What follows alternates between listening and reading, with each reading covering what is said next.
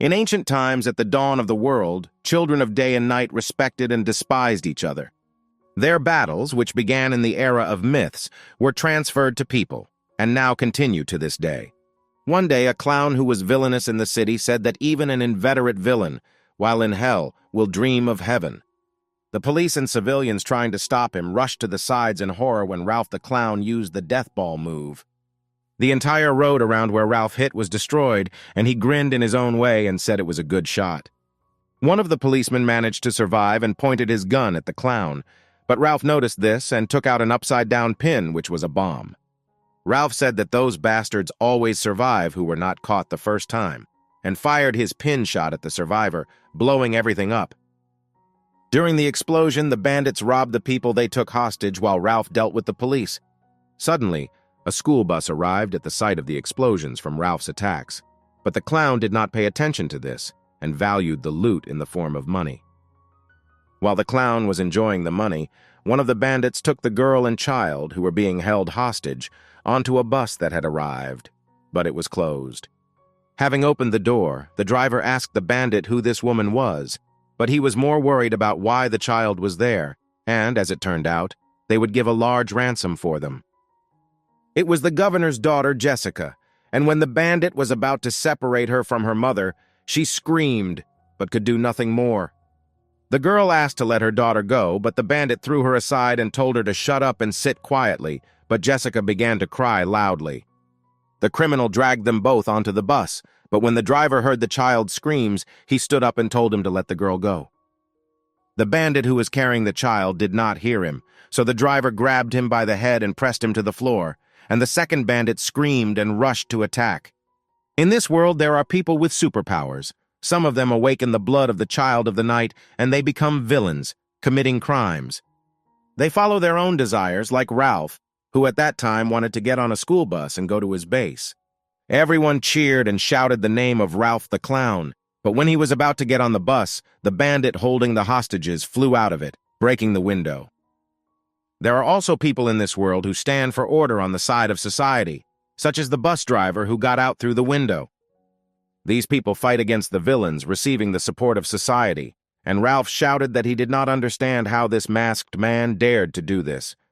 Those who fight against the villains are called psychers, and they have the blood of a child of the day, and the driver turned out to be Psycher Cassian Lee, having an S rank.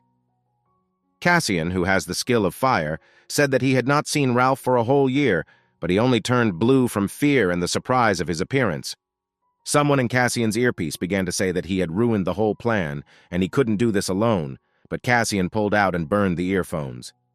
Cassian said that since no one would bother them, then it was time to have fun, but Ralph was not very happy about this and became even more afraid. Cassian said that later it would be difficult to gather the whole crowd because there would be nothing left of them, the bandits, and he prepared fire in his hand. People were going about their business when suddenly the news came on the street, saying that there had been a robbery on South Avenue last night. The news report said that the commission required the participation of Lampus, the psycher organization, due to excessive violence on the part of Cassian Lee. At the same time in Lampus's Washington office, Tufens Schiller asked the man sitting in front of her if he was a villain. In response to a question from an S-rank psycher, Cassian said that he would not associate with villains under any circumstances. Tufens replied that Cassian does not think about the consequences at all, because of him Ralph went into hiding, and the public is against them. Cassian said that it was because Ralph had hostages, but the female psycher replied that in that case, he was even more to blame.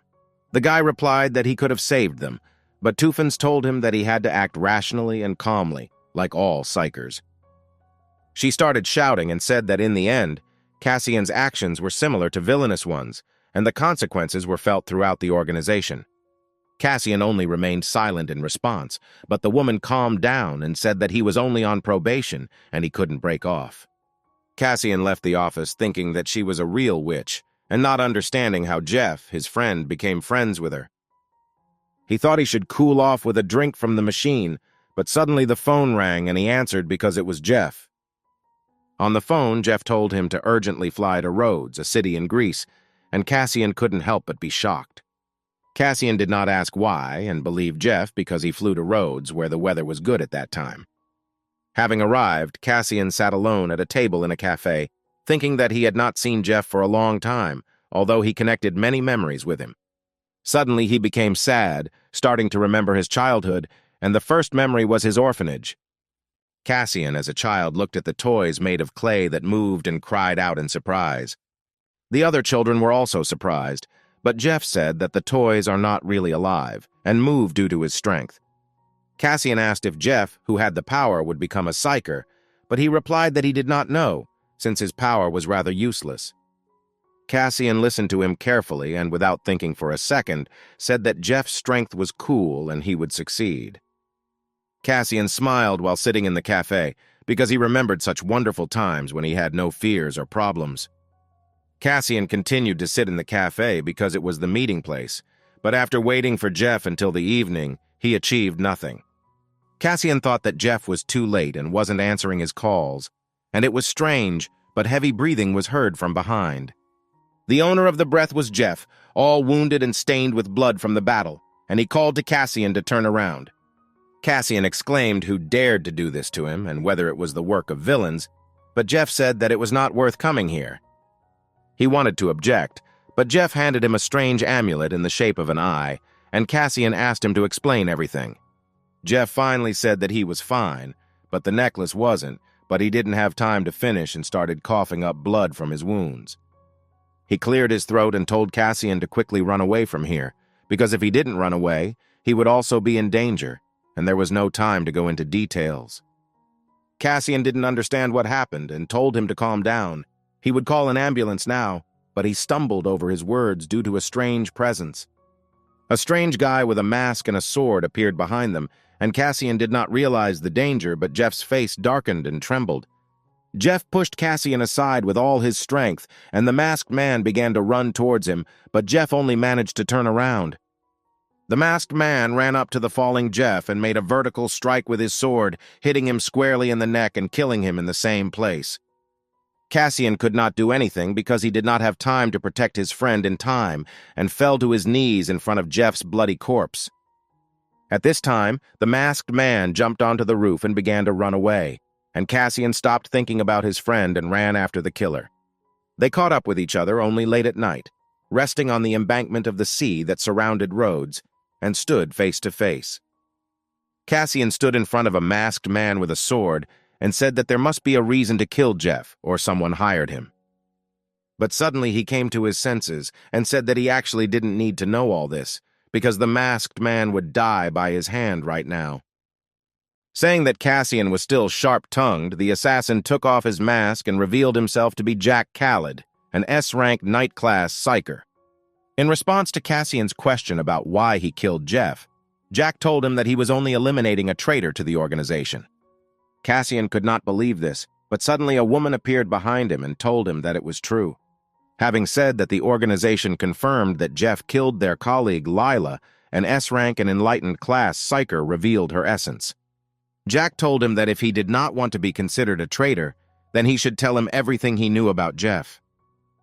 Cassian was caught between two powerful opponents and was forced to come to terms with what they thought were their demands. Cassian said that Jeff hasn't killed a single person in his 10 years as a psyker, but he is told that he did it to a colleague. Lila reminded him that he was surrounded by two top-class psychers, so he should think with his head and not be stupid. Jack added that Cassian was also a psyker, so he should be more reasonable, saying that this was the last warning. Cassian calmly listened to them and said that they were right, so he would act exactly like a real psyker. He rushed forward using his fire ability and shouted that he would do the right thing and kill them all. Jack did not answer him and took his sword out of its sheath again, and he struck in the path of Cassian running towards him. Cassian dodged the attack and launched his own melee attack, forcing Jack to switch from offense to defense. Jack jumped away from him and realized that he couldn't win so easily, so he used the sword soul technique, creating copies of his sword. At this time, Lila was preparing her cold blast ability, planning to strike a double blow on the enemy, coordinating with Jack. Cassian didn't mind this and prepared himself, and when the spells were released, he blocked them with his power, surprising the attackers. However, when he rushed to counterattack, The bullet hit him near his heart and pierced through him, and he, bleeding, realized that Layla was a sniper. Lila said that he had better give up, because if he did not obey her, then Jack would have to kill him too. He called them bastards and decided not to give up, so he used his hellfire technique, which they did not expect to see. When the fire filled the entire battlefield, Cassian turned around and decided to escape by jumping towards the sea, expecting that the escape would be successful. However, while in free fall, Cassian did not expect to feel pain due to the bullet lodged in his body near his heart. Cassian realized that he would not be able to land in the water in this state and felt the approach of death, ending his battle. Plunging deeper into the water, he realized that his consciousness was going to an unknown place, and he didn't want this, because he had to avenge Jeff. At the same moment, some schoolboy was drowned with his head in the toilet, and the rapist shouted that he was already dead, so they ran away from there. Suddenly, this same schoolboy, who was lying with his head in the toilet, raised his head and knelt down, surprised by the situation and showing the necklace around his neck. Not understanding what happened, Cassian woke up in the school bathroom with his head in the toilet, remembering that he had just been at sea, drowning due to losing a battle.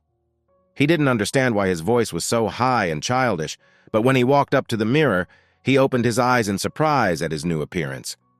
Cassian didn't understand why he looked like a teenager and had the same body, but he suddenly realized that this wasn't actually a dream. He could not understand why this happened, but suddenly the memories of a schoolboy, whose consciousness was in this body before him, hit his head. He realized that his name was now Kwon Kan-woo, and he was in Korea, but he couldn't understand why he had someone else's memories in his head. Suddenly a voice sounded in his head saying that Cassian had finally woken up, and he couldn't figure out where the voice came from, so he tried to find its source. Turning around, he saw no one, but suddenly the necklace on his neck began to turn into something stranger. The necklace turned into a flying eye of an uneven shape and presented itself as the ancient noble spirit Moros, who has been living for a very long time. Cassian and Kwon's body said that this spirit came out of the necklace, and this is impossible, but the spirit asked him not to be rude and to listen. Moros said that he should not be impatient, because Cassian had many questions, and he wanted to find answers to them. They continued their conversation elsewhere, and Moros said that it was he who brought Cassian back to life, but in a different body, and repeated this several times. They walked around the schoolyard, and Moros said that Cassian had picked up Korean pretty quickly, and he replied that he lived here before he was adopted. While telling this to Moros, in his head he thought that he really died and came back to life in a new body, perceiving this as delusion. Moros, who flew out of the necklace, said that Jeff gave him this pendant in order to protect Cassian's life, because this was his last wish. Cassian understood what Jeff's words meant, but asked Moros out loud what kind of ancient iron sword he was talking about. Moros told Cassian that this great sword of destruction was forged back in the era of myth, when the children of the day fought with the children of the night for freedom and justice on earth. Cassian in Kwon's body asked him how he knew this in detail, but Moroso replied that he was an ancient spirit to know such stories, and asked him to shut up. Cassian was distracted by the phone, saying that he did not need to know this, but Moros replied that in fact, he was the victim here, because he had to use half of his power to revive someone like him. Looking at the phone, Cassian saw that Lampus made the case of his death as if he killed Jeff, and for such an act he was killed by Lila and Jack. He could not believe his eyes. He couldn't admit that Lampus had framed him as the killer of his best friend and mentor, because Jeff was the most important person in his life, which is why he clenched his teeth out of anger. Cassian began to express his anger to those around him, saying that he hated Lampus for putting everything up like that, although he protected people with blood and sweat, and Moros asked him to calm down because a strange energy was emanating from him. This absorbing energy began to devour his consciousness from the inside, and he bent over from the pain in his head, but this did not stop his appearance from changing, making him look like a terrible monster. Cassian did not understand what kind of strange energy was coming from him, and when he was able to open his eyes, he saw that his hands were covered with strange armor and his face had changed in appearance. The color of his eyes had changed. At this time, 3 hooligans were sitting in the backyard of the school, waiting for someone, and one of them asked when this person would come, but the second asked him to calm down and continue to wait. Suddenly, a plump high school student began running towards them from afar, and they called him a bore. But when he arrived, he said that he had double-checked everything again, but did not find a corpse in that same toilet. The bully asked him again, but realized that he had checked everything, and asked if there was an ambulance or police there, but the answer was no. And he did not understand how this happened, because that student was no longer breathing while in the toilet. The hooligan with the baton thought that he himself had personally checked that student and remembered that he had died, but the situation was not in their favor, and the other hooligans were also alarmed. The most aggressive of them, the blonde one, asked what they should do now, but the guy with purple hair told him to calm down, because all they had to do was find him and finish him off with their own hands. At this time, Cassian climbed onto the roof with his new hands, and Moros said that all the school children come here for privacy, but he answered him, telling him to keep quiet and not pester him. Cassian asked Moros why he became a villain, and he replied that his fate changed the moment he was reborn, and the owner of this body was destined to manifest the abilities of a villain with disastrous consequences. Moros finished talking about the enormous consequences of his power, and Cassian asked if he had taken over someone else's destiny, and upon learning that this was indeed the case, he sank, upset at the impossibility of achieving his old goals. Cassian realized that he, a former psyker of the highest rank, had become a villain, reborn in a new body and taking over someone else's fate, power, and life, and out of despair in himself, he hit the wall next to him. Moros told him to control himself, but he asked him to close himself, and Moros said that now there is evil inside Cassian, which takes over his mind, forcing him to look only at his desires, as if he were a villain. Moros said that while he now helps contain the evil within him, the more angry Cassian gets, the stronger his villainous essence is within him, the worse the consequences will be. Cassian asked Moros not to say anything more, and out of misunderstanding he sat on the roof of the school, saying that he did not know what he should do now with these powers of the villain. He covered his face with his hands, but Moros shouted that now his task was to survive at any cost, and added that Jeff would definitely say so, because Moros communicated with Jeff before his death, talking about Cassian. Moros said that when he talked to Jeff, he realized that he felt death approaching, but was not afraid of it, and was only worried about having to drag Cassian into this matter, and gave him a chance to survive this situation. For Cassian to survive was Jeff's last wish, and Moros said that he needed to learn to control his powers, to which Cassian asked him to stop giving him advice. Moros replied that without his advice he would not succeed, and since Cassian wants to return fully to human form, then he should listen to the advice and instructions of Moros. After some time, Cassian asked Moros what he even was, and Moros answered if Cassian really wanted to know, and he became wary. Moros said that he would find out everything when he found the Sword of Destruction, and Cassian asked him if this strange sword had anything to do with Jeff's murder, to which Moros replied that it most certainly did. Cassian was lost in his thoughts, but he was interrupted by some bullies who came to the same roof of the school as him, and the main one with purple hair said that he was very glad to see this idiot alive. At the same time, a red-haired guy named Kim Woo-chong, walking along the school corridor, caught the passionate glances of schoolgirls around him, because he was a psyker on probation already in high school. Suddenly, Kim received a phone call, and it turned out to be Lee Dune. Kim picked up the phone and asked what happened, to which he received the answer that there was some problem. Suddenly, he looked out the window and remained silent on the phone, but a few seconds later he saw the hooligans on the roof and answered Lee Dune that he could call him back a little later. At that moment, Cassian stood on the roof in a new body and 3 hooligans, and he began to rummage through other people's memories, realizing that they had killed the previous owner of the body, and Moros told him that only he could see him. The blonde bully said that he was glad to see him here, because they wouldn't go to jail, and the guy with purple hair said that he should have come to them right away instead of hanging around on the rooftops. Cassian arrogantly asked who he was to say that, and added that he did not like to beat children, but for educational purposes he was ready to do it. Suddenly, Moros told him that the villains, even without transformation, have enormous physical strength, 3 times that of an ordinary person, so he should not lose control of himself. Cassian answered him in his mind that he knew about it and would restrain himself, and at that moment a blonde bully approached him, saying that from his conversation it was clear that Cassian went with his head. However, Cassian, even in a new body, did not lose his skills and confidently looked at the bully, who suddenly could not resist and called him an idiot, raised his hand to his face and was preparing to hit him. But even so, he did not lose his gaze, and at the moment of the blow, he himself punched him in the face, knocking the bully to the ground, and this surprised the other two bullies standing in front of him.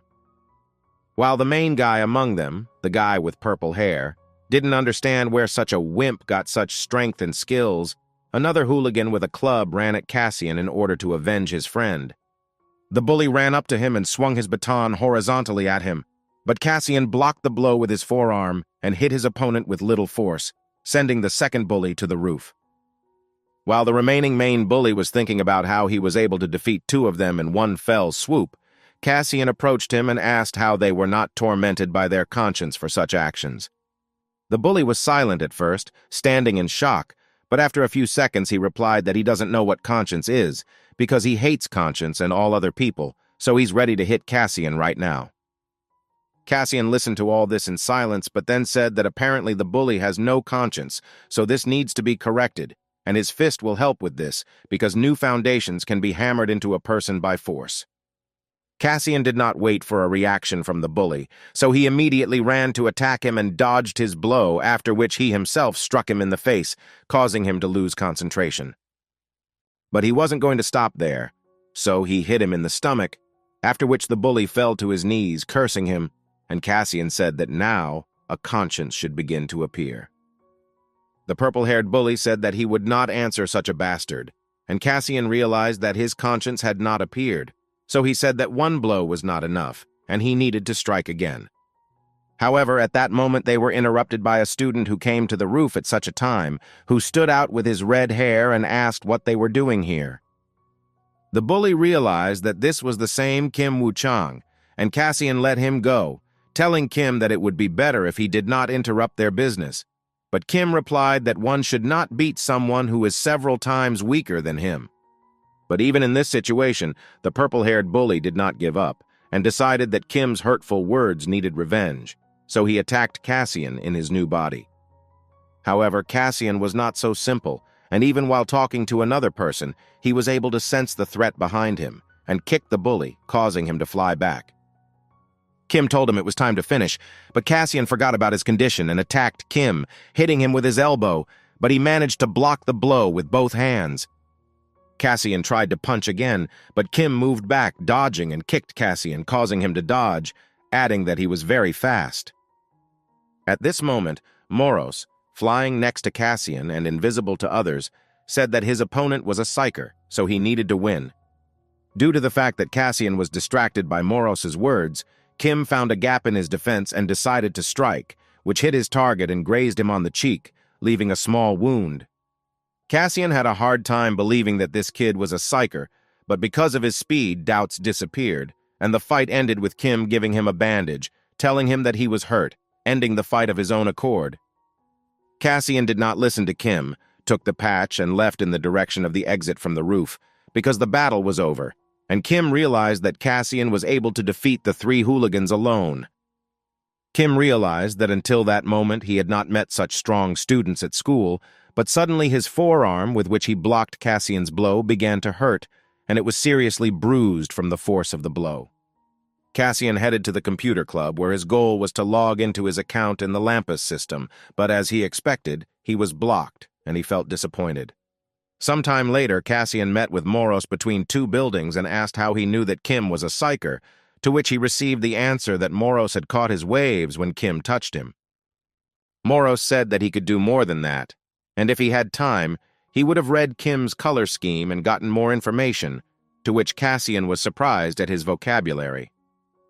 Moros ignored his rebuke and said that Cassian should now turn into his villain form to find out his true abilities in battle, surprising him with a surprise. Moros asked if he would like to, and Cassian said that, in fact, he did not want to do it, but he must learn the essence of the villain's power, understand how to use it in battle. Moros explained that villains come from an inability to control the 5 desires and 7 senses, and added that in Cassian's case, the trigger is anger. Cassian realized that anger would help him activate his villainous form and decided to remember recent events, shouting throughout the entire alley that he would kill all the idiots from Lampus who dared to kill Jeff. Moros asked what he was doing, and Cassian said that he was releasing his anger, but Moros added that it could be done without shouting anything, and Cassian said that he should have warned in advance. At this time, 2 psychers were driving in a car on a new mission, and the psycher behind the wheel said that a villain named Blaster had arrived in the city illegally. Kim, the guy with red hair, added that 102 casualties were too many for such a villain who had just appeared in one day in the city. Lee Daeun, a B-ranked night-class psycher, responded that Blaster has no special fighting abilities, but due to his power to create explosives, he brings great trouble to society. Kim said that he hates villains because they are sociopaths who cannot control their desires, so they should catch Blaster as soon as possible, and Lee Daeun replied that Blaster is a psychopath. Kim said that it was the psycher's job to bring justice to the villains, but Lee Daeun said that he understood him, but he should continue to train and watch his actions. At this moment, Cassian, in the body of Quan Kanu, switched to the form of a villain and saw his skills in front of him on the hologram. His capabilities are a catastrophic force, and darkness is a feature. Quan also saw the shadow sword and healing skills, and Moros said that thanks to the healing, the wound on his face healed so quickly, ordinary people could not do that. Cassian asked how powerful the healing could be and whether he could regrow a lost limb, but Moros said that it all depended on his mana, and now it was only 300 units. But suddenly Cassian realized that in the psycher's body he had more than 1,500 units of mana, and now its amount is extremely small, which means that his abilities in battle are limited. Cassian asked Moros what the catastrophic power in his statistics was, and he explained that it was a huge potential that needed to be developed with great difficulty. Cassian asked how often Moros could use this ability scanner, and Moros replied that no more than 3 times a day, and if he exceeded the limit, he would have to rest for the whole day. Moros finished speaking, and Cassian thought about his words, but Moros said that it was time to try out new skills, and Cassian asked if he should do it, if he should shout out the name. Moros told him that he just needed to imagine the image of a shadow sword in his head and try to translate it into reality, but Cassian did not listen to him and created a shadow sword in front of him.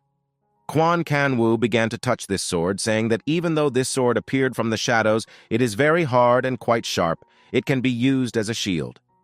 At this time, Moros looked at Cassian in Quan's body and realized that he had talent because it could take a whole day to create a sword, and realized that Jeff knew him about his inner strength. Moros said that villains are also able to create protection, and Cassian replied that he knew about this, after which he wrapped his body in a protective layer of shadow, and Moros said that he had no sense of taste. A few hours later, it began to get dark in the city, and Cassian was heading somewhere, which Moros asked about, and he said that now was the right time to return home. Cassian told him that Quan Kong Wu has a family, and although his parents are not with them, he lives with his sister, and even in his new body, he respects his new family. He replied to Moros that even if Quan Kong was destined to die this way, he would want to protect his family, so he was going to meet his sister. Moros said that it was his conscience that tormented him, and Cassian said that it was actually because of him that Quan died, but their caustic conversation was interrupted by a sudden explosion. Cassian turned around and realized that the explosion had occurred in the building behind him, and everyone around him was shouting that there was a villain there, and the connection was lost due to a huge explosion. One woman said that the villain grabbed a mother and child, and Cassian did not wait and rushed forward towards the building where the bomb exploded, and Moros chased after him. Moros caught up with him and said that this was a villain with incredible powers, and he was much stronger than the schoolboy with whom they fought on the roof of the school. Cassian replied that he would fight as a villain, but Moros immediately became serious and said that fighting between villains was an unspoken taboo, and he, as a psyker, must understand the consequences.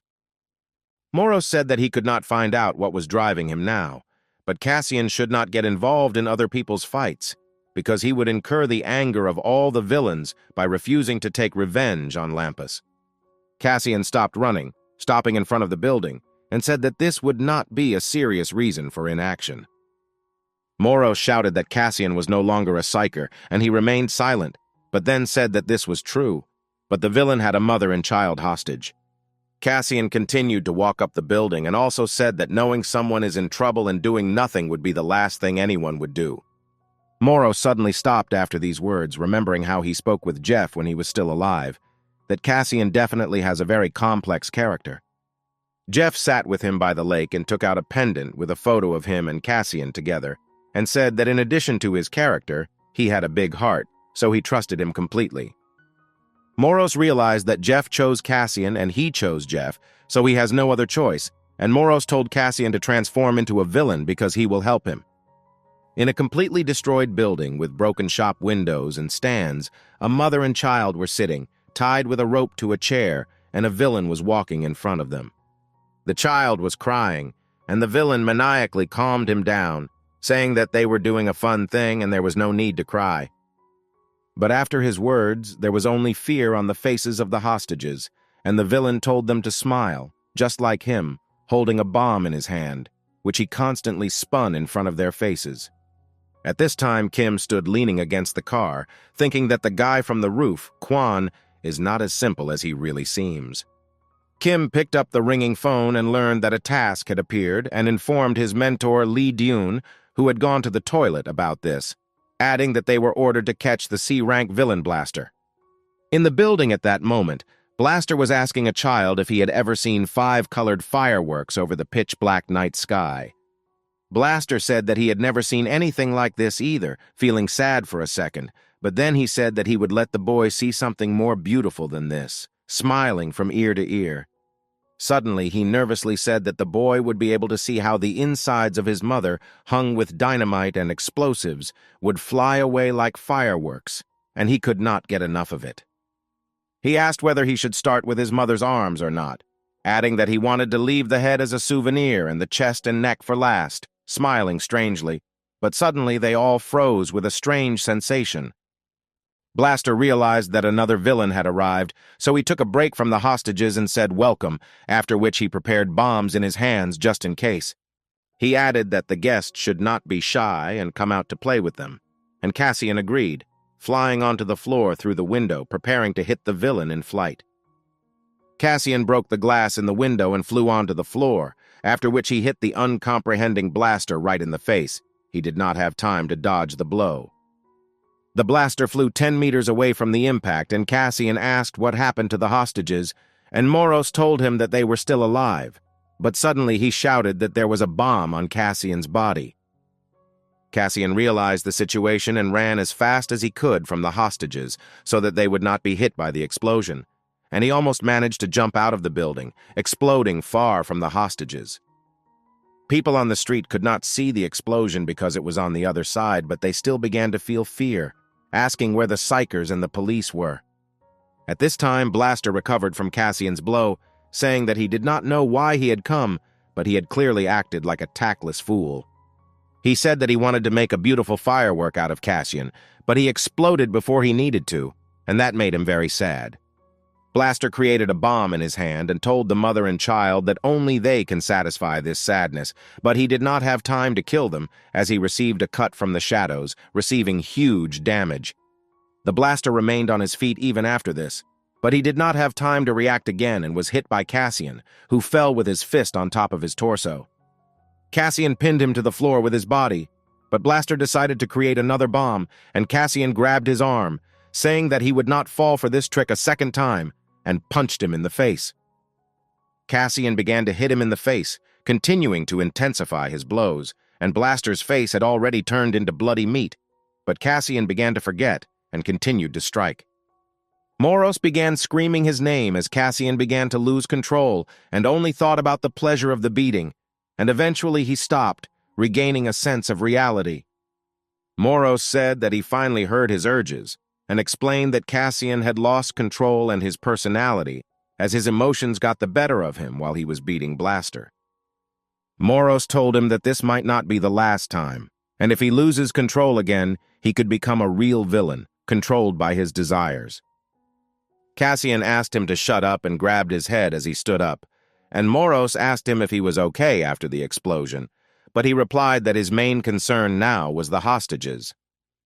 Cassian continued to stand there as he spoke these words, but when he went to the hostages, he saw that they were genuinely afraid of him, as if he was the one who had tied them up and tortured them. Sometime later, Lee Dune and Kim came to this building and discovered that the hostages were safe, and there was a fight between the villains, between Blaster and another villain. Lee Dune said that witnesses described him, but so far they could not determine his identity, and Kim thought that the hostage was a child, but there was a fight between the villains. The police at that time were talking about how the villain had saved the hostages, and Kim heard their conversation, was surprised, and approached them, asking who they were talking about now. Before Kim Woo-chan could finish speaking, his mentor asked him to go check the cameras on the first floor, adding that he would join him soon, and he could only agree. At this time, Cassian remembered how he, in his villainous form, stood in front of the hostages' mother and child, who looked at him as if he were a murderer, begging for help and salvation. He sat on the bench, thinking that he really was a villain, and Moros said that if it weren't for him, Cassian would also have lost control, just like the villain Blaster. He sat there for a little longer, but suddenly his phone vibrated, and he saw that Kwan's sister had written, and he told Moros that he should go to her because she invited him to dinner. At this time, in the security room on the first floor of the building, Kim and Lee Dayan were looking at the screen, which showed camera footage of the villain rescuing the hostages. Also, Cassian came home, but there was no one there, and there was food on the table along with a note that said that the food needed to be warmed up, and there was fruit in the refrigerator. Because of this note, Cassian remembered how in his previous body he did not receive dinner as a child because he played too much with other children in the orphanage. However, Jeff gave little Cassian a loaf of bread, telling him not to scream, but to eat it quietly in the corner, and at that moment, he looked like the happiest child in the world. He finished reminiscing about the wonderful times, thinking that his sister's soup was very tasty, and he also hadn't eaten home-cooked food for a long time, and said thank you out loud. It was 7:50 in the morning, and Kwan Kang-woo woke up in bed in his apartment, expecting a lot from the new day, but a strange feeling did not leave him. Kwan got out of bed and went to the bathroom, starting to brush his teeth, thinking that he was just living someone else's life, not in his body, although he hoped that after sleep this feeling would go away. But this feeling did not leave him for a minute even after a good sleep, and he realized that if he returned to the past, he would change it if possible. At the same moment when Kwan was thinking about traveling back in time, Moros came out of the necklace on his neck, saying good morning to him, but he replied that it was not a good morning at all. Kwan was about to leave for his school, but his sister Kwan Yuri called him, saying that he at least said goodbye to her before leaving, but Cassian felt strange in his body. He was thinking about whether to tell her the truth, but she suddenly remembered what she wanted and gave him a bank card, saying that she had promised it a long time ago, and Cassian in Kwan's body thought about it. Memories of how Kwan Kang-woo approached his sister and asked him to give him money for a month in advance, to which she replied that she gave it last week, surfaced in his head.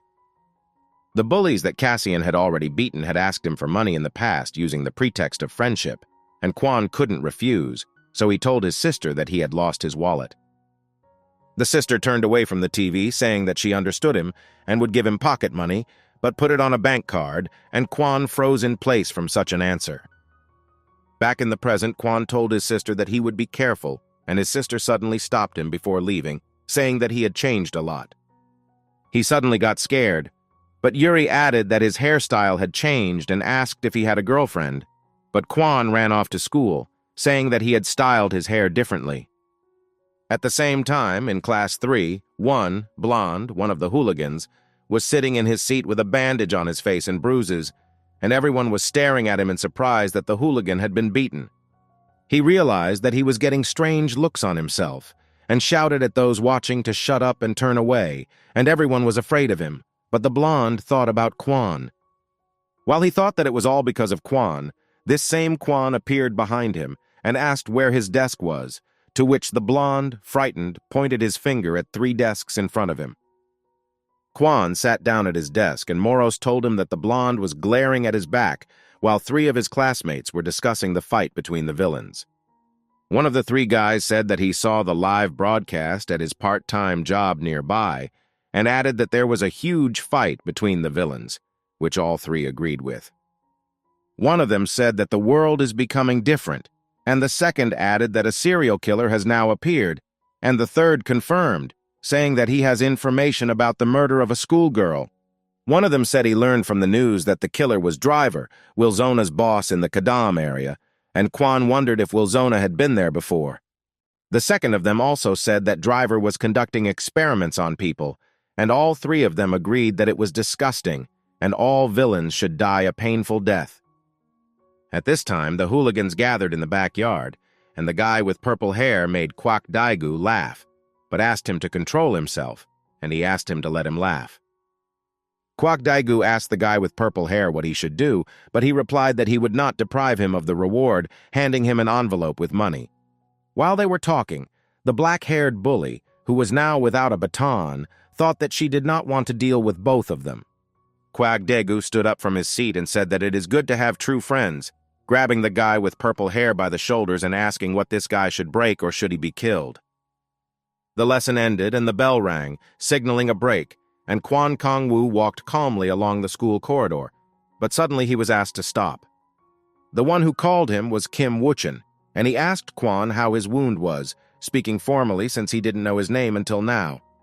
Kwon showed him the patch on his cheek, and Moros remembered how in the toilet he stuck it on his healthy skin, saying that if he met this guy, he needed to play it safe. Moros realized that Cassian was far from a fool, and at that moment Kwon showed the bandage on his cheek, asking if he was going to pay for it, as if he was asking for a fight. Kim replied that he could repay with something else instead of money, but Kwon grinned and said that there was no need, turned around, and finally said his name to Kwon Kang. Kwon Kang-woo left the school, and Moros asked him what he was thinking about, and he said that it was awkward with that psyker, Kim Woo-chan. Kwon began to talk about Kim, that he owns fire, and also has an ideal appearance, has an ideal academic record, and cannot turn a blind eye to injustice, an ideal psyker. Moros asked if Kwon was jealous, but he only continued to say that with the ability of fire, he wanted to become like Cassian Lee, a special class psyker with the same power. Moros asked if he was Kim's idol, and Kwon said that with such power, he should have been sent to special psyker training, and not the usual one where he goes now.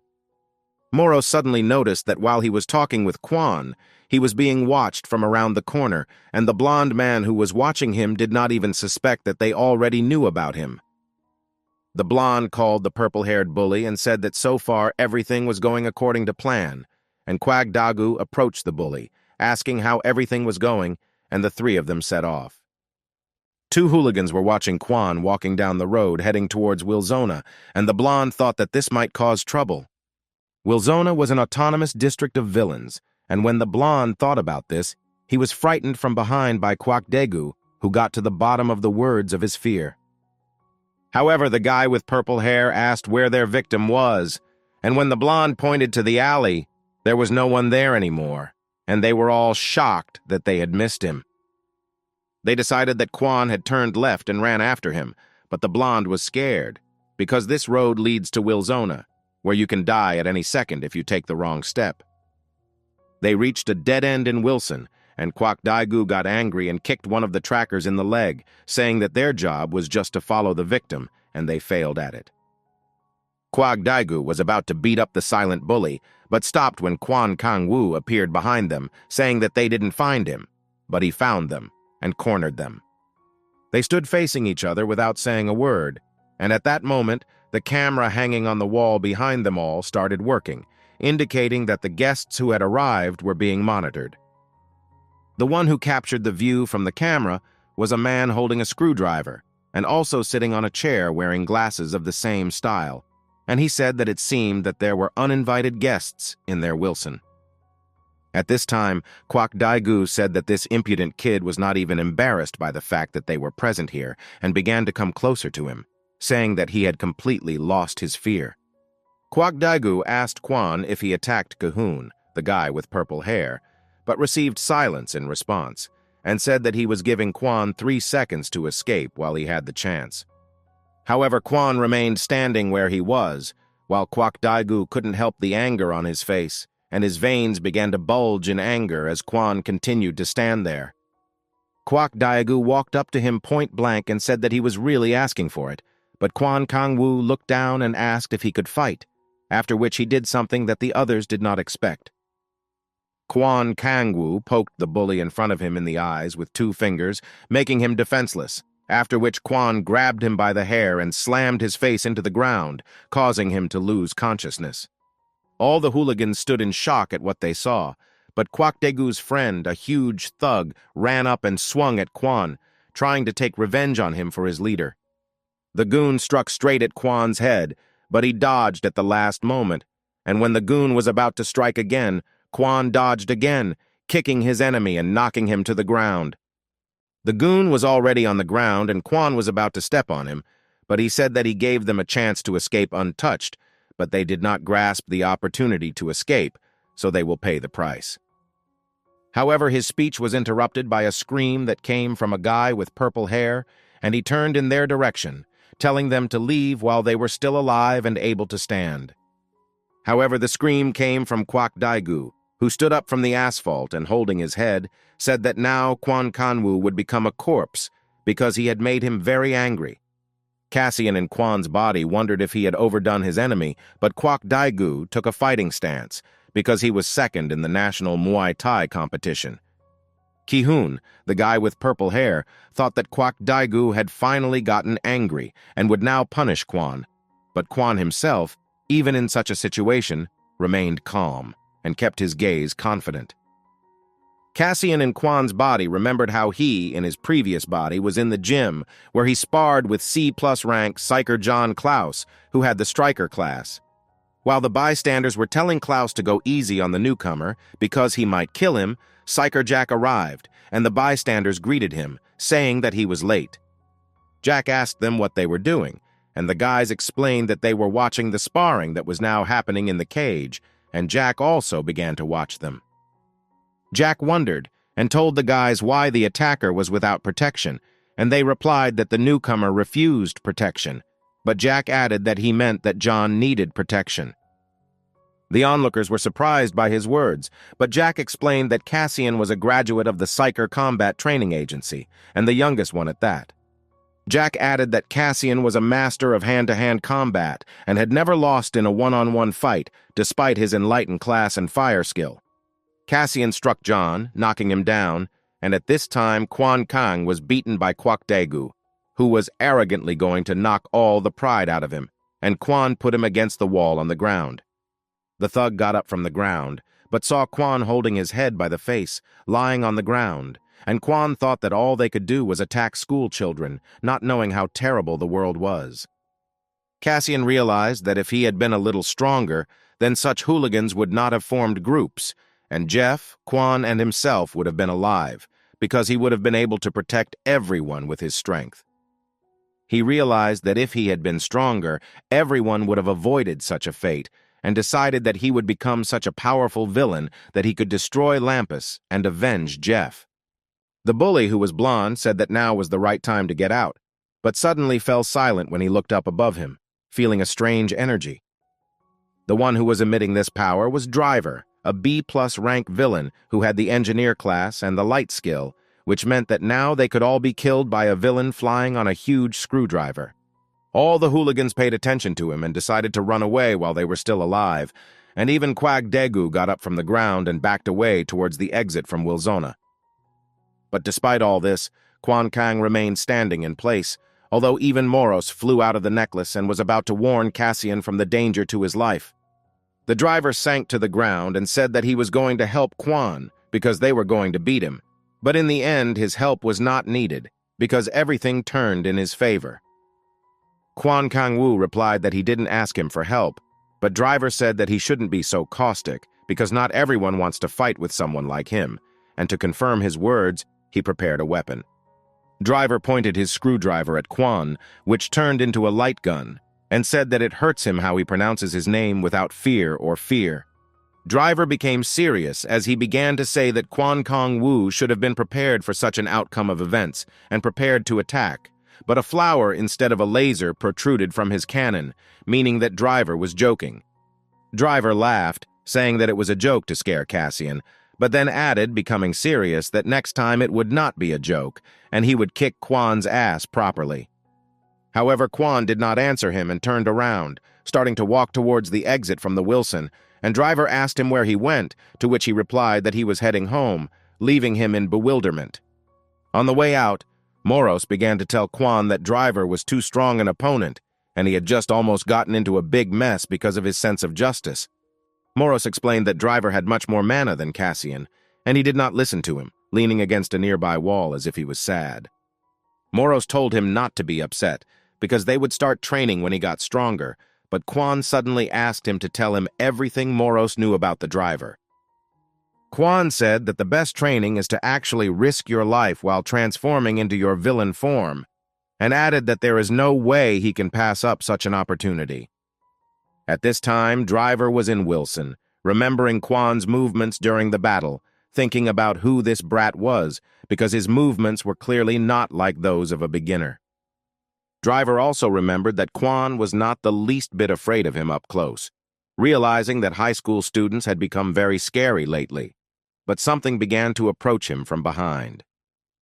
At this time, Quan was approaching Driver from behind, and he did not have time to dodge but turned around and blocked the blow, which was aimed directly at his chest with incredible force.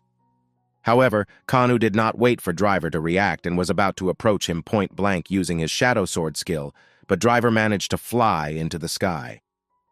Cassian did not have time to attack with the skill and remained standing on the ground, realizing that the Driver was not as simple as it seemed, and the Driver summoned his weapon. Moros says to be careful as he prepares to shoot, and Driver loads the weapon, saying that Quan is in very great danger now. Quan opened his eyes in surprise, and Driver said that what you get, you must always give, after which he used Driver's beam skill, which was directed directly at Cassian. 320.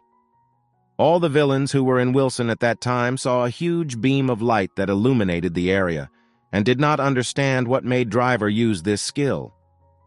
The Driver finished an attack of incredible power, and the light dissipated, but he saw Quan Kanwu sitting unharmed and invisible, covered by the Shadow Sword from the light beam.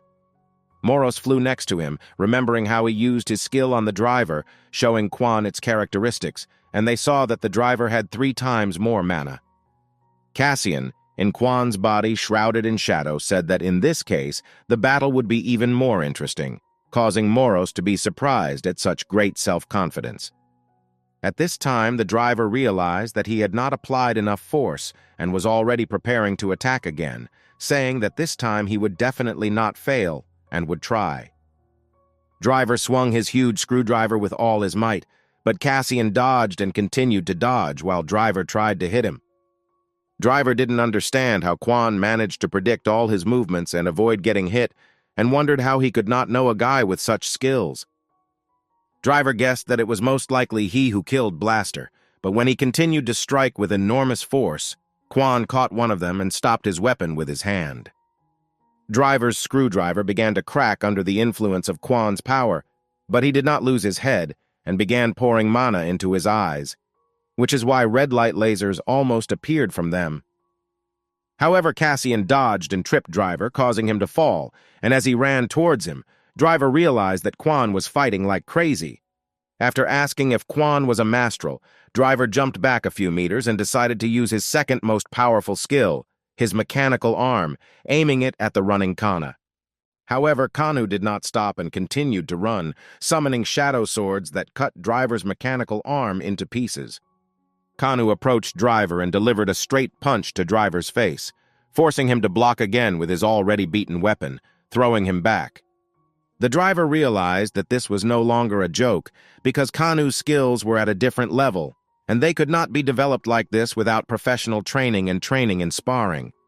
Suddenly, an A-rank villain, a crow who was a summoner class and had darkness skills, appeared behind Driver and said that she had been looking for their location for a long time. At the same moment, another villain named Red Eye appeared behind Driver, who was rank B and had an archer class with the skill of light, like Driver. A few seconds later, the B-rank villain Black Hand, who has the striker class and the minerals skill, appeared behind Driver, saying that it was time for Driver to stop playing with the newcomer.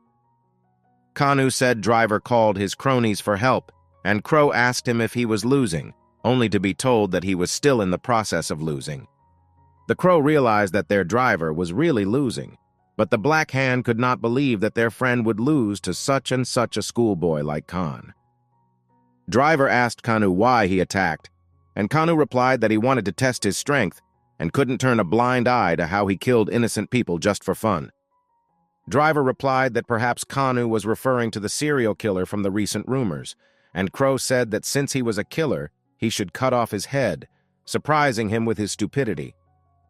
The Driver realized that he was suspected in vain and briefly explained that he was not the same killer from the rumors and he had no evidence, and Kanu listened to him to the end. He realized that Driver might be blatantly lying, but suddenly he felt the impact of using his powers so often and so much, clutching his head with his hand in pain. At this time, Black Hand, standing behind Kanu, did not understand how anyone could treat Driver so disrespectfully and decided to get him, preparing to hit him from behind. Black Hand jumped on him from behind, using his Death Gauntlet skill, which summoned several more fists for an attack and sent it towards Kana. But even despite the pain, Cassian in Kanu's body was able to dodge this attack, which hit an empty spot on the ground, and asked the villain which of them was still a scoundrel. The villain did not understand what happened, and Kanu said that only the last scum attacked the defenseless, especially from behind. The Black Hand struck again, but Kanu again seemed to evaporate and appeared behind him, saying that he would undertake his re-education, and struck him with all his strength. The other three villains watched in surprise as Kanu punched Black Hand, sending him flying to the side and Kanu defeating the third strongest villain in Wilson. The villains also understood that their comrade had lost in one blow, and Moros asked Kana how he was, to which he received the answer that he was fine, except for the hellish pain in his head. Driver used a scanner on Kanu and told everyone that he only had 300 units of mana, but he used them to the fullest during the battle so competently. Crow and Red Archer realized that Kanu was a D-rank villain, but was able to knock out B-rank Black Hand in one blow, something that none of the D-rank villains are capable of. Driver said that you shouldn't be surprised because everywhere there are diamonds, and the proper use of mana does not determine the outcome of the battle. It is determined by skills and abilities. Driver realized that Kanu had incredible strength and reaction speed, and a strange but effective technique, which made him not a villain, but an ideal killing machine. The Driver took out something from his screwdriver weapon and asked Kanu if he knew what it was, and he immediately guessed that it was a mana crystal in front of him. Driver explained that villains can increase their mana not only through high-intensity training, but also through the use of crystals, and threw one into Khan's hands. Kanu asked why, and Driver replied that he wanted to make a deal, and it was about the serial killer that Kanu mistook him for at the very beginning. He wants Kanu to catch him. Driver added that accepting his gift was an automatic agreement to the deal, and Kanu realized that in this way Driver was removing suspicions about his account. Kanu understood his conditions and asked why Driver didn't catch the killer himself, but he just chuckled, saying that everything happens for a reason, surprising Kanu and Crow. Cassian in Kanu's body walked down the street while Moros explained that there are two types of mana crystals, artificial and natural, and the difference between them is huge.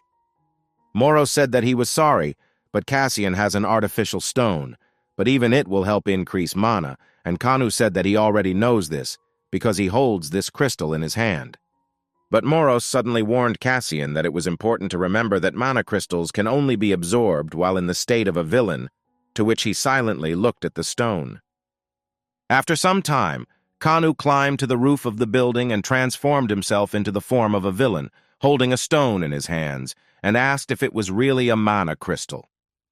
Remembering that Jeff told him not to take food from strangers, Kanu, after having his question confirmed by Moros, eats the crystal, but initially feels nothing. Moros told him that he needed to wait a little, and suddenly Cassian felt an energy that could not be controlled begin to bubble throughout his body, and it materialized. Moros began to tell him to control himself and act calmly, but suddenly a beam of yellow light pierced Kanu's body from the sky, causing him to be completely enveloped in this glow. The light dissipated, as did the dark energy around Kanu, and he realized that there was indeed more mana in him, because he felt the energy flowing throughout his body from the inside. Kanu realized that all the villains were chasing mana for this feeling, because he felt that after absorbing just one crystal, he became much stronger. Kanu asked Moros to check his status again, and when he did, he saw that his mana amount had increased by as much as 50 units. Moros was shocked by this, because even if Kanu ate a real, natural mana crystal, he could only get 5 or 10 units of mana, but it turned out 10 times more. Moros realized that such incredible effectiveness from just one mana crystal was due to the fact that Kanu had catastrophic power in his skills. Kanu saw that a new hidden skill for extracting mana crystals also appeared in his status, and he asked Moros how to use it, and he replied that everything was written in the status. This meant that he could extract mana crystals from magic weapons, and even natural stones from legendary magic weapons. Cassian in Kanu's body said that he did not like this skill, but Moros added that now he will be able to get all the mana crystals he wants, and only he is capable of this. Cassian said that he thought that hidden skills would be cooler, because now his skill is useless since he doesn't even know where to find these common and legendary magic weapons. At this time, Lee Daeun, Kim Woo-chang's boss, was sitting with him in the bakery, where he showed him his new weapon with the brilliant name Megrets. Kim Woo-chang reacted sluggishly to this, but Lee Daeun continued to praise his weapon, saying that it was one of the 2 best magic swords among psychers. He was very lucky. Kim Woo-chang didn't listen to his eulogies and asked Lee Daeun if he had gotten information about the villain who was fighting Blaster in that building when the explosions happened and the hostages were taken. Lee Daeun noticed how smartly Kim changed the topic of their conversation, but replied that there was no data about that villain in Lampus's system, and most likely he had only recently transformed. Kim asked if he could be an outer, but Lee Daeun said that he couldn't be an unregistered psyker, because he definitely looked like a villain in appearance. Lee Daeun said that there was a matter more important than this, starting a conversation about how because of the serial killer they could not get out of the emergency situation with the special squad. Kim entered the dialogue saying that the main suspect for the role of the serial killer is now Driver, but Lee Daeun said that this is not so, because these are just rumors. Kim Woo-chang asked how he could be sure of this, and Lee Daeun said that although Driver is obsessed with new cars and implants, he cannot become a serial killer for this. Kim said that Lee Daeun forgets that all villains are sick and mentally unstable people, and he agreed, saying that this was definitely the work of such a villain. Lee Daeun explained that in this case, anyone could be a suspect, because anyone could be unhealthy and go crazy without anyone's help. Lee Daeun mentioned that it seems that Kim's sister is now interested in modeling and has also transferred to high school, and Kim confirmed by saying that she has a curfew. At the same time, 2 high school girls were filming in a large building, and the photographer asked them to make more arrogant faces in order to get the perfect shot. Pink-haired high school student Kim Nyan, Kim Woo-chan's sister, said after filming that she wouldn't have time to stop at a convenience store on her way home. She noticed her friend in Min Young and she asked her to go with her to the toy machines right now. Kim Nyan said that she couldn't because she had a curfew, but Min Young persuaded her by saying that both of them had not been there for a long time and they would make it quickly. The 2 girls ran towards the shopping center where there were vending machines with toys, not noticing how they were being watched by a strange man who smiled terribly. The next day, Kanu was sitting at his computer studying the news, where a serial killer had killed 3 more during the day, and Moros asked him if he would agree to the deal. Cassian in the body of Kanu said that the killer is unlikely to stop at 3 victims, and there are unlikely to be fewer, so he should take on this case. Kanu said it is difficult to catch a criminal who has no specific target if only the locations of the murders are known and nothing else. Moros advised him that he could take advantage of Driver's gift, but Kanu said that he was not sure whether to do so. Some time ago, Driver gave Cassian a phone saying that they would use it to communicate, and the phone does not have a location tracker. It is safe and convenient. Kanu said that he did not need it. But Driver replied that he would share information about the killer with him, and if he wanted to know something, he could write at any time. The driver became serious and said that he sincerely wants to help him and catch the serial killer, so Kanu must complete this task and catch the little bastard. Kanu was about to write to Driver but suddenly gave up and threw the phone, saying that he respects himself and will not cooperate with the villain. Moros asked where he was going, and Kanu replied that he could not stay in the apartment, so he needed to go outside and clear his head. At this time, in a shopping store, two high school girls were trying to draw a plush toy from the machine, but at the last moment it fell, and they lost. An Min-young said that they didn't catch anything, so they should play again. But Kim Na-yoon replied that it was time for her to leave, while a drone with a camera was filming them outside the window. Kim Na-yoon said that even if it's not 8 o'clock in the evening, she already has a curfew, so she needs to finish. But An Min-young asked her to stay a little longer. Na-yoon asked what happened, and Min-young explained that she saw one of the girls at her school being brutally murdered a few days ago. An Min-young said that she wanted to tell someone, but she was scared because she thought the killer would come for her, and Na-yoon realized that the killer had seen her. Kim Na-yoon decided that this couldn't be left just like that, so she told her friend that they should immediately find the police station and tell them everything. However, when they were about to escape, they could not leave the building, because all the entrances were closed at the same time, and the lights in the building suddenly went out. Kim Na-yoon noticed that there was blood pooling under their feet, and they saw behind them the villain Blood Rain B rank, who has the enlightened class and the skill of psychokinesis. This time later, Kanu went for a walk, and standing on the roof, Moros told him that the walk didn't seem to be particularly calming or helpful. Kanu said that if Moros would be mischievous, it would be better for him to stay at home, but Moros replied that he could not stray far from him and the necklace. Their verbal skirmish was interrupted by the phone that Kanu had in his pocket, and Moros reproached him for lying and saying that he had pride. Kanu said that he needed to know if Driver wrote something, and when he read the message from him, his face immediately became serious. Kim Na-yoon at this time stood in front of the villain, realizing that he looked like he was a natural killer, ready to feast on his next victims. When she thought about what they should do in such a hopeless situation, she remembered how her brother gave her a strange emergency communication device. Her brother told her that it was not a toy, and if she used it, he would immediately come for her, so Na-yoon decided to use it now. The villain began transforming into his ideal final form, saying that he would give the tired girls freedom and serenity.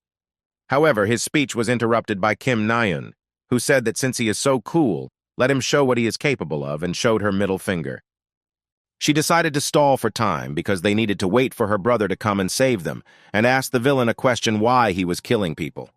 The villain said that this was a stupid question because there was no need to look for a reason for murder, but he answered, adding that he liked the taste of fresh blood and flesh.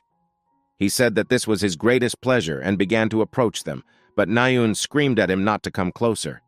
She said that her brother would come for her soon, and the villain smiled using his power and said that he wanted to see her brother's face, seeing the desiccated corpse of his sister.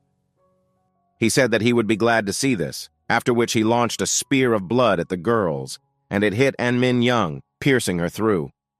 Kim Na-yoon couldn't believe that her friend was now dying, and tried to reach out to her, shouting her name at the top of her voice. At that moment, the villain Blood Rain prepared another spear, preparing to throw it at the girl, and said that he would give it to her as a gift. However, the spear did not have time to hit the target, because in the middle of the flight it was shot down by Kanu, who flew into the building at the right moment. Kanu shouted to Blood Rain that it was time for him to receive his gift, and created a shadow sword, launching it at the villain at full speed. The villain dodged the shadow sword, but at the same second, Kanu was preparing to strike in the air when suddenly Blood Rain turned over and blocked his strike with his feet. When they calmed down, Blood Rain tried to make out the enemy, and was surprised that her brother was a villain and also a high school student. Kim Na-yoon, who did not understand anything, wondered what kind of person it was that saved her life and fended off the bloody attack of a strong villain standing behind her. Blood Rain stood in front of Kwon Kan-woo, defending himself from his attacks, and thought that he had never seen such strange techniques before. He realized at that moment that Kanu was the guy who killed Blaster, and now decided to test his strength with him, and realized that their battle would be interesting. Blood Rain decided to disappear for a while, saying that they would come back at this point, but Khan should not be happy because he would cause his death, and after that, he disappeared. Blood Rain dissolved and disappeared, leaving behind only a trail of blood, and Kanu did not have time to stop him, saying that his words were ridiculous and deceitful. Kanu asked why Blood Rain was running away and stopped in place, realizing that he had missed the enemy, but at that moment Kim Na-eun, sitting behind him, called out to him. Kim Na-eun made him turn around and told Kang to save her friend, sitting on the ground and shedding tears while holding her injured body on his lap.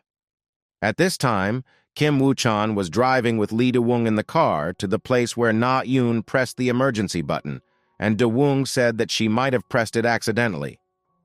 Kim Woo-chan said that she wouldn't have done that and would have called, adding that he had already called the police there and continued driving, hoping that she would be okay. At this time, Kwon Kang-woo called the ambulance from Na-eun's phone, saying that there was an urgent patient, and told her that the ambulance would arrive in a couple of minutes and that for now they needed to stop the bleeding. Kan-woo asked her to find something to bandage with, preferably elastic, and Kim Na-eun started looking for something in her backpack. She gave him her tights, saying that they were quite elastic, and Kanu decided that they would suit her and bandaged her wound, slowing down the bleeding. Kan-woo sat down next to the unconscious Min-young and told Moros if he could scan her condition, to which he asked why he would do that. Moros realized that this was in order to understand how bad everything was, and said that the system was not needed for this because her friend's life was now relatively safe. Kim Na-eun asked Kan-woo what was wrong with her friend and was surprised to learn that she would definitely be fine, as long as the ambulance arrived faster. At that moment, they heard the sound of police and ambulance sirens, and Kanu stood up, saying that it was time for him to leave because the matter was being handed over to them. Kim Na-eun asked if he would leave, and Kang-woo said of course because people run away when they see him in his villainous form, and she looked at him strangely.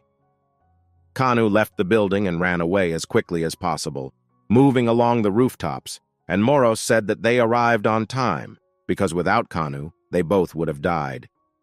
However, he soon stopped abruptly, turning back and seeing a flying drone with a camera, and asked what this thing was that had been pissing him off for a long time. And at that moment he heard a whistle, and saw that Crow, an A-rank villain, was whistling, and she greeted him, saying that she had long wanted to meet him again and see him. Crow asked if he remembered her, and added that it made her so sad that she wanted to kill him, and Kanu began to think about where he had seen her. Kanu remembered who she was and said that she would not be easily forgotten, at which time Driver, looking at them through the camera on the drone, thanked him for his good memory. Crow approached Kanu and said her nickname, adding that it suited her very well, and learned that Kanu did not have a villainous name, being very surprised.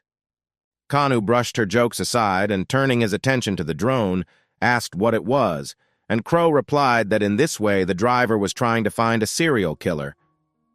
Crow explained that this was how they figured out his identity, and the serial killer turned out to be Blood Rain, a villain who was committing murders throughout the country.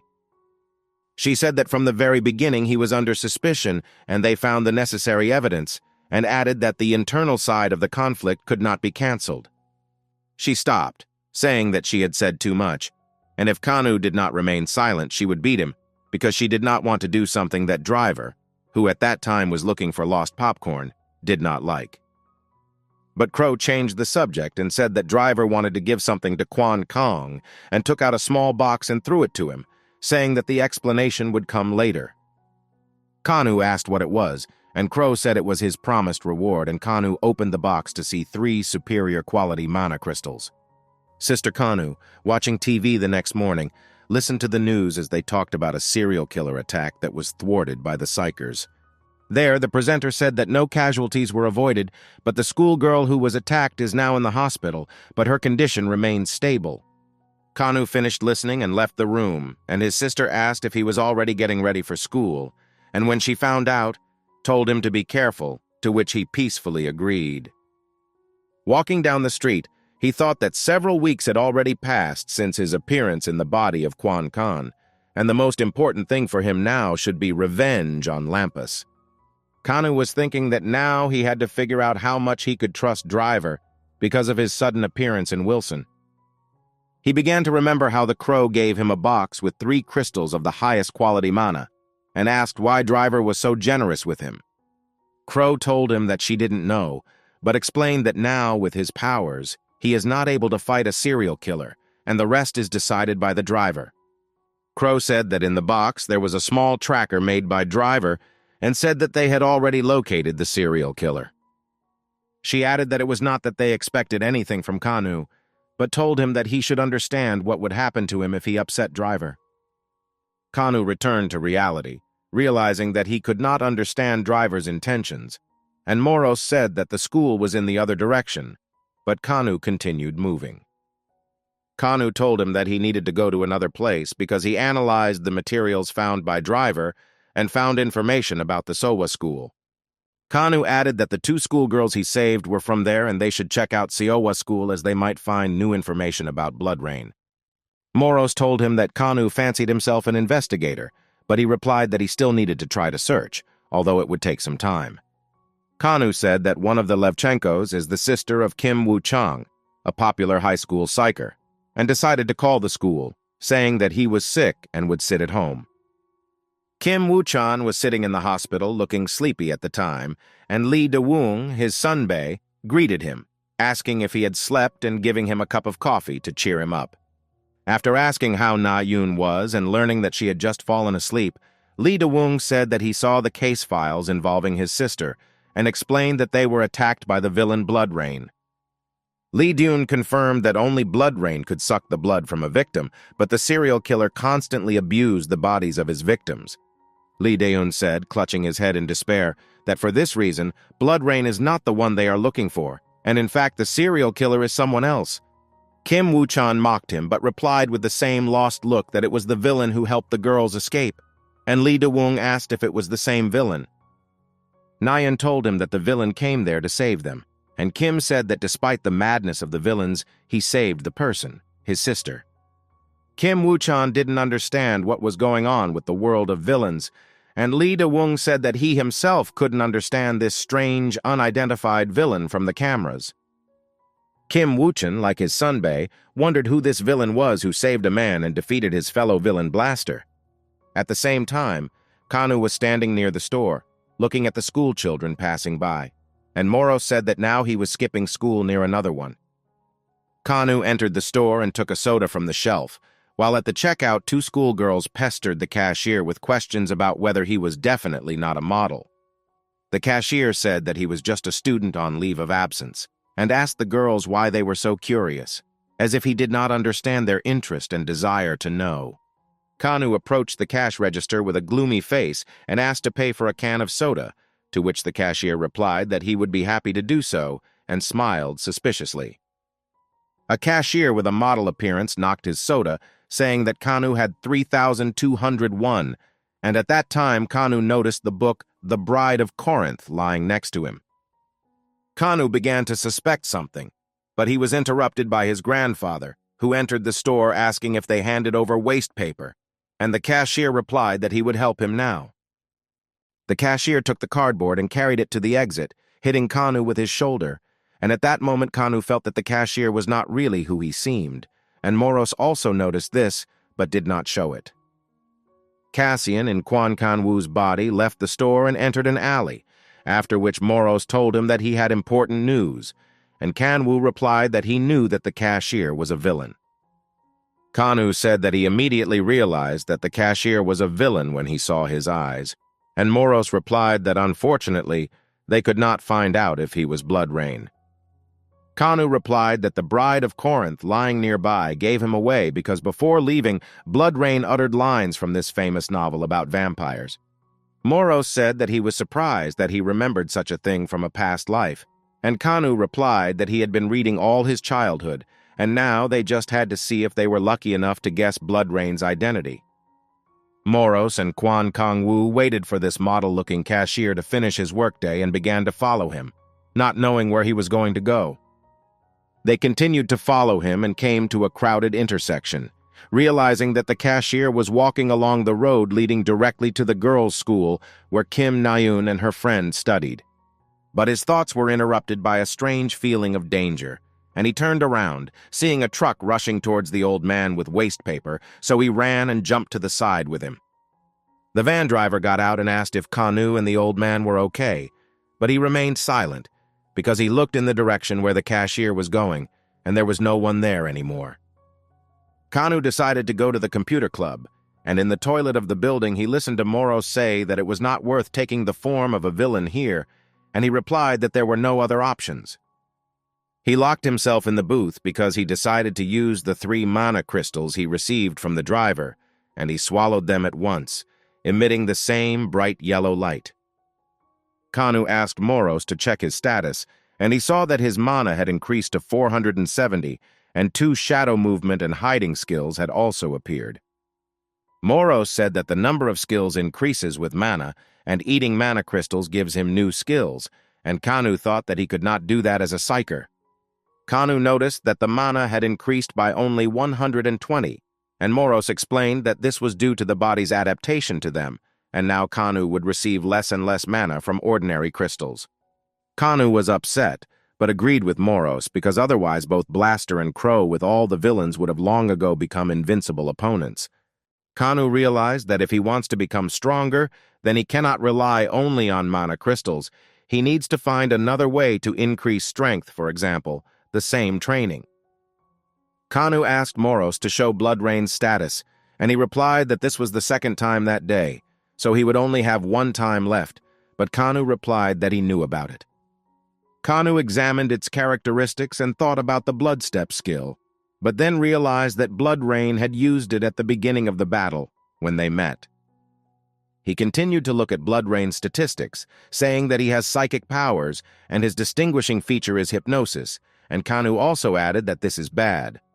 It was evening time, and in the hospital, next to the girls' school, all the workers had already left, but strange things were happening in the chief doctor's office. There was blood spilled everywhere in this office. 2 doctors stood in the middle of the room with the chief doctor in the middle, awaiting orders from the villain in front of them. Blood Rain, who was in his true villainous form, told his sweet and obedient servants to bring them to him. While the hospital was already starting to empty, Kim Na-eun was sitting in An Min-young's room, who was on a chair in front of her friend, who was lying unconscious.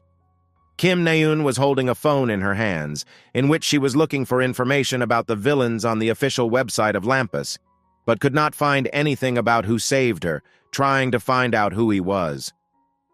However, her search was interrupted by people who entered her friend's room and said that they should examine An Min-young, but Na-eun objected, saying that it was too late now. Her objection was ignored, and the head doctor said that this examination was important, so Kim Na-eun needed to go with them, and she was surprised.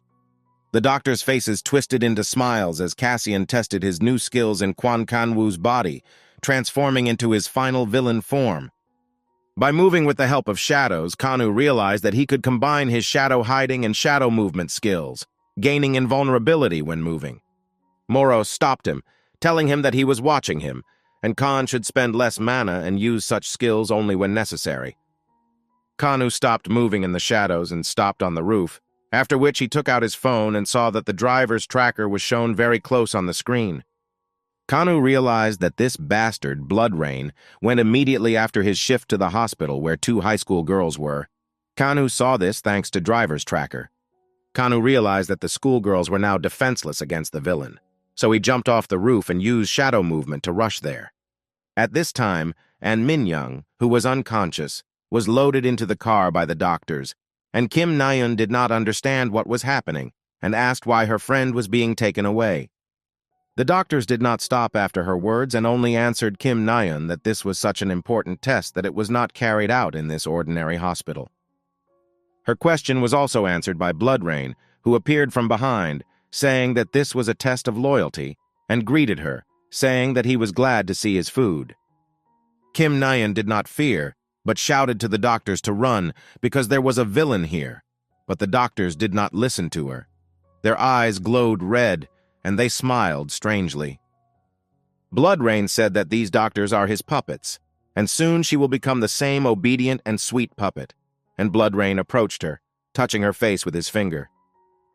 Kim Naeun replied that she would never become his puppet, so Bloodrain began to realize that she was brave and strong, and decided to even make her his bride.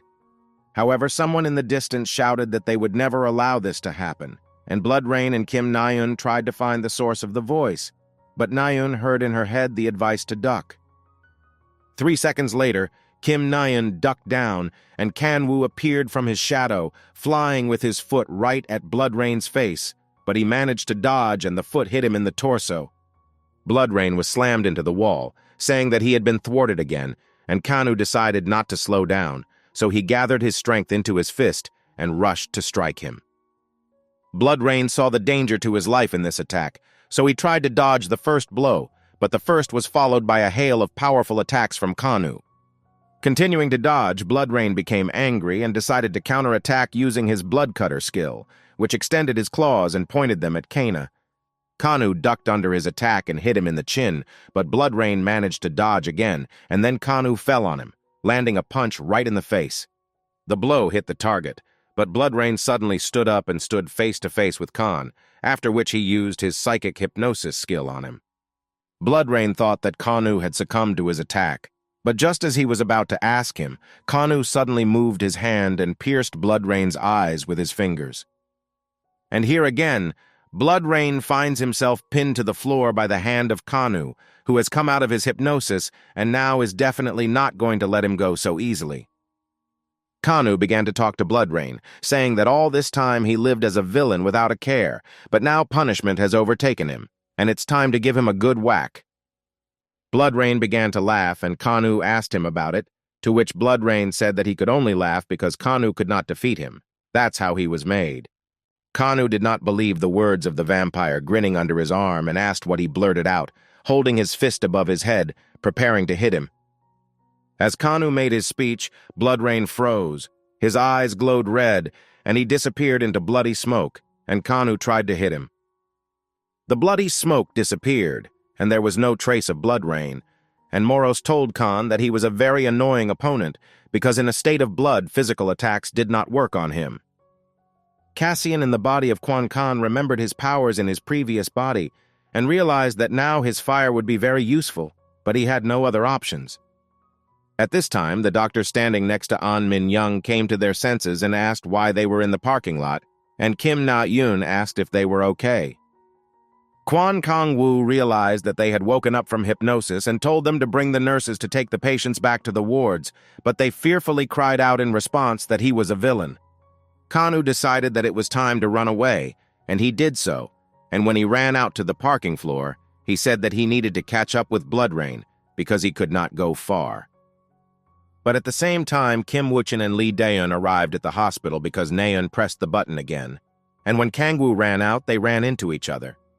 Kwon Kang-woo exchanged glances with the two psychers, and Lee Doon shouted that there was a villain in front of them, so he immediately took out his sword and used the legendary sword skill. Kwon Kang-woo blocked the sword attack with his fist, telling them not to attack without talking, and that it would be better if they moved out of the way and did not interfere with his progress.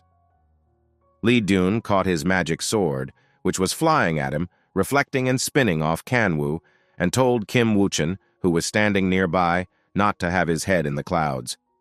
Kim Woo-chin was trying to figure out what to do because his sister Naeun said that this villain saved her and her friend from Bloodrain, but he was still a villain. However, his memories began to appear in the family plan, and he remembered how his relative died because of the villain, and at that time, Lee Daeun called out to him during the fight. But his Sunbae's help was not needed. Kim Woo-chin was fired up with a new sense of revenge against the villains, so he used his fire powers and flash skill. Kanwoo decided not to slow down, but Uchan's attack interfered with his run, so he used his shadow sword skill, which blocked the path of Uchan's burst of fire. Lee Daeun didn't wait, and when he saw an opportunity, he sneaked behind his enemy and was about to stab him using the starburst skill at his back. Lee Daeun hit Kang, who managed to notice the attack, but did not have time to dodge far enough, and the sword hit him on the side, cutting a small layer of flesh. Kim Woo-chan heard the words that he needed to finish off the villain and was about to use the flash skill, but stopped remembering his sister's words about this villain. Kanu was about to dodge, but seeing that Uchan has stopped his attack, he decides not to dodge, but to escape to another room using shadow movement. When the enemy disappeared, Lee Dun shouted at Kim Woo-chan, saying that he was completely out of his mind while guarding his sister, and Woo-chan only apologized to him. Lee Daeun said out loud that it was the first time he had seen such a technique of the attribute of darkness, when everything was filled with shadows and the enemy had disappeared, asking how to report this to him. But Wu Chang was silent. Lee Daeun realized that something was wrong with Wu Chang, so he walked up to him, took him by the shoulder and told him not to stand there like a pillar, but to run to see his sister, and he agreed. At this time, on the street in one of the alleys, the same cashier with a model appearance was walking, holding his side, and said that he had missed them again, and that was bad, because he was thirsty again. This man continued walking, saying that he again failed because of the villain, but on the way he felt thirsty because his throat was very dry. He walked out into a crowded alley covered in blood and saw a club building in front of him, so he decided to go there, saying that in a place like a club he would quench his thirst. After some time, in this very club, the cashier approached the girl, and she asked if he was hurt, because his shirt was covered in blood and she was worried. He said he was thirsty and the girl said she could buy him a cocktail, but the cashier bit her on the collarbone, saying he wanted something better than a cocktail.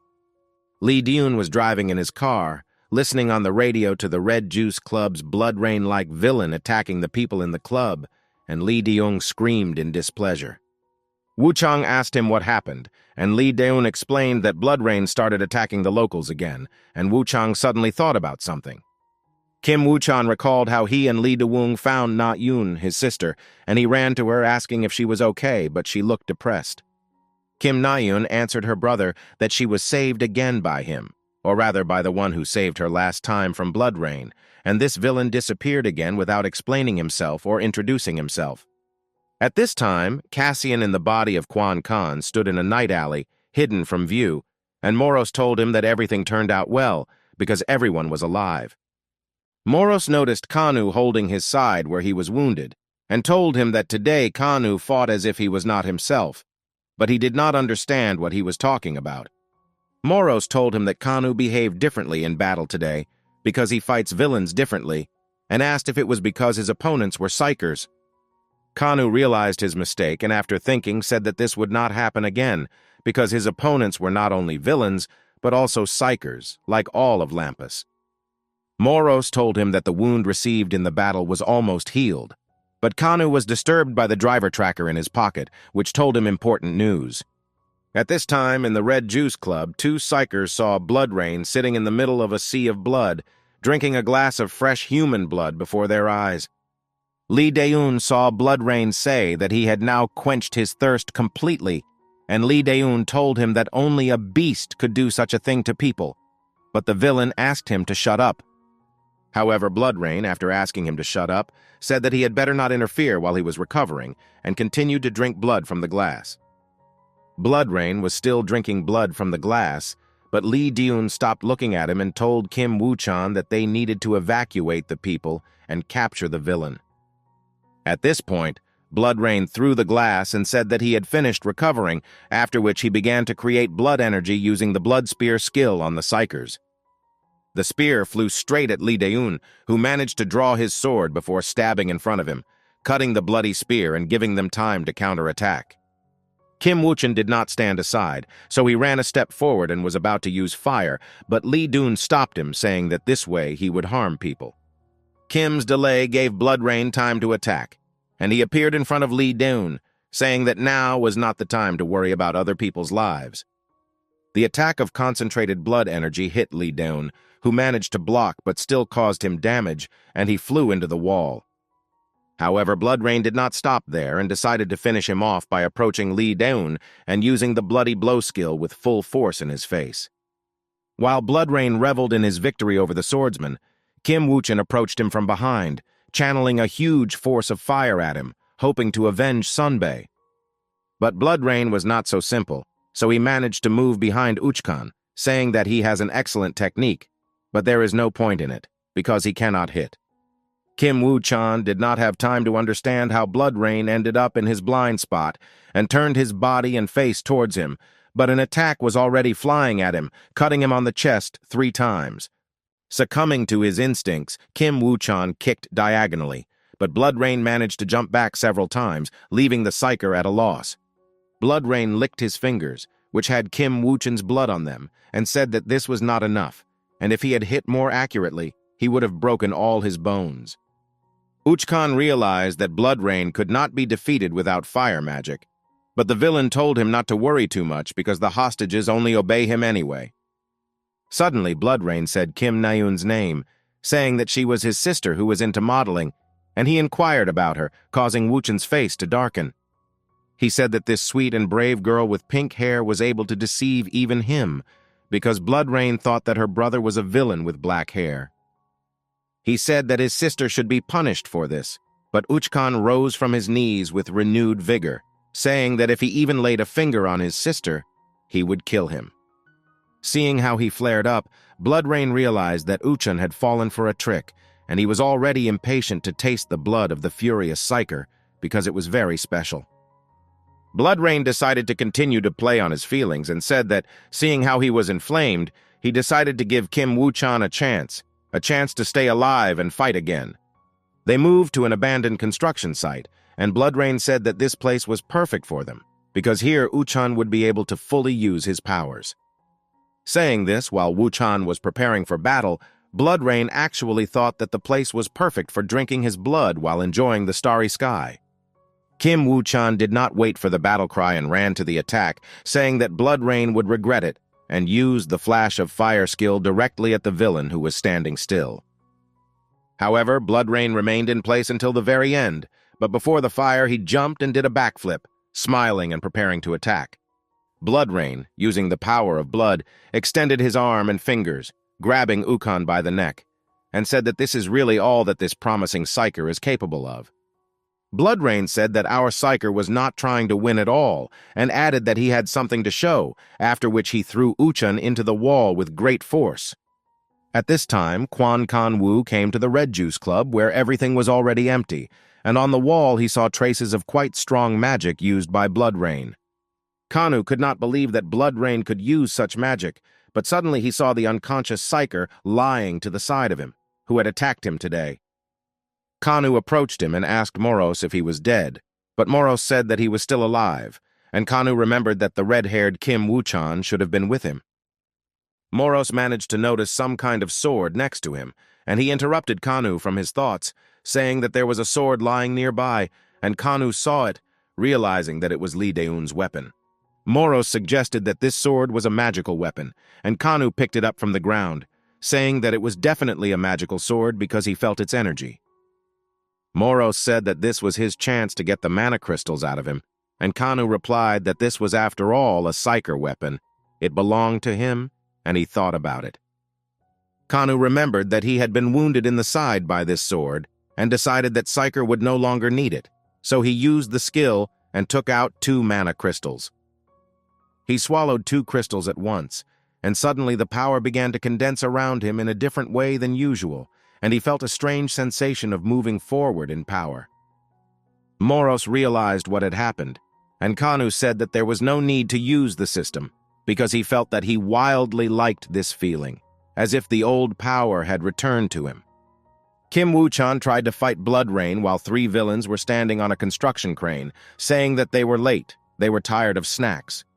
The wounded Kim Woo-chan was about to strike again at the villain who stood without wounds or injuries in front of him, preparing to attack him with his fire magic. Blood Rain caught his fist with her hand around it and said that his attacks were too weak before using the power of the blood on him, hitting him in the torso and knocking the wind out of him. Kim Woo-chan took this attack and fell to his knee, and Blood Rain said that he can only blame himself and his weakness for this, but he can also become part of the great by being absorbed into it. Saying that he would absorb the psyker into his body, Blood Rain was interrupted by Kanu suddenly appearing behind him in his villain form, who said that he was painful to look at. Blood Rain had never expected him to appear here, and Kanu told Blood Rain to stop talking nonsense to him, calling him a vile insect and looking down on him. Blood Rain told Khan, a boy with black hair, that he was already starting to bother him with sudden appearances right in the middle of someone else's battle. Kanu responded sarcastically, saying that he heard these words from someone who constantly runs away from the battlefield, and Bloodrain laughed, saying that he was in a different state now. Bloodrain continued to laugh, but added that he became stronger, because he absorbed the blood of all those people who were at the party at the Red Juice Club, and increased his mana. Bloodrain also said that now his power is overwhelming him, and he is quite capable of winning even if an S-rank psyker comes, because his mana is now at its highest. At this moment, Kim Woo-chan, who was lying exhausted behind the villain's vampire, tried to get up and saw that the same villain who had saved his sister twice had arrived.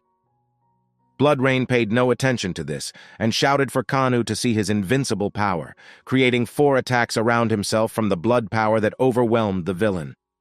Woo-chan realized that when the villain fought with him, he was not serious and did not use all his strength, and 4 bloody spears of enormous power launched by Bloodrain were already flying towards Kana. Kanu stood motionless until the last second, but at the very end he made 2 crisscross strikes and fought off Bloodrain's attacks, giving him time to attack again. Bloodrain hurried and inflicted a gift on him, grabbing him by the neck with blood magic, and was able to immobilize him, after which he struck with his fist at the place where Kanu's head was, but his blow went through. Kanu dodged his blow, leaving an afterimage, and moved behind Bloodrain at that very second, saying that it was the end for a fool like him. Bloodrain immediately turned around and angrily threw a curved blow at Khan, but he dodged again and hit Bloodrain right in the face, causing him to lose his balance. Bloodrain tried to resist him, but Kanu's power was overwhelming, so Kanu struck again, saying that he did not see his invincible power, and Bloodrain was slammed into the ground by the blow. Kim Woo-chan, sitting next to him, did not understand how the black-haired villain was capable of such a thing, because his strength was less when he fought in the hospital, and assumed that he was hiding his strength. Like a villain whose true power is currently unknown to anyone, Kanu was studying a huge amount of energy, looking like he was ready to kill anyone who stood in his way. Bloodrain's powers were already running low, while Kanu approached him, saying that he expected to see the villain have the power to defeat an S-rank psyker, but his words turned out to be empty. Bloodrain tried to escape again. The bonds of blood magic began to envelop him, and he said that he recognizes Kanu's power, but physical attacks alone will not kill him, and he grinned evilly, saying that his body could turn into blood, and that next time he would take revenge. Bloodrain tried to disappear again, but was suddenly prevented by Kanu, using the shadow capture skill. Bloodrain, like Kim Woo-chan, was very surprised, and Kanu said that such garbage as Bloodrain should be gotten rid of immediately, and a fire consisting of darkness appeared in his hand, as if he were Psyker Cassian Lee. This fire flew directly into Bloodrain's face, and Kanu's status gained the feature of darkness fire, in addition to normal darkness, as well as the skills of shadow capture and darkness fireworks. The news in the building the next day said that the villain Bloodrain, who was instilling fear in the entire country, was arrested in Karamgu last night, thanks to young Kim Woo-chan. With this sentence, the report ended, and Lee Daeun pushed Kim Woo-chan on the shoulder while they were both lying on hospital beds in the ward, and Lee Daeun said that he did a good job and did a good job. Lee Daeun was even wrapped in bandages on his head, and Kim Woo-chan told him that it was not he who defeated the villain. He only called the headquarters when the battle ended before his eyes. Kim Woo-chan remembered how he watched this fight and saw how Kanu used the power of fire and defeated Bloodrain, after which Woo-chan wondered how the villain could wield the 2 powers of fire and shadow. Kim Woo-chan forgot about his 3 deep cuts in the chest area and looked at Kwon Kang-woo as something strange and unknown, because for the first time he saw 2 forces in one villain. Kwon Kang-woo, who hadn't even spent half his mana after testing his strength in battle, told Woo-chan to call the police and report that Bloodrain had been caught. Kim Woo-chan came back to reality and told Lee Da-woong that he was not the one who caught the villain Bloodrain, but in the end the entire public made him out to be a hero without permission. Lee Daeun asked him who exactly defeated Bloodrain, and Woo-chan said that it was the same young unidentified villain who defeated Blaster.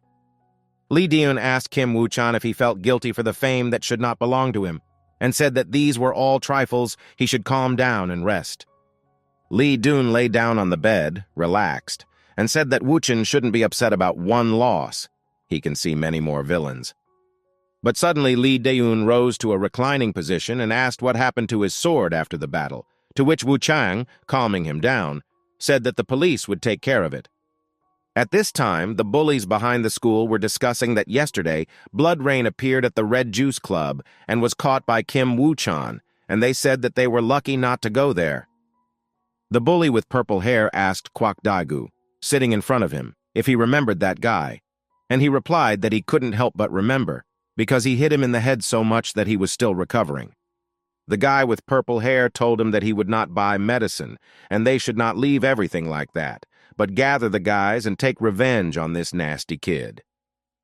Kwak Daegu told him to moderate his ardor and added that he was not going to do it, saying that the guy with purple hair did not see how difficult that guy was. Kwak Daegu said that, to be honest, he fears this guy more than Kim Woo-chan, who catches dangerous villains, because he saw his eyes, which were like those of a man who has seen a lot. Sometime later, Kwon Kang-woo sat in class, listening to his classmates talk about how cool Kim Woo-chan really is, because he caught a dangerous killer. Kwon Kang-woo said that everyone is very noisy today and sat back in his chair, thinking that he needed to meet with Driver to check something that Moros asked about. Kanu did not answer him and was lost in thought, and at this time in Wilson, a place for villains, a girl was painting a wall with spray paint, making various graffiti. At the same time, Driver was sitting in his base, minding his business, and 3 villains came to him, 2 little girls and 1 tall man in the middle of them. The man said that his place was not cleaned as usual and it stank of damp, but Driver replied that he had just arrived and was already talking all sorts of nonsense. But the man said that he himself called them. Smirking, Driver got up from the floor and went to pour drinks for his newly arrived guests, asking along the way if they had seen the guy fight. This man was Royal Gannett, an A+ rank villain with enlightened class and fossil power, and he said that this battle was a pleasure to watch, like a movie. Gannett said that it was certainly nice to watch, but there was no thoughtful script or story, and he took a cookie from a plate on the table. The girl with lilac hair, the A-rank villain Otto, said that there were too many cliches, and the blonde girl, the villain of the same rank as Otto, Aroma, said that she agreed with her. Royal Gannett said that the main character in the series shone like a black diamond, playing his role perfectly, and Driver replied that he took it as a compliment. Gannett asked Driver that it couldn't have happened any other way, but also mentioned that Driver apparently knew that Kanu would manifest a second power, and that's why he brought them there to see. Driver looked at the 3 villains sitting on his couch and said that now everything was clear to him, to which Royal asked if he really didn't know about it himself. The Driver answered him that he guessed that the guy was not like everyone else, and Gannett replied that everything was clear to him, but he added that it was the first time he had heard about a villain who had 2 powers. Driver said that this was possible, and the 3 villains became alarmed, and Driver continued saying that such villains existed a long time ago, back in the era of myths. After some time, Kanu walked through Vilzona, realizing that this was not a prison for villains, but a place where they could live in peace, without fear of meeting the evil Psyker. Continuing to walk along Vilzona, heading towards its very center, Kanu realized that this was a refuge for everyone except the Psykers serving Lampas, and here he would not find his revenge. He stopped in the center of the alley, thinking that he would never get used to this place, and suddenly he was greeted by Driver flying in the sky, saying that during the time he had not seen him, Kanu had changed a lot. The Driver brought him to the bar, saying that he was very glad to meet him, and treated him to grapefruit juice, saying that it was very tasty here, and they needed to relax and take a walk around Vilzona. Kanu remained silent, looking at the grapefruit aid, and Driver took out the box, moving it towards him, and said that this was the promised reward for his efforts with Blood Rain.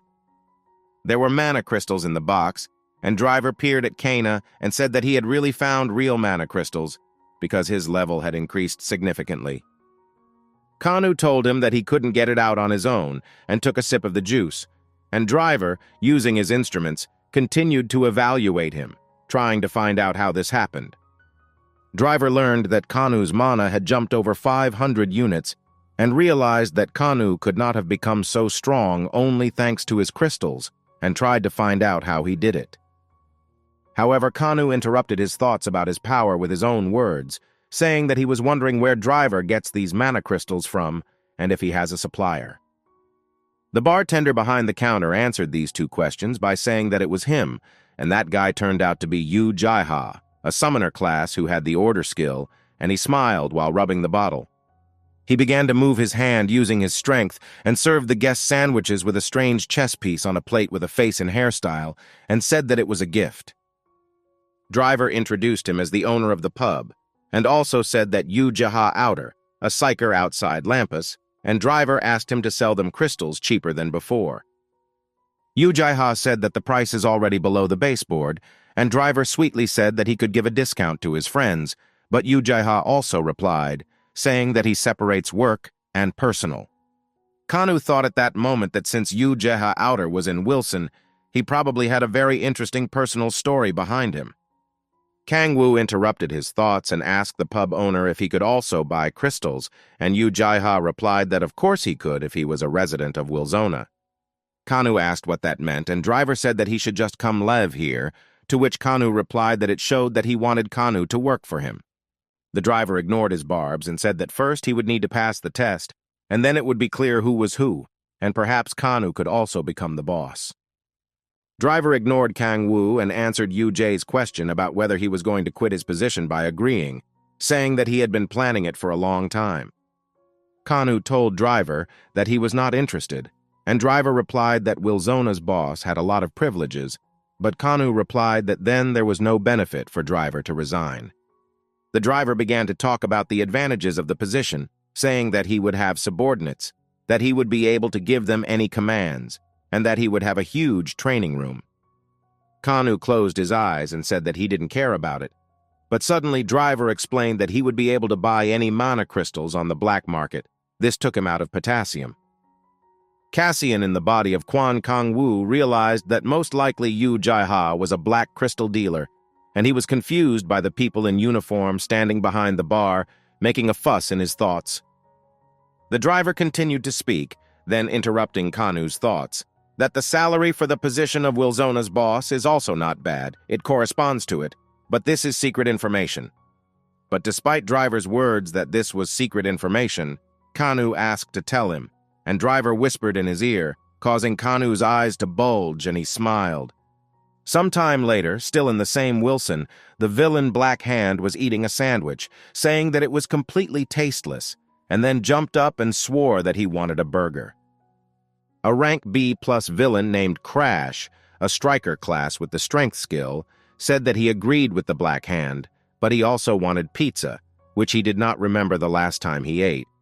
Crash said that he couldn't stand pineapple pizza, and the Black Hand told him that it was he who destroyed the only pizzeria in Wilson, but they were suddenly interrupted. They were interrupted by a villain named Cutter, who had a B rank, and he was also an assassin class, and his power was wind, and he said that now was not the time to discuss pizza. Black Hand asked him if Rizak had gone crazy from life here in Wilson, and Rizak categorically rejected this, saying that he had found him, the villain who attacked the Black Hand.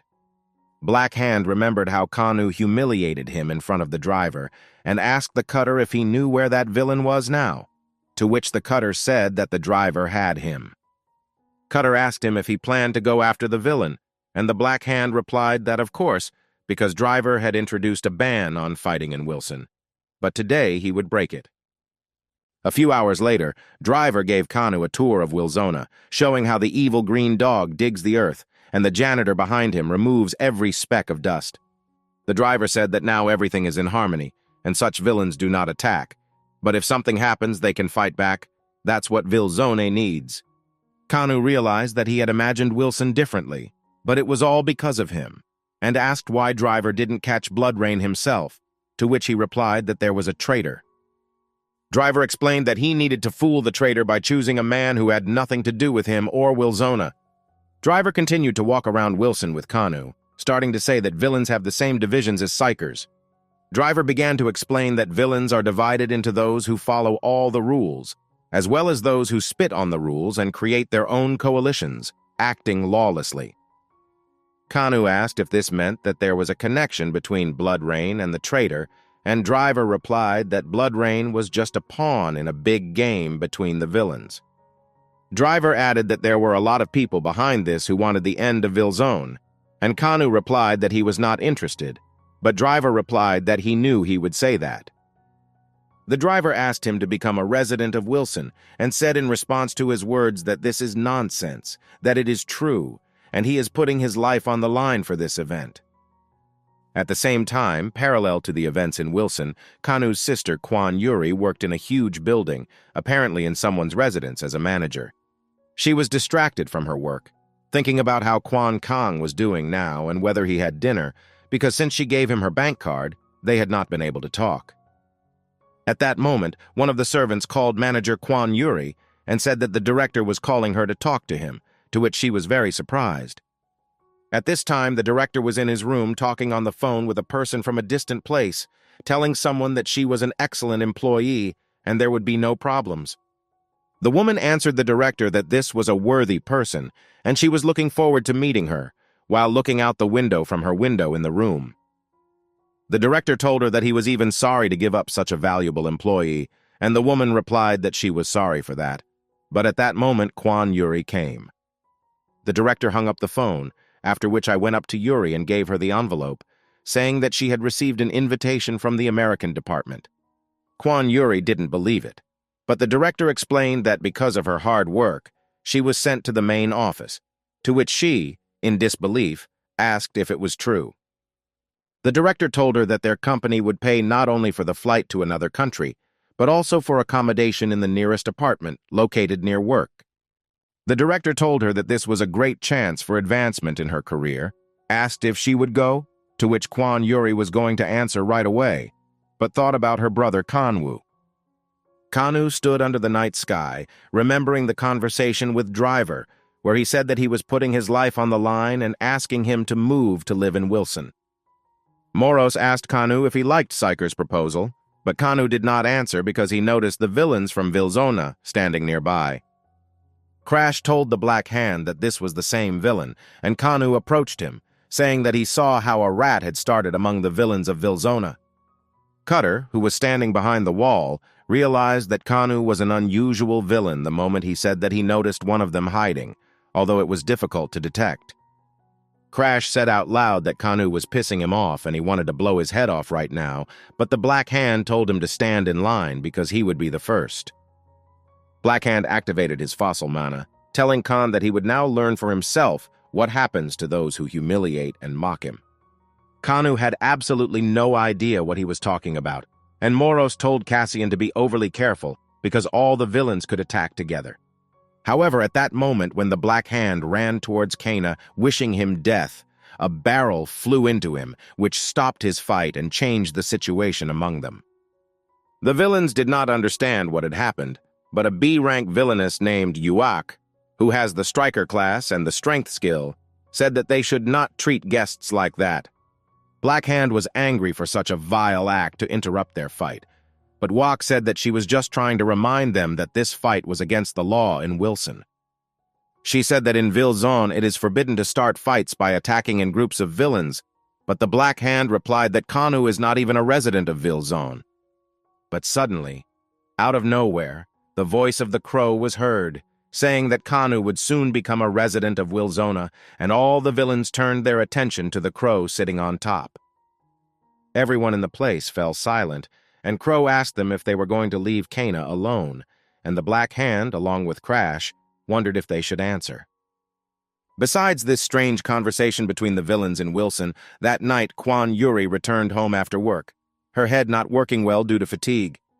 She went into the apartment and wanted to go into Khan's room, but remembered that she was invited to America, so she decided to take a shower and go to bed, forgetting about everything. The next morning, Kanu went for a run, wearing sportswear and running weights weighing 10 kilograms, and all passers-by were shocked by this. As if in response to those watching, Moros said that it was not that much weight, and Kanu added that this type of training is great for muscles and physical strength in general. Continuing to run, Kanu said that now the battles may not be one-on-one, and now several opponents can attack him at the same time. Cassian, in Kanu's body, said that this was the best exercise in such a situation, and Moros told him that this was very wise judgment on his part. Kanu recalled how, in response to Chuak's words, Crash said that in order to become a resident of Wilzona, he had to pass a test, otherwise he would not be accepted in this place. Crash asked Chuak if he still had to take this test to get permission, but the Black Hand intervened and shouted that there would be no test, because he wanted to kill Kana right now. But the Black Hand's speech was interrupted by Kanu, who said with a serious face that he proposed to conduct a test in 10 days, surprising all the villains who heard him. Yuak told him there would be no problem with that and explained the rules, saying that the test was a one-on-one battle, which gave Khan an advantage. She said that killing was only allowed in exceptional circumstances, and added that the first opponent would be herself, having amused herself. While doing the horizon on the uneven bars, Kanu thought that he didn't really want to become a resident of Wilzona, but that was the only way he could become stronger. He decided that this was necessary in order to take revenge on Lampus, and even if he goes to hell, this is still the path that he chose on his own. Kanu finished his training and 2 girls saw him, saying how hard he was trying, even though they themselves were also training on the same ground. The 2 girls changed their appearance into A-rank villainesses who were next to Gannett at the driver, and said that they would not tell Gannett about this. Kanu finished his workout, returned to his home and took a shower, and after he got out, he wondered if his sister was still sleeping. Quan Kangwu walked into the living room and saw that it was a mess, so he picked up the letter from the floor, and Quan Yuri, who had just gotten up, screamed, saying that he was reading. Yuri asked if he read it, and Kangwu replied that it was an invitation to work in America, and Quan Yuri said that he need not worry, because she would not go. Kangwu asked why that was, and Quan Yuri told him not to ask stupid questions, because she couldn't leave her little brother alone to live. Yuri told Kanu not to joke like that, because he would not be able to cook his own food, do laundry and cleaning, and also sort garbage and other duties. Quan Kong Wu got angry, saying that he was no longer a child, and he was old enough for such tasks, especially, he added, that up until that moment he had done everything on his own. Yuri replied that he was only 19, but Kanu said that she should go to America, because she needs to do what she likes and what interests her. 3 days later, 3 villains gathered in Wilson who wanted to take revenge on Khan, and Razak asked if he would come, since there was only a week left before the exam. The cutter clarified that he was talking about a guy who was going to fight with Yuak, and the Black Hand said that he was unlucky because he was the first to deal with this guy. Cutter said that Driver was rumored to be supporting him, and the Black Hand replied that Kanu was probably sucking up, but Crash said that he was Driver's main friend. Black Hand said who else was following Driver, but Cutter ignored him, saying that Kanu was fighting Juak in the first fight, and it was not a fact that their turn would come. All the villains agreed with this because Wak is a strong opponent, and the Black Hand said that in this situation it would of course be fun, but it would be if she wins first. But the Black Hand added that this time he is on the side of that guy, because if he wins, then the Black Hand will be able to take his revenge and Kanu will get what he deserves. Moros asked Cassian if it was a good idea to let Yuri go, and Kanwu said that he was ready to do it because it was the best option for both of them, and he said this as Quan Kanu. Moros asked Kanu if he could handle it, to which he heard consent, and Moros also added that he asked this, seeing Kanu searching on the internet for how to cook food. Quan Yuri was thinking about what Kang Wu said about her flying to America, because this is her only chance, and at the same time she was holding the invitation letter in her hand. But suddenly she stopped reading in the clouds, returning to reality, where she was sitting in a cafe with 2 friends, and one of them shouted to the waiter that she wanted to order. The blonde friend asked Yuri what she was worried about, and the black-haired friend tried to guess, thinking that she was worried about the handsome guy. The blonde friend shut the black-haired girl's mouth, telling her to remain silent and show tact, after which they were brought the beer they ordered. They took a glass of beer each, saying that alcohol makes conversation go smoothly, so it's worth drinking, and Quan Yuri took a few sips of beer. A few hours later, Quan Yuri reached the apartment, where Kong Wu received her and helped her walk, saying that she shouldn't have had too much to drink, but Yuri replied that she was sober as glass.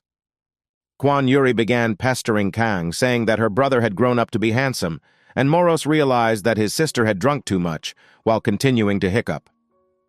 Kanu put her to bed, and Yuri started telling him that Kanu was such a cute baby when he followed her around as a child, causing him to react. She said that she still couldn't believe that he had grown so much, that he was no longer a boy, but a man, and Kanu remembered Jeff saying similar words. The next morning, Kwan Yuri woke up, and leaving the room in the morning, felt a severe pain in her head from a hangover, but suddenly saw breakfast and a note on the table. This breakfast, like the note, was prepared by Kanu, and it was written there that he had prepared hangover soup. She needed to eat it with rice and have a good rest. A few hours later, Kanu was saying goodbye to Yuri at the airport, and she told him not to go hungry, to eat 3 times a day, and to answer the phone when she called him. She told him to be careful because there are a lot of scary things happening in the world right now related to villains, and Kanu told her not to worry. He told her that, in fact, he would also be worried in such a situation, and told her that she should call him if anything happened, and he would immediately rush to America. Kwan Yuri told him that she would call him as soon as she arrived, after which she waved to him and ran off to her plane flying to America. That same day, but in the evening, the villains who are participating in the exam gathered in Wilson, and Wak said that the fight is considered over when someone is unable to fight or gives up. Yuak said that in total he only needed to win 3 battles, and nothing would happen to him for losing, but someone else said that it was in vain that Kanu dressed up so beautifully. That someone who said that Kanu was about to get his clothes dirty was Driver, and he added that if he wanted, he could challenge him too. Kanu said that there was too much noise on the battlefield and asked to start, but Driver asked Yuak, and he said that he was fully prepared for the battle by preparing his magic. Moros told Cassian to brace himself because she looked strong, and Kanu said that he knew about it, but still wondered what the main feature of her fighting style was. Yuak had strength, endurance, and even taking into account all these factors, it would already be possible to call Yuak a strong and worthy opponent for Kanu. Razak remembered that Yuak is a master of hand-to-hand combat, trained in combat sambo, and she is the kind of opponent who knows her strengths. Everyone realized that the high-speed attack that Cassian was good at would not work on Yuak, so he would have the terrible start to the fight they thought. This fight will be interesting, and Driver voiced the beginning of the battle, after which Yuak immediately rushed at Kana, saying that the sooner they start, the sooner they will finish. Yuak, rushing towards Kanu at full speed, did not expect that she would suddenly be stopped by the shadows called by the shadow shackles of Kanu's skills, and realized that she had fallen into a trap. Someone shouted that Kanu was now in front, but Yuak did not see him there, and Razak shouted that he was now in the back, but Yuak only managed to turn around. It was too late to evade. Yuak thought that Kanu was about to punch her in flight, counting on a further counterattack, but Kanu kicked her in the face. All the villains standing nearby opened their mouths in surprise, and Driver put his hand on his forehead at what happened to Yuak, and Kanu asked to start the next fight. Blackhand couldn't believe that Yuak, one of Wilson's most powerful villains, was defeated in the first round by some kid. Kanu said he didn't want to wait and waste time, so he asked for the next fight, and Blackhand thought who this guy was. Kanu asked to call someone who really wanted to fight him for the next fight, and Crash told the Black Hand that it was his turn. At that moment, an arrow flew right at Kanu's feet, and Red Eye, the best archer in Wilson, appeared and asked to fight Kanu. At this time, in the dark building of Wilson, there was a man who, talking on the phone, said that Bloodrain was just a pawn. They didn't expect much from him. This person said that Wilson would soon fall apart, and the chairman need not worry about it because he would contribute to it. At this time, a battle was going on in Wilson. Explosions of red light were visible from afar. Red-eye arrows were flying everywhere. Another arrow flew at Kana, but he managed to push off from the vertical wall of the building, dodging it at the last moment. Red-eye caught Kana making a mistake because that arrow was a trap, and now he used the arrow fire skill, firing it straight at Kana. An explosion occurred in Wilson, and Red-Eye flew up onto the building, sad and thought that Kanu was actually not as cool as the rumors said. But suddenly Kanu appeared behind him literally from the shadows, already preparing to strike, and Red Eye realized that all this time Kanu had been a hunter. But just as Kanu was about to strike the enemy, the Red Archer raised his hands in the air and said he was surrendering, surprising him. Kanu was shocked and called the Red Archer an idiot because he ended the fight at the very moment when Kanu caught him, losing the whole point of the fight. Red Eye said that he was quite sincere and added that if Driver had not called him to battle, he would never have come here. Red Eye explained to Khan that Driver asked him to fight him because he did not want to see serious injuries in this exam. Red Eye gave Khan a strange thing, saying that it was a desire suppression patch, and all the Wilson villains use it. Red Eye explained everything to him and said that this patch needs to be attached behind the ear, and it is flesh-colored, so it will not stand out. Kanu thought that he was wondering who was making these patches, since the villains in prisons were given exactly the same ones, but in a different form. Red Eye brought Kana back to reality by saying that the next opponent is the Black Hand, and he hopes he and the good guy don't get beat up too much. Kanu listened to him carefully, but did not understand where the Black Hand was a good guy, because he himself attacked him from behind for the first time. At this time, Black Hand was discussing with the villains how they liked the guy, and Cutter said that Kanu was good in one-on-one battles, or maybe Juak was weaker as a woman. Razak added that it may not be a matter of gender, but that Kanu has the strength to defeat Juak in the first round, knocking her out with one blow. Crash offered to fight him 3-on-1, but the Black Hand did not appreciate this idea, unlike Cutter, and someone interrupted the conversation. It was Juak who woke up, saying that even lions make a group attack, calling their friends for help in hunting a strong buffalo. The Black Hand told her that Juak had completely lost her fear, because he himself could defeat him, because he was a great tiger hunting alone and not some kind of lion. He was told to shut up, but he did not listen, and then Juak told him that she was not joking with him, but came here knowing that this was not an ordinary test. Juak said that in fact this test is a trap for people like them, and she, along with Red Eye, tells him this completely seriously. Juak said that the Black Hand, who will be eliminated third in the final, is also being used only to make Kanu seem better compared to them. Juak asked him to listen first, saying that she heard a conversation with Driver in the pub about how he was going to make Kanu the next boss of Vilzona. The Black Hand replied that this was complete nonsense, because many villains were targeting this place, and Juak said that it was true, she was not alone there, and the others could confirm.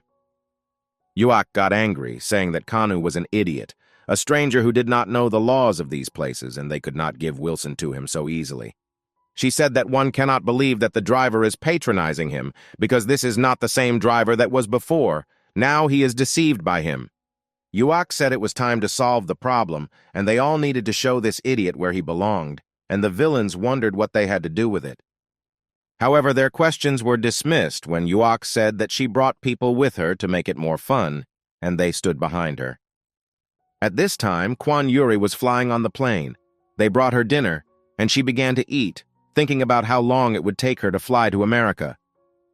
Saying bon appetit to herself, Kwan Yuri looked out the window, wondering how Khan was doing now and whether he was eating well. Meanwhile, Kanu was eating sandwiches from Red Eye, who said that if he eats right, he will become healthier. While eating it, Kanu realized that they tasted like garbage, and Moros asked if he suspected eyes, to which he replied that Jeff said he should be on his guard. Kanu noticed a Black Hand who approached him with downcast eyes and asked what his relationship was with Driver. Black Hand asked what Kanu had done to him, and while Kanu did not understand what he meant, Crash flew towards him from behind, trying to hit him in the back with a hammer. Kanu sensed the danger and managed to jump to the side, but Cutter came up behind him, preparing to hit him, but Kanu hit him first. The Cutter, who did not have time to dodge the counterattack, jumped back after receiving the blow, realizing that Kanu had the reflexes and reaction of a monster. Kanu stood surrounded by 3 villains, saying that they could not defeat him, so they decided to attack the 3 of them, taking them not by force but by numbers.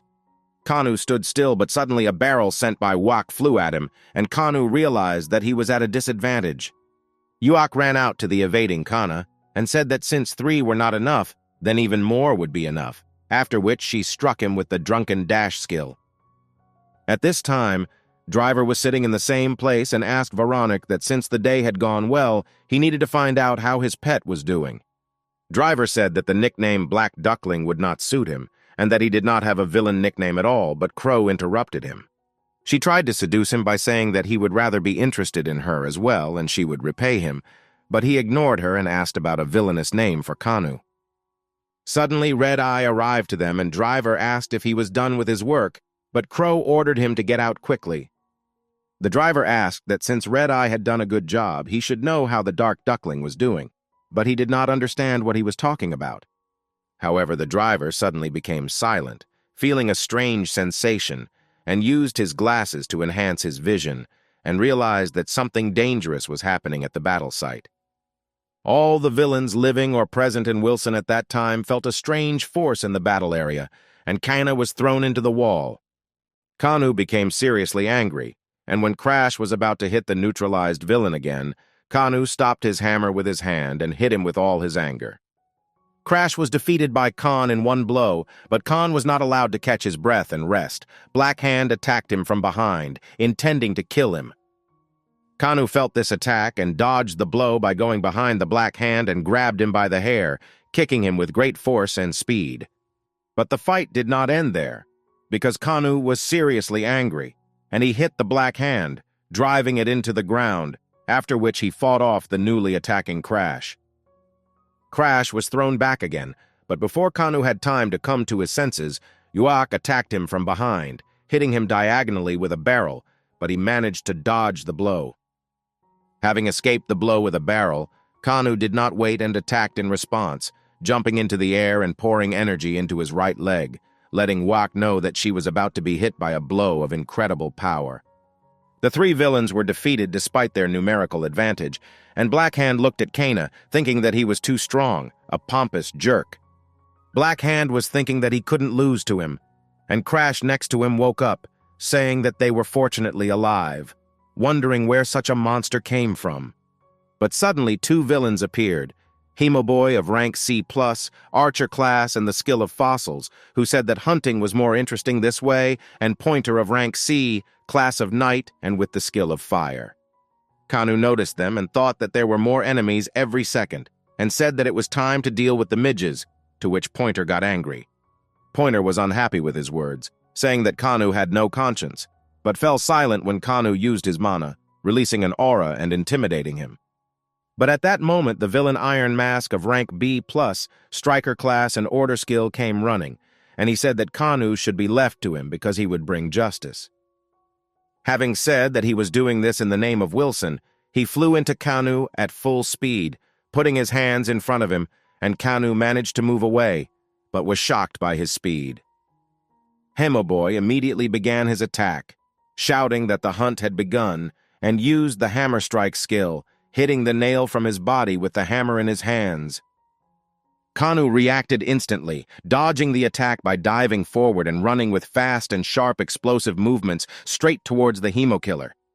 However, Pointer prevented Hemo-breaker from defending himself by standing in front of him and used his Fire Spear skill to summon fire, saying that he would show Khan real fire. But Kana was not at all embarrassed by this. He continued to run towards him and used the Dark Fire skill, surprising the printer with his abilities. Crash and Black Hand watched this, and Crash shouted that perhaps Kanu was an enlightened class, but he was told not to stand idle. The person who answered them was Wuak, who ran into Crash, telling him to attack, and Crash replied that she was crazy. At the same time, she launched her barrel at Kanu with all her strength, but Kanu could not stand it and used the Shadow Sword skill, cutting her barrel in half. Crash, who was flying towards Kanu, was about to hit him with a huge hammer, but Kanu used the Knife of Darkness skill, cutting his weapon in the same way as the barrel. Having broken Crash's weapon, Kanu turned around and brutally quickly caught up with him, kicking him with a swing, temporarily disabling him for the third time.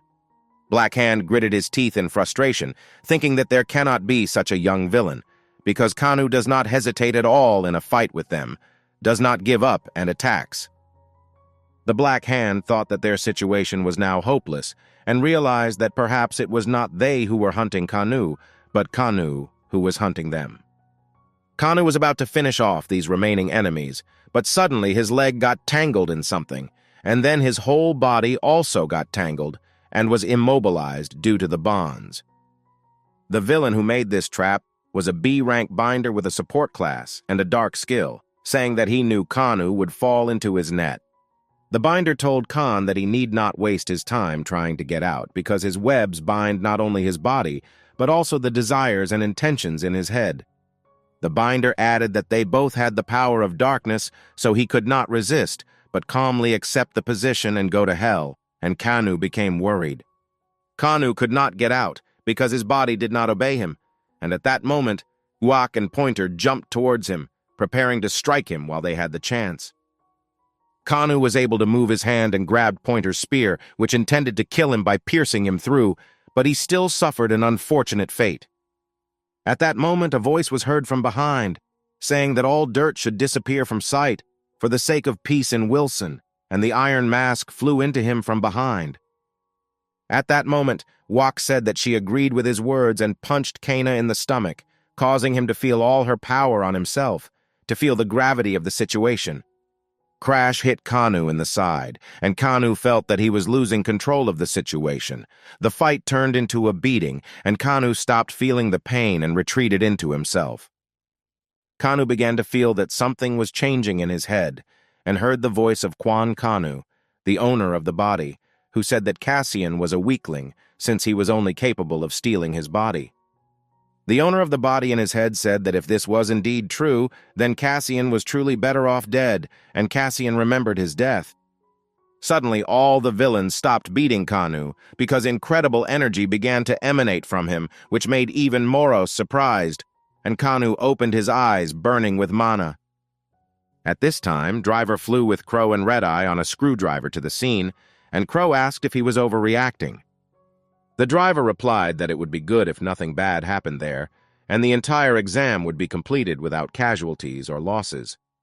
However, after these words, a strange wave of energy appeared in Wilson, and Driver said that something bad had happened, surprising Crow. At this moment, Uak exclaimed in disbelief. Crash and Black Hand stood, not understanding what was happening, while a power that was hard to believe emanated from Kanu. Uak was the first to come to her senses, after which she ran away with her fist at the ready and shouted that there was no need to be afraid, because just a little more, and they would finish him off. However, at that moment, the binder's shadow bonds were cut by Kanu's shadow swords. Uak was stopped by the shadow sword, greatly surprised. Kanu was angry and began to summon shadow swords in huge numbers, creating a boundary between him and the villains, and he was eventually driven back. Uak said that he was crazy, but Kanu did not hear her, saying that he must take revenge, and under no circumstances could he die in this place. Kanu stood in the middle of the battlefield, and Driver looked at him along with Crow from above, asking if this was exactly the same dark duckling. Driver peered at Kanu with his scanning glasses and said out loud that Kanu's mana was now more than 2,000, surprising everyone with this. Red-Eye realized that Kanu was now at a catastrophic level of danger, and Crow asked how to deal with it now.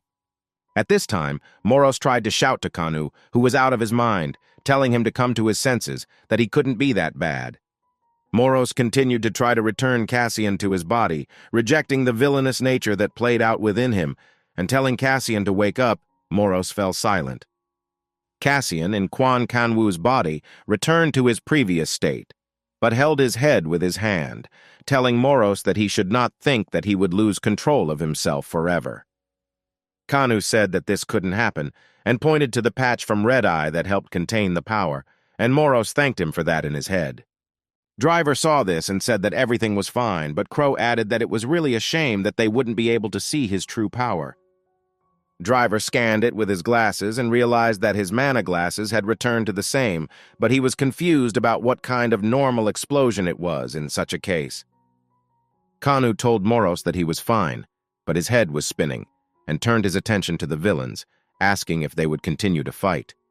Uak bit her tongue in anger, but Black Hand suddenly said that they were giving up, silencing Uak, who was about to continue. Uak told him to speak for himself, but Black Hand told her that she too was giving up, and prevented her from objecting to this by punching her in the face.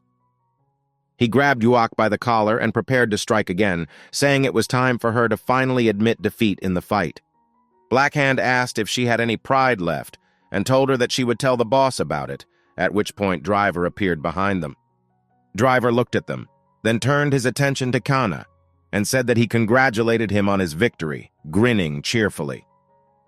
Kanu asked if he was happy, and Driver replied that of course he was glad, because now Kanu was a full-fledged resident of Wilsona, the city of villains. Kanu replied that since he was an equal resident of Wilson, he could rest here, and fell into Driver's hand, losing consciousness. The next morning, Kwan Yuri left the airport in Philadelphia, thinking about how Kangwoo was doing now, hoping that he was doing well. She texted him on her phone, but stopped and turned her attention to a man standing with a sign that said, "Welcome, Kwan Yuri."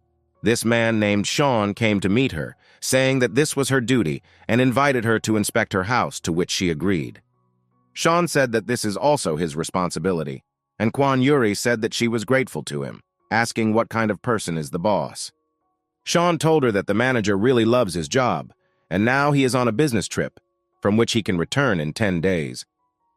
Yuri said that was great, and Sean told her that she could ask him anything she was interested in at any time. She thanked him for his concern and suddenly said that she promised herself and him that she would work hard, tirelessly, and achieve her goal.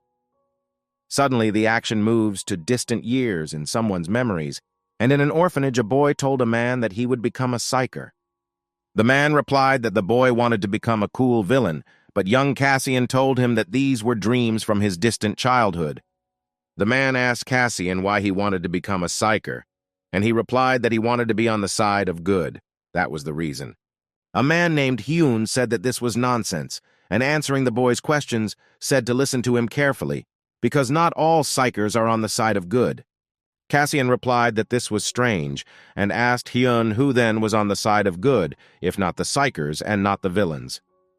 Hyun at first said that he didn't know, but then he thought about it and replied that on the side of good are those who fight for universal peace and not for themselves.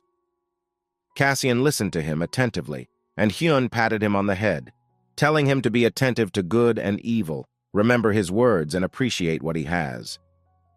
Little Cassian sat with curiosity in his eyes as Hyun told him that he really hoped that he would make the right choice. At this moment, Cassian returns to Kwan Kanu's body and realizes that he had been sleeping for a long time, seeing Moros in front of him, who does not understand Kanu's panic. Kanu asked Moros where he was, and if he called him, but there was no answer. He heard Driver, who thought Kanu was sleeping. At that moment, in Lampas's office in Korea, Psyker Kim Woo-chan was walking along the corridor of one of the middle floors, thinking about something important.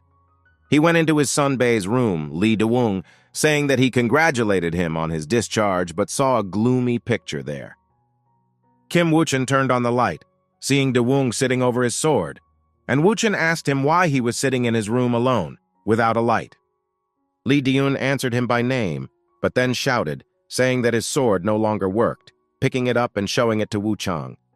Lee Do-woong explained that it was as if all the magical powers had been sucked out of his sword, and added that this might be the work of Blood Rain, the defeated villain.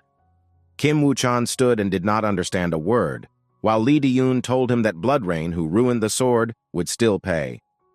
At this time, Driver and Kanu were sitting in the pub where they came for the first time, and Driver congratulated Kanu on his victory and appointment. The driver said they were at Jay's pub to help with customers, and added that he had punished all those responsible for the testing incident. Driver said this and asked if such punishment was enough, but Kanu remained silent, remembering what happened during his exam. Jae-ha served Kang a delicious dish at the house's expense and said that it was his congratulations for the new boss, answering Kang's question. Kanu did not understand which boss they were talking about, and Driver said that he defeated everyone, so the boss and he himself surrendered in advance, so Kanu has no choice. Kanu said he didn't want it, but Driver replied that they would issue a permit and there would be no problem, causing Kanu to ask if he was his employer. Driver said that Kanu can do what he wants, but it is important for him that the position of Wilsona's boss is filled by an equally charismatic and strong guy. Kanu said the locals would not be able to accept the new boss so easily as he was an eyesore, but Driver said they would change their minds. Driver said that the main thing is that he believes in Kana, and his opinion will not change and will remain so in the future. The rest is trifles. Kanu remembered how Hyun told him similar words when Cassian was a child, adding that one should believe in goodness and be a kind person. Driver asked Kanu if he had a villainous name and wanted to say that the Dark Duckling came up with a name for him, but didn't have time. He said that he would take the name Cassian, the name of a high-class psyker who was killed for treason, and this villain would exact revenge under his name. Kanu recalled standing at the airport, watching the plane with his sister take off, and Moros asked if he was worried. Cassian, being in Kanu's body, replied that he hoped that nothing bad would happen to her and that his help would not be needed. Moros asked if Kanu was looking to settle in Wilson to improve his skills, and Kanu said it was a great place. Kanu thought about it and replied that he would have strong comrades next to him, and he could not lag behind them. He needed to match. Kanu said that thanks to training he is getting better and stronger, but Lampus has eyes everywhere, so Wilson is the best place, because it allows him to move freely. He added that perhaps due to his enormous potential, he was able to gain a second power that no one had heard of before. Kanu looked at the sun and said that if he used all his skills wisely, his revenge could be carried out perfectly. Moros added that then they could begin searching for the sword of destruction that Jeff was talking about, and Kanu was surprised at his words. Kanu came back to reality, standing on the bridge looking at Wilson, and realized that he had indeed become the boss of this city. At that moment, at Seowa Girls High School in Kadam District, Kim Naeun returned to her studies and noticed that her classmates were engrossed in something. A friend showed her the news with a photo of Kanu, saying that there is a new boss in Wilson, but there is no need to be afraid, because Brother Naeun will quickly catch him.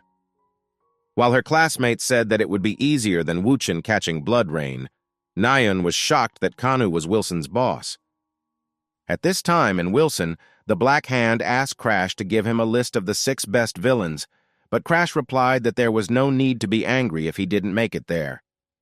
Black Hand reproached him, but Crash replied that he was in 6th place there, and Black Hand got angry, saying that the ranking was delusional and false. Crash wondered why Kanu chose the villainous name Cassian, and answering the Black Hand's question, said that the name belonged to one of the best psychers. Black Hand asked who the other psycher was, and Crash replied that he didn't know anything, but Black Hand said that he didn't know their names. Bloodcutter replied that Cassian had recently died, and Crash realized that Kanu took the name of this psycher out of superstition. Rizak said that the superstition is that if a villain takes the name of the deceased psyker, then his powers will be transferred to him. The Black Hand said that this is complete nonsense, and only an idiot would do this. You cannot believe in such nonsense in your own mind. Crash said that many in Wilson do this, and Black Hand added that many idiots do this, and Cutter asked not to quarrel between them again. The assassin-class Bloodcutter wondered why Kanu chose this name, whether it was out of stupidity or because he could gain new power. At this time, in the same Wilson, in the basement training room, Cassian came out of the shower, refreshed after a long workout. Moros told him that he was training more than usual and his body might not be able to handle it, but Cassian replied that he knew what he was doing. Cassian added that his body had become noticeably stronger, and this was influenced not only by training, but also by the explosion during the exam. Suddenly someone knocked and called Cassian, and he replied that he was already on his way, but Moros reminded him that he was not in villain form right now. Cassian turned into his villain form and went somewhere with Driver, and Driver asked if he was training day and night, but Kanu asked him to get straight to the point. The Driver told him that a meeting of Wilzona's villains was being held soon, and his presence was mandatory because he was Wilzona's boss.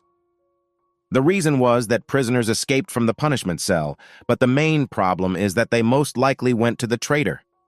At this time, a villain was sitting in one of the Wilson buildings in the Buksan district, asking the newcomers how they had the conscience to fail the mission, survive, and come here.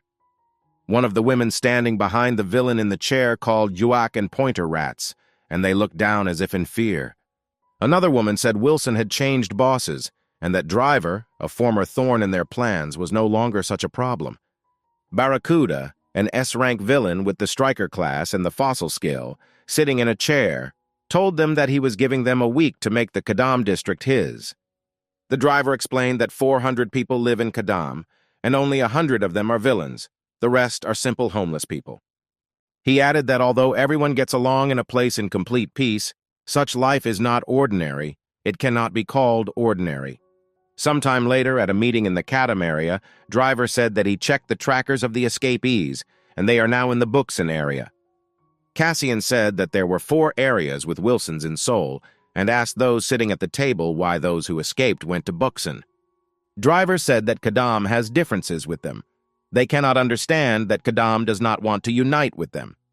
Driver created a hologram, and Khan was explained that it was Wilson's boss in Puskan Barracuda, and Red Eye added that he was S-rank. Red Eye added that Barracuda is a very cunning and strong person, but Driver said that he would not be able to defeat them. He explained that Barracuda's pride is his brass knuckles. It is said that this brass knuckles has several magical mana crystals. Buxan outnumbers them, according to Driver, and the problem is that Barracuda has a lot of top-ranked villains. Red Eye was about to say that they would attack the post, but Driver added that they would not attack without complete confidence in their victory. The Crow suddenly said that you can take away Buxan's confidence by showing your love of freedom, making it look like all the villains in Kadam have gone crazy.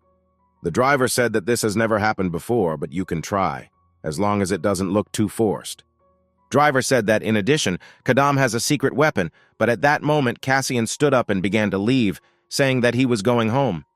Cassian responded to Driver's words that he was the boss, and the meeting was not over yet, by saying that he had exams soon and needed to prepare. After Cassian said it was time to study, Driver let him go, and Crow wondered why Wilson's boss needed exams. Sometime later, at a coffee shop, Kim Woo-chan was sitting with someone having coffee, answering someone that he didn't hang up his calls. Seo Ji-ho, a psyker trainee with a support class and the skill of psychokinesis, replied that he himself had not tried to call either, adding whether Woo-chan had plans for the future, since it was already autumn. Seo Ji-ho asked if he would advance further as a psyker or go to school, but Woo-chan told him that he didn't know yet. Woo-chang took coffee and said that he wanted to try himself in different areas and gain some life experience. Seo Ji-ho replied that then it was worth choosing not a regular school, but a training campus for psychers, as his father wished. Woo-chang remained silent, and Seo Ji-ho said that if he becomes an S-class psycher, like his father, but did not have time to finish, because Woo-chang said that he was not ready for this. Woo-chan said that only 30 people around the world have this title, and his goal is to become one of them, because then he can take revenge. Seo Ji-ho answered him that a simple support like himself cannot reach such heights, despite the fact that among the top psychers there is one support class. She objected to Woo-chang. Seo Ji-ho added that Woo-chang has a much greater chance of becoming a top psycher, because he caught Blood Rain. Seo Ji-ho said that everyone at school wants to imitate Woo-chan, and Woo-chan was about to answer that he wasn't the one who caught Blood Rain, but the phone buzzed. Woo-chan said that his sister, Kim Naeun, wanted to meet him, and he offered to go with Seo Ji-ho, just for company. Uchkan said that they had not seen her for a long time, and at that time Cassian passed on the street, telling Moros that he was going to buy a book. Not long before this, in Wilson Puskin district, in a punishment cell, Barracuda walked among the cells with towerless villains imprisoned in them. He entered the cell where the villain sat in human form, saying where his cute favorite toys had gone. Barracuda went into the punishment cell of this villain, and he asked who he was and where his toys were, to which Barracuda replied that he had hidden them. The bound villain said that if he hid them, he would have to pay for it with his life, but Barracuda approached him point-blank. Barracuda said that he would give him new toys, and when asked what kind of toys, he said that the toys were in the Kadam region, in the place of his homeland. Barracuda asked the villain if he remembered Driver, and he replied that he was the great boss there, a friend who just wanted to tear his eyes out. Barracuda replied that he was no longer the boss, and added that the villain could go there. Interesting toys were already waiting for him, and he removed the shackles from him. Returning to the present, Naeun approached An Min-young, saying how long she had been waiting for her, and said that she was surprised by her new phone number. And Min-young said that she did not wait long, and added about the number that she wants to change everything after what happened, and also forget about it after the hospital. An Min-young asked where her brother was, and when she found out that he was waiting to meet her at the bookstore, she gave Naeun a gift in a bag, saying that it was for her. Saying that it was a sign of gratitude, they came to the bookstore, and Kim Naeun smelled the books, because she likes their smell. Saying that she loved the smell of new books, Nayeon said that she would go buy one, and An Minyoung replied that she would go with her. Minyoung asked what kind of book she was looking for, and Nayeon replied that she wanted to buy a cooking book for her brother because it wasn't sold online. Nayeon found this book about Korean food for puppies, but just as she was about to take it, another person took the book. This someone was Cassian, and Nayeon screamed at him to wait because she was the first to take it, but he replied that he had the book in his hands. Cassian remembered that this was the girl that Bloodrain stole, and saw the second one behind her, realizing that everything was fine with them, and he gave Nayeon the book. Moro said that he would not help him with cooking tomorrow, and Cassian answered out loud that now they would ask about the book in the warehouse because she should not be alone. An Minyoung asked if Nayeon knew this guy, but Kim Nayeon only looked at his back, holding a puppy cooking book in her hands. At this time, the hooligans were sitting behind the school playing fights with bricks, and the guy who was with the baton said that they were fun alone. The guy with purple hair suddenly said that he was bored and wanted to bring back the old days, surprising all the other bullies. But a man's figure suddenly appeared in front of him, saying that if he was bored, he could help him have fun by making the bully shut up. The hooligans were alarmed, but the strange villain said that he would give them a gift because they were very cute and needed to be cheered up. The hooligans realized that there was a villain in front of them, and he said that they could refuse, and the hooligans refused his terrible gift. Saying that there was nothing fun in their refusals, the villain used the gift time skill and put a gift on the purple-haired guy's head. This gift on the bully's head suddenly had a face and began to move, and the other bullies trembled nearby in fear. Puppeteer, a rank A-class generator villain with chaos skill, said that now they would all have a lot of fun together. At that moment, Woochen and Seo Jiho noticed Nayeon running towards them while they were standing in the middle of the bookstore. Kim Woochen asked why they were here since they could have gone to a cafe, and Nayeon replied that she wanted to buy a book at the store. She showed him a book on cooking for puppies, and Woochen thanked her, saying that he was looking for it to develop his cooking skills. Woochen asked An Minyoung, who was standing nearby, if she was okay, and found out that everything was fine. She replied that she was already feeling better. Nayeon gave Woochen a gift in a bag, saying it was from Minyoung, and Minyoung told him it was a token of gratitude for saving him from the villain.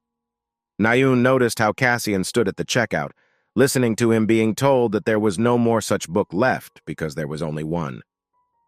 But suddenly the whole building seemed to be in debt, and everyone felt something was wrong. Even Moros became alarmed and looked around. At that second they heard a trek, and Cassian shouted to everyone to lie down, after which all the glass cracked and something in the building broke. When everything cleared up, everyone was fine, but Wu Chang suddenly noticed that in the middle of the store there was a strange figure of a man with a gift on his head. The driver was sitting in his office in Wilson Kadama at that time, and suddenly heard that urgent news was going to be announced on TV. According to the news, a man said that people with gift boxes on their heads are appearing in a shopping center in Kadam district, and this is the work of a villain. The news said that they would be contacting a reporter, and driver turned his attention to the news, stopping to think about Cassian's exams. The driver asked what they were talking about, and Crow said that based on the familiar boxes, it was clear that this was the work of that crazy villain who escaped 3 years ago.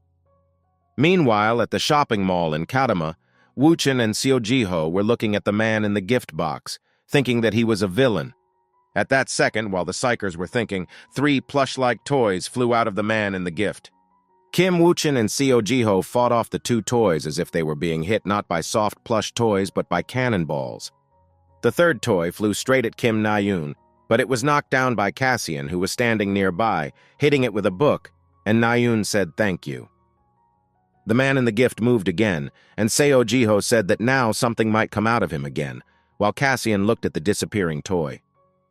Kim Woochen rushed into battle, telling Seo Jiho that he would neutralize the villain and he would cover the rest, preparing to attack. Thinking that he had to destroy all the villains, Uchkan rushed forward, but he was stopped by Cassian, saying that he did not want to kill a person. Cassian stepped forward and said that the man in the gift was just a puppet controlled by the villain, and there was no point in attacking him. Seo Jiho turned around and stopped, thinking that since the man in the gift was a puppet, how did Cassian know this? But he remained silent.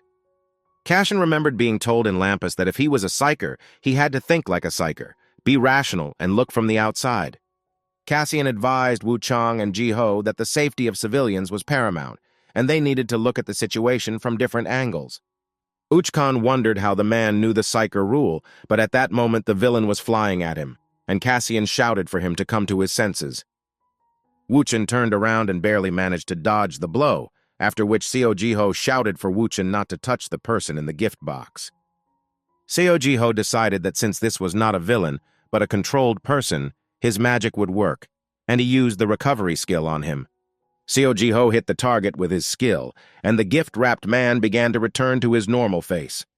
Seo Ji-ho asked if he succeeded, and An Min-young praised him for his hard work, but Kim Na-eun looked at the situation with caution.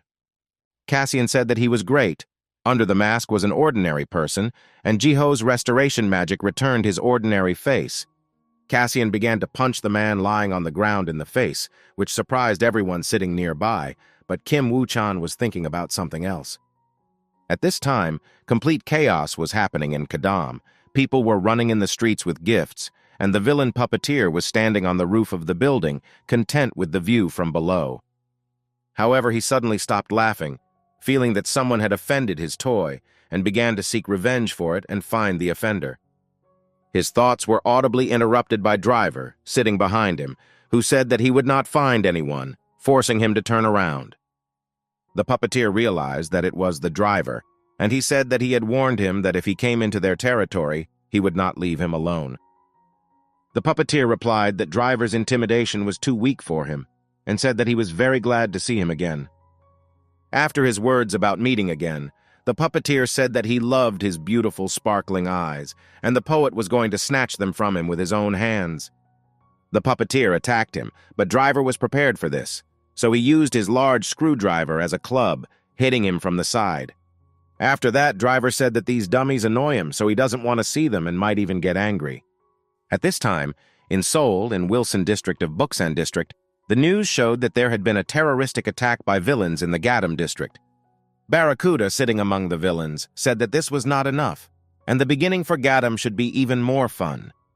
Rockhand, an A-rank striker with an ore skill, asked why they couldn't just barge in and destroy everything in the Gadam area. The villain Ice Demon is an A-rank mage class, and with the skill of ice said that all he cares about is that he can freeze everything around him.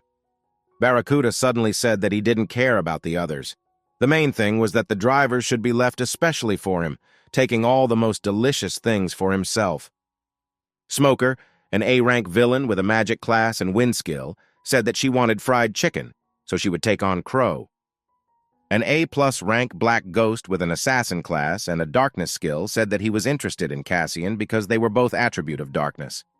The smoker said that it was unusual for him to be interested in people, and Barracuda replied that he was talking about Vilzona's new boss, Gadam.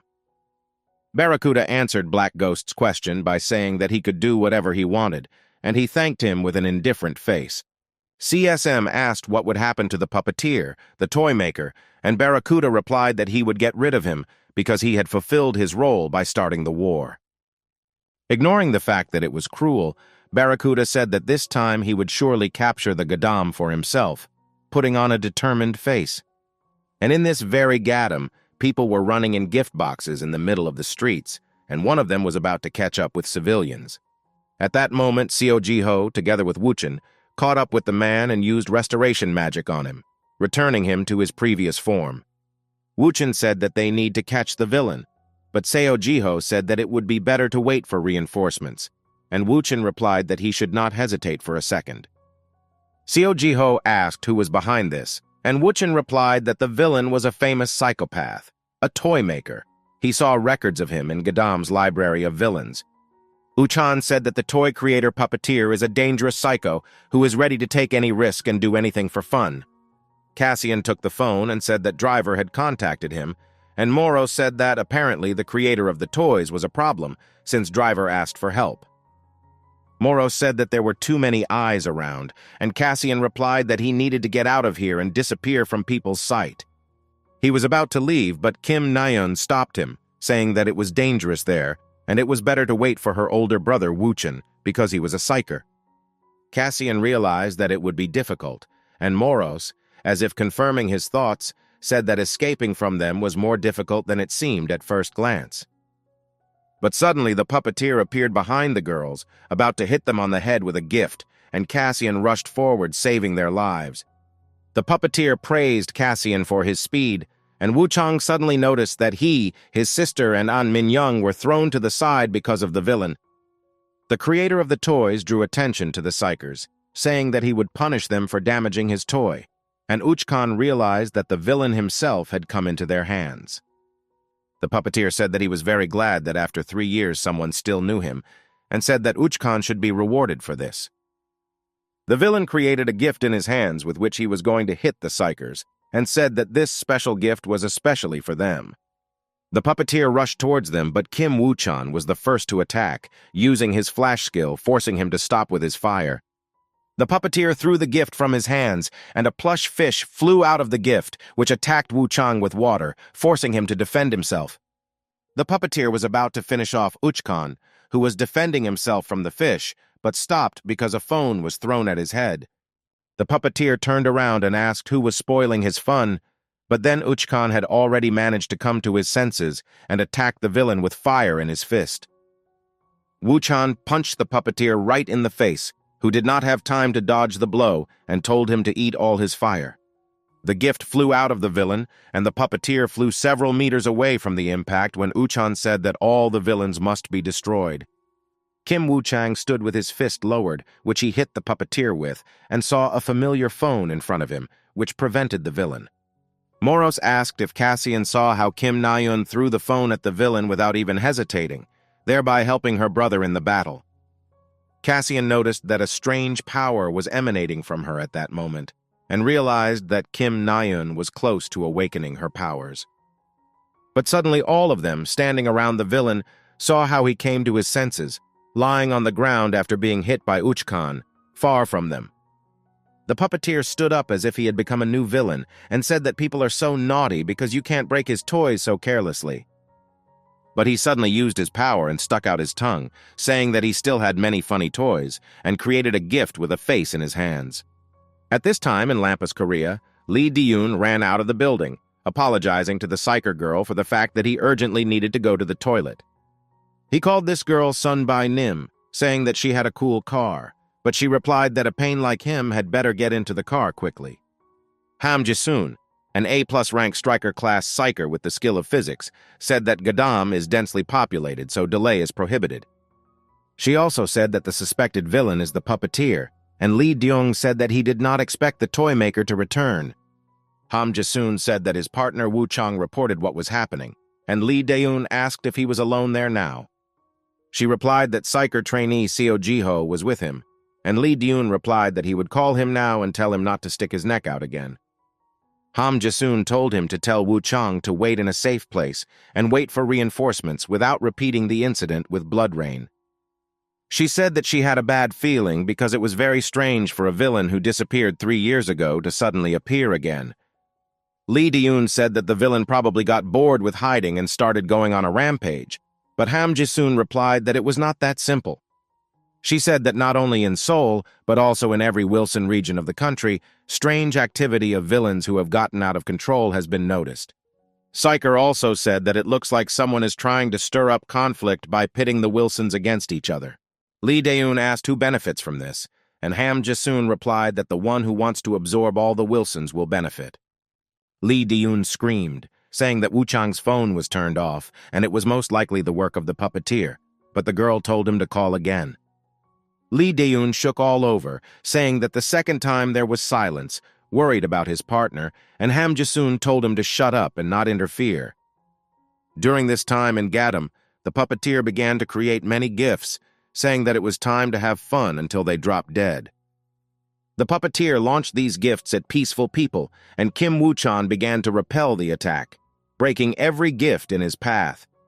But the toys that flew out of the gifts hung on Kim Wuchan, restraining his strength, and the puppeteer said that this was his special slime gift. The puppeteer said that this gift is unique, and soon Wu Chang will become the best toy for him, and the toys began to consume his body. Cassian shouted at Seojiho, calling him blue-haired, and told him to use his ability on Wu Chang and not stand there like a pillar. Seojiho did as Cassian said, and the toys began to fall off Kim Wuchen like water, releasing his power. The puppeteer realized that the one who was killing his puppets was Jiho and jumped towards him, telling him to stop breaking his toys. Uchkan managed to push him in the back while jumping and began to attack the puppeteer, but he began to read his attacks and dodge the blows. The puppeteer grabbed Kim Wuchen by the neck, saying that he had a super rare item in his hands and he would be honored to become his toy. But suddenly the shadow sword cut through this gift in his hand, and the shadow bonds rolled up the puppeteer, immobilizing him for a while. Kim Wuchan caught the moment when someone interfered with the puppeteer again and delivered a punch to his face, causing him to fly away. The puppeteer was incapacitated and thrown back, and Uchan noticed that it was the same sword that the unknown villain used to save his sister. Driver watched the battle from above using his drone and said it was best to pretend he didn't see anything. The next day, there was a TV report about the events that took place in the Gadam shopping area yesterday afternoon. The host asked Ham Jasun if the creator of the toys was responsible for this, and she confirmed his words, saying that huge damage was caused. The man asked the reason for the frequent attacks of villains in Gadam, and she replied that Wilzona is a place of socialization for villains. Jasun said that according to statistics, cities with Wilsons have lower crime rates than other cities without Wilsons. She said she thought the result of the recent spate of crimes was that the ringleaders were not Wilsons. The presenter asked her how to solve this problem, and she replied that to solve it, it was necessary to reorganize the Wilzona in the Gadam region. Jisun said that if the psychers had been inactive, there would have been many more casualties among the population. She said that the participation of psycher Kim Wuchan deserves special attention because he is one of the most promising in the Korean Lampus.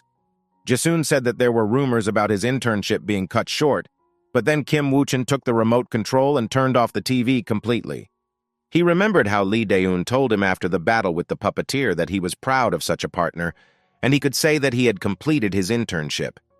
He remembered how Cassian saved him several times, and thought about why the villain saves people, and why he does such actions. He bit his tongue in misunderstanding and disagreement, thinking that this villain had the same name as the great psycher Cassian Lee.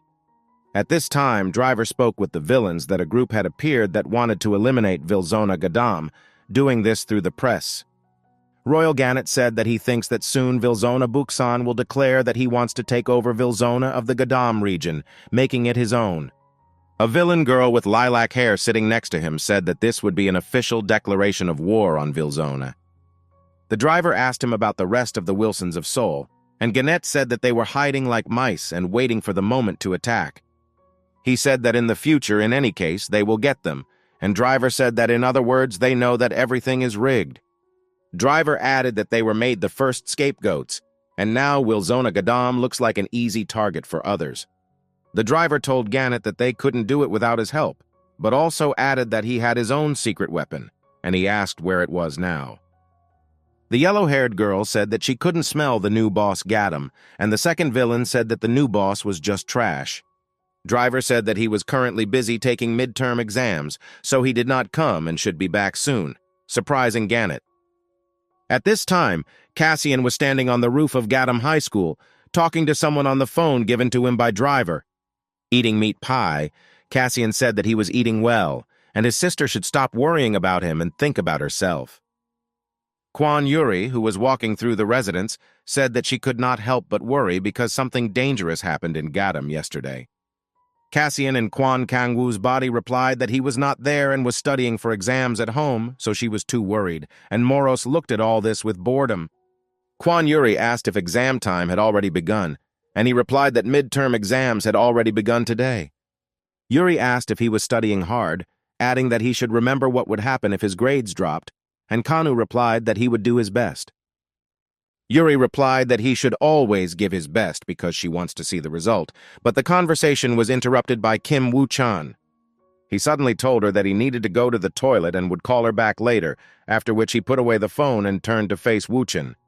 Kim Woo-chan stood with a serious face and suddenly called Kang-woo by his name and said that he had important words for him.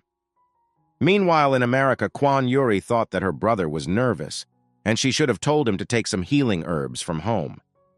A man in a suit suddenly called her, saying that he couldn't get through and find her, and she replied that she called home, asking what happened. Sean said that he was on another occasion and said that the director of this residence returned from a business trip 10 days later. Sean said that as soon as the director returned, he immediately said that he wanted to meet Kwon Yuri in person, which surprised her. A minute later, Sean came into the director's office, saying that he had brought manager Kwon Yuri, and she thought it was the first time she had seen this man. The director turned to face them and said that he apologized for such a sudden, rude invitation, and even at such a late time. His face was pale like an elf's, and he had blonde hair, and he extended his hand, saying it was nice to meet you. His name was Vincent. At this time, on the roof of the school, Wu Chang said that he wanted to thank Cassian in Kanu's body for helping him yesterday. Uchan said that in that situation, Kanu did not hesitate and he should have learned from him despite the fact that he is Uchan's psyker. He said that Kanu acted without delay and helped him with advice, after which Uchan handed him the package, saying that this was the second thing he wanted to do. He said that his sister gave it to him, saying that she wanted to thank him for his help yesterday, and Cassian was surprised. Wuchen became serious and said that he wanted to confess that this was the first time his sister had given a gift to another guy other than him. Kim Wuchen handed him the package and told him to take it, because Naeun had been trying to find this gift for a long time. And after that, he asked one more thing. Uchan asked if Kanu had happened to see a man dressed in black yesterday, but Cassian pretended not to understand him. Wuchang realized that there was no point in asking this, so he said to score, after which he turned around and wished him good luck in the midterm exam. Moros asked what was inside the package, and Cassian took out a cooking book from there, which he gave to Naeun yesterday at the shopping center. Sometime later, Driver asked Gadam Hemoboy to set up barricades in Wilson and said that he relied on his help. Driver said that they needed to set traps, and Crow asked if the Buksan guys would come, to which he replied that he thought they would. Driver realized that they seemed to be preparing for war and noticed Cassian, asking him if he had passed his exams since he returned so early. Cassian saw the villains working hard on something and asked Driver about it, learning that they were preparing to fight off the attack. After being asked who would attack, Driver said that he had quite a few men, but because of the preparation they could win. Cassian said he was going to Yu Jaiha's pub, and Driver asked if he failed his exams, and Crow said she wanted to have a drink alone with Driver. At the pub, Yu Jaiha asked how many top-quality mana crystals Cassian wanted to buy, and he replied that he needed all he had. Yu Jaiha asked if he had enough money because the crystals were incredibly expensive, and he wouldn't give them away for free, and Cassian asked how much they cost. Yu Jaiha thought for a moment, after which he said that Cassian was very persistent, and if he was not bluffing, he invited him to inspect the goods. They went down to the basement behind the counter, and Yu Jaiha pulled out 2 boxes, saying that there were only 5 in stock, and Cassian replied that he expected more. Saying that almost all the crystals had recently been bought up, and also that they were very difficult to get, Yu Jaiha handed him a paper with the price of the crystals. Yu Jaiha said that the price was very small, and Cassian suddenly replied that he would buy all 5 for a 20% discount, but he was refused. Cassian said that he would then buy 4 crystals, but would take the 5th as a gift, and Yu Jaiha realized that the buyer was very stubborn. Yu Jaiha said that he would give Cassian a discount, but only if he paid the entire amount at once, and Cassian asked for the invoice number. Some time ago, Cassian sat at the computer with Moros, saying that he has a Swiss bank account in Cassian's name, which only he knows about. Cassian told Moros that Jeff had opened this account in case he disappeared, at which point he was able to access the account. Moros said that there was a lot of money there, and Cassian replied that he would rather keep all his savings there if he knew about the account. Moros asked what he was going to do with the money, and Cassian replied that he was going to invest it in his improvement. Cassian bought 5 crystals from Yu Jaiha and left the pub, after which Yu Jaiha thanked him for the purchase and asked him to come see him again. After Cassian left, Yu Jaiha wondered who he was, because this young villain, Wilzona's boss Gadam, paid the entire amount. At this time, 2 friends decided to go to a cafe for lunch, buying 2 mangrove parfaits, and they both went there and began to eat in peace. Saying that they put a lot of mangoes, Nayun asked An Min-young if she remembered where the guy who saved them yesterday went, and she replied that she did not remember. Min-young said that he probably went home, and Nayun wondered how he ran away from them without saying anything goodbye.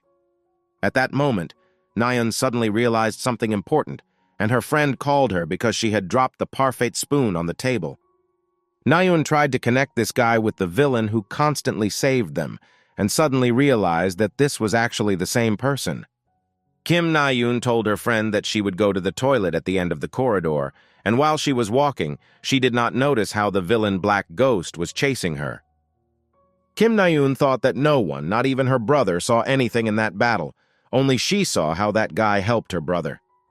She thought what would happen to him if she revealed his identity to everyone, but at that moment she saw in the reflection that this same villain had entered the toilet. She asked the villain what he was doing here, but he did not answer, simply remaining silent, while looking somehow different than last time. And Min-young thought that Nayun was very late and did not respond to her messages, but suddenly the wall broke and someone shouted that there was a villain. An Min-young asked what happened, but the villain who looked like Cassian asked her back if she was Kim Na-yoon's girlfriend. Radiating a strange aura, the villain told her that if Nayun's brother wants to return his sister, then he should come to Wilsona in the Gadam district. Already in the evening, in Wilson, Gadam, the Black Hand, and Crash saw a barricade in front of them, and Rizak said that it was from Buksan's attack. Crash said that it was better to break it, because it would still be more useful if they attacked Buksan everywhere first. Black Hand walked forward and invited them all to go to Buksan together, but Cutter warned him that there were traps ahead. Cutter said that it was Hamoboy and Earthdog who tried, but Crash suddenly turned in the direction opposite to Wilson. Crash asked if Kim Woo-chin was running towards them by chance, and Black Hand asked who it was, thinking it was the villain from Buksan, but it was Psyker. The Black Hand asked everyone to step back, saying that Uchkan was his, preparing to attack and asking why the Psyker came to them. The Black Hand called the Psyker to come up because now he would get a lot, but Uchkan prepared to attack, saying that he had come for his sister. Uchan stepped on the trap, after which the ground beneath their feet collapsed, and Black Hand fell into a huge hole next to the barricade.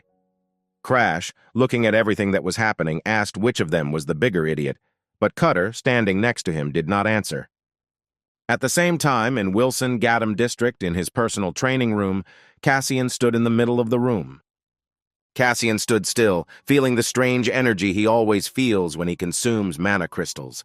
Moros asked how it felt after absorbing the 5 stones, and Cassian said not much, asking to check the status. Cassian's mana increased to 860, and Moros said that now they either need to look for natural stones or absorb many artificial ones. But finding high-grade artificial mana crystals is difficult, so Cassian decided to focus on training. Moros said that the choice was Cassian's, but noticed that his mana had grown greatly since that explosion during the exam.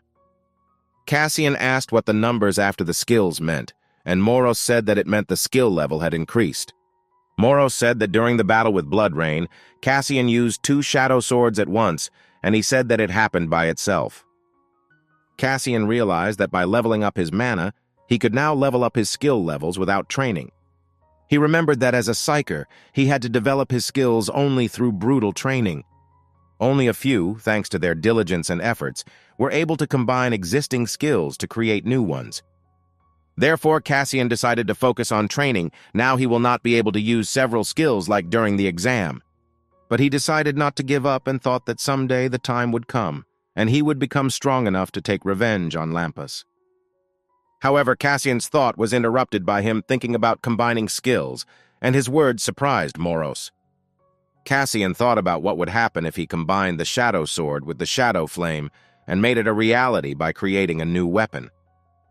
Cassian screamed with joy, but Moros wondered how he could combine 2 skills into one so easily. However, he remembered Jeff's words that Cassian had great potential and he would definitely become one of the best psychers. But they were interrupted by Driver, who knocked on the door, telling Cassian that he had a guest who was eager to meet. Cassian asked who it was, and Driver said that Kim Woo-chan had come to them, wondering what psyker had left in Wilson. At that moment, in Wilson in the Buksan district, on the lower floors of the building, a villain similar in appearance to Cassian was walking, carrying Kim Na-yoon on his back. He changed his appearance, turning out to be a villain who was close to Barracuda, and the smoker told him that he quickly returned. The shadow ghost said that he would lock her in a cell, and Barracuda agreed, answering the smoker's question that he was going to frame Gadam. Barracuda said it would be fun when they said on TV that the Gadam bastards had kidnapped Psyker's sister. It was great press bait, and the CSM said they would attack the Gadam villains like hungry stray dogs. Barracuda said that at this moment they will be left alone against the whole world, and then he will take Wilzona Gadam into his hands. Returning to Wilzona Gadam, Cassian stood in front of a bound Uchin, saying that he thought they had kidnapped his sister. Cassian remembered who Kim Na-yoon was and said that he had nothing to do with it, because dirty methods were not for him, and Driver confirmed this. The driver said that the guys from Buksan want to set them up badly because they stole a person and slandered the villains from Gadam for this.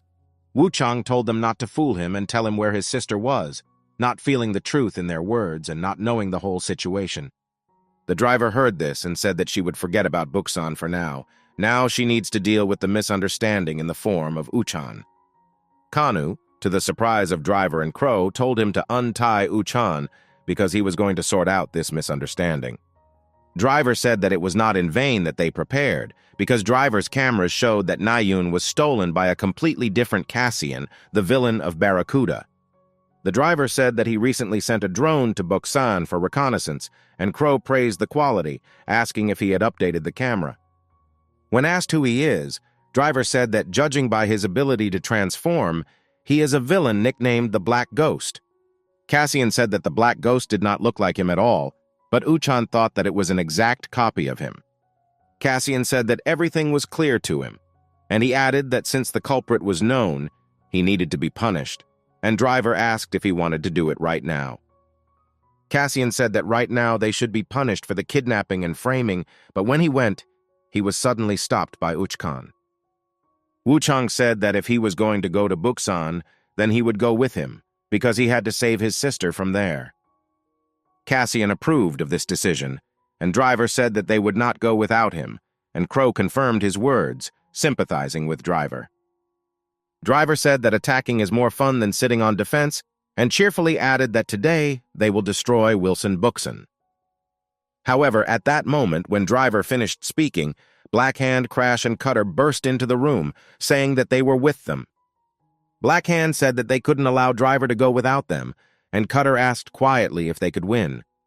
Cassian said that he didn't mind if they went together, but there were some things he would have to deal with before attacking Buksan. Cassian said this and looked at Uchan, and Driver first wondered what needed to be done, but then realized the problem. The action moves to the La Vie en Rose Hotel, located in Seoul, in the general manager's room, designated as a suite. Jewels and jewelry were laid out on the table, and the director admired them, saying that they were magnificent. Calling them dear children, he kissed the jewelry, and the two twins behind him called him trash, saying he was in his repertoire. But his phone rang, and he answered, asking what happened and saying that he was busy right now as he was working on a report. He thought to himself that he didn't have enough time to admire his favorite jewelry, but suddenly he heard something that brought him into the real world. Saying this to the person who called, he said that he understood him and would help him, because he could be relied on like an old friend. At this time, Cassian and the villain stood in Wilson Bucksan in front of their main building, thinking that enemies lived here. The driver said that once they are here, there is no turning back, and added that before action they need to repeat the strategy again. Driver said this phrase to all the villains from Gadam, and personally addressed the person standing behind him, telling him to come closer. Driver told him that even if he was a rookie, that didn't give him the right to just stand there, and called Kim Woo-chan Red Mask, his new villain name. Sometime before, Cassian had told Uchan that if he wanted to go with them, he had to wear this red mask, and he asked why this was necessary. Cassian told him that this was to ensure that no one knew that Uchan was a psyker, otherwise he would be in trouble, and Driver agreed with him, saying that he had created this mask before. Driver said that he didn't mind giving away this mask, because he didn't expect that it would be useful to anyone, and Cassian said that he advises wearing it if Uchan doesn't want problems for himself. At this time, In front of the main building of Vilzona in the Buksan district, there was a conversation between the villains from Gadam that their main target was the boss of Vilzona Barracuda. Cassian said that rescuing the hostage was a secondary goal, and Verona replied that his idea was very risky because it was difficult to checkmate with such a lineup. Cassian asked Driver to find the shortest path, saying that the speed and surprise of the attack were two of its main components, which they should all rely on. The driver said that he was already in the process of searching, and Cassian added that now he would tell the roles for everyone, so you need to listen carefully, and Uchkan remained silent. Cassian said that Driver would be on reconnaissance, and Verone said that he would fight and she would cover, and she replied that this time she had to agree. Red Mask asked if this was a tight quarters tactic, and Cassian did not answer, saying that Red Mask would be in the rear. Crow asked Driver what fighting in a confined space meant, and at that moment Blackhand shouted the loudest, having objections. Blackhand asked why they didn't get the job, and Crash added that they could just burst in and destroy everything, because that's what villains are all about. Cassian looked at them and said that they also had an important mission in store, and Crash replied that he knew that the three of them were the key to victory in this operation. Cassian told him that they would wait for them to return at the entrance and help them get back out, and added that until then it was better for them to sit hidden and not stick out. Cassian began to argue with the Black Hand, who said that they could do something more significant in tactics, but he replied that they needed to cover their retreat. At this time, Uchan recalled how, as a child when he was in cadet training for Psychers, someone spoke to him the same words that Cassian speaks now. This man told him that he should not swing his fists without a clear plan because it would not achieve anything, and added that he needed to rely on strength and speed more often. This man was Psyker Cassian Lee, and he told little Wuchang that he was a very talented boy, so he should remember what he just said. Returning to reality, Kim Wuchan now understands that the words that the great Cassian Lee spoke to him are being spoken by a villain who bears the same name as the great Psyker. At this time, the driver, with the help of his abilities as an inventor, subordinated all the observation devices in Wilson, and suddenly said that the 11th camera was in his possession, and all the others too. Cassian said that for this reason it was time for them to take action, and he, Driver, and Crow jumped from the roof of the building, beginning to execute the battle strategy. Kim Wuchan, in the form of the Red Mask, also decided to act, thinking that he hoped for the safety of his sister, promising to come and save her soon. At this time, Kim Nyan, lying in a cell on the lower floors of the main building of Wilson Buksan, woke up and screamed because she did not understand where she was. She remembered how a villain similar to Cassian had kidnapped and left her here, and realized that it was not him, but someone else, and at the same time surprised at her confidence in this, because she was unconscious. At that moment, Black Hand, Crash, and Cutter were standing on the street, and they were angry that they had been left idle, forced to cover the retreat when it came. Crash told him that a real villain shouldn't sit still during a real battle, and Black Hand agreed with him, saying that he talks and thinks the same way. Cutter told them both that it should be obvious to them that they were kicked out of the operation for being too loud, and Black Hand countered by saying that it was also his fault. Black Hand, Crash, and Cutter, who were waiting in ambush to retreat, suddenly fell silent when they realized that they had been discovered by Wak and Pointer, walking along Vilzone Buksan. Yuak looked at the three villains from her Wilson Gadam and asked what they were doing here, as Pointer called them a trio of idiots. Yuak suddenly asked them, making a huge pause between parts of the question so that the trio of villains stood waiting, and suddenly said if they had really come to surrender to them. Black Hand stood in bewilderment at first, but then he realized everything and shouted that he had come here to fight, and Cutter realized that it was a mistake. But suddenly a voice sounded like thunder in broad daylight between their dialogue, saying why it was so noisy here, and it was the villain Rockhand from Buksan. Rockhand looked at the trio of villains and said that he had not seen them before, after which he asked if they were a bunch of fearless idiots who had come to spy on them from Gadam. Yuak entered their conversation and told Rockhand that these idiots did not have enough surveillance abilities, so they most likely came to surrender to them. Black Hand shouted that this was a lie, and they came to capture Buksan, which made Cutter realize that now they would end because their roles had been revealed. Saying that this was reckless courage and suggesting that they see if it could be stronger than stone, Rockhand used his strength and wrapped his hands in stone up to his shoulders. But the Black Hand was able to object to him, saying that the stone was not too strong and his steel hands would be much stronger, and he used his strength, making his fists steel. At this time, Barracuda, sitting on the high floor of the main building in Wilson Buxan, closed his eyes and thought about something from his past. Barracuda recalled how several years ago he suggested to Driver that they merge the Wilsons, and Driver replied that he did not understand what the reason for this was. Barracuda told him that he was tired of living with an eye on the Psychers, and the union of Wilson Buxan and Gadam would allow them both to become stronger. Barracuda was delighted and began to say that he could look further and unite all the Wilsons in the country and maybe throughout the world, seizing power from the Psychers. Driver told him that he would not help him because art should be created alone and Barracuda should not involve others in his ambitions. Barracuda said he didn't know what he was talking about, and Driver replied that he was mad because he wanted to stroke his ego, like a brat bullying weak children. Driver added that one way or another he was against the Wilson merger, and noted that the two remaining Wilson bosses were also against the idea. Barracuda expressed anger, but Driver said he didn't want to bore him with his cruelty by taking out his weapon and pointing it at him, and said that he could get seriously hurt. Barracuda finished remembering the past and said the name Driver out loud, but the villain girl disturbed him, saying that a report had been delivered to him. It was Lens Girl, a Meiji Class B-rank villain with the skill of light, and she reported that the villains of the Gadam district had been discovered outside their Wilson area. Barracuda became interested in the news, and Lens Girl said that there were only 3 villains, and all of them were B-rank, and Barracuda said that in that case the problem was small. Barracuda realized that there were only 3 villains and asked who the Buxan were there, to which Lens Girl showed a projection, saying that Rockhand was fighting in that place now. Wilson's boss, Buxan, expected a lot from Rockhand, an A-rank villain, so he told her that Rockhand didn't need help and could defeat the villains alone. But he suddenly fell silent for a few seconds, after which he told her that these 3 villains were just bait, surprising Lens Girl, who could not understand the Driver's idea.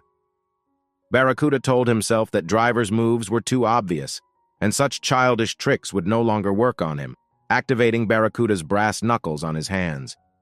Barracuda said that the bosses of the other Wilsons would not have the courage to do the same, and told Driver that he was not the same as before and should not be underestimated.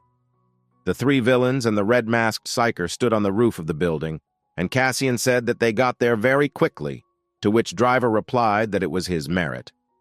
The Driver said that before entering, they should check the situation inside the building and showed a new drone, which was smaller than all the previous ones.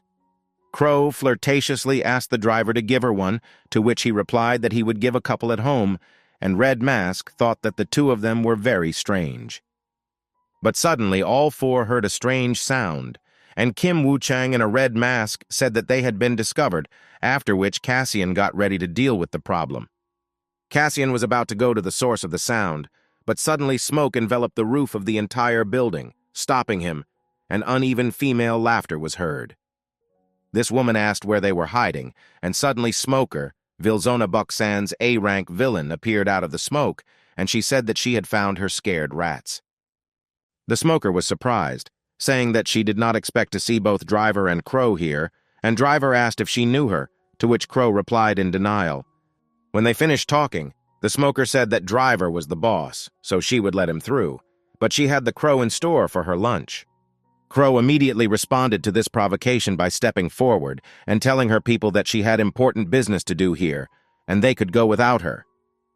Driver asked her if everything was okay, and Verona replied that this was a simple conversation between girls, which Driver had better not get involved in. Cassian, looking at this, realized that Crow was angry and asked if she needed help, to which Driver said that she could handle it herself because she was just having fun. Cassian, along with the red-masked Kim Wu-Chan, rushed into the main building and the Driver told Crow not to linger, after which he set off with the others. The Smoker smiled and said that since no one was bothering them now, Why don't they spend time together more interestingly than before? Crow sarcastically answered her that she was out of her mind now, since she believed that they were interfering with her, and added that Driver, with his presence, saved the smoker from her.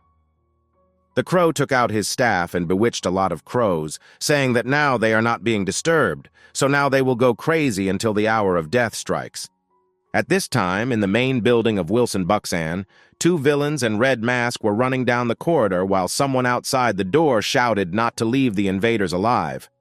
The door in front of them opened and a crowd of villains ran out, led by Sharktooth of rank B+, Striker class and Water attribute, and he shouted to destroy the invaders. As the three invaders ran straight towards the villains, Cassian accelerated, surprising them, and crashed into the crowd of villains, knocking out each of them in turn. Eventually, all the villains defending the passage gathered at one point, and Cassian did not hesitate, so he kicked straight at them, knocking them out of the way.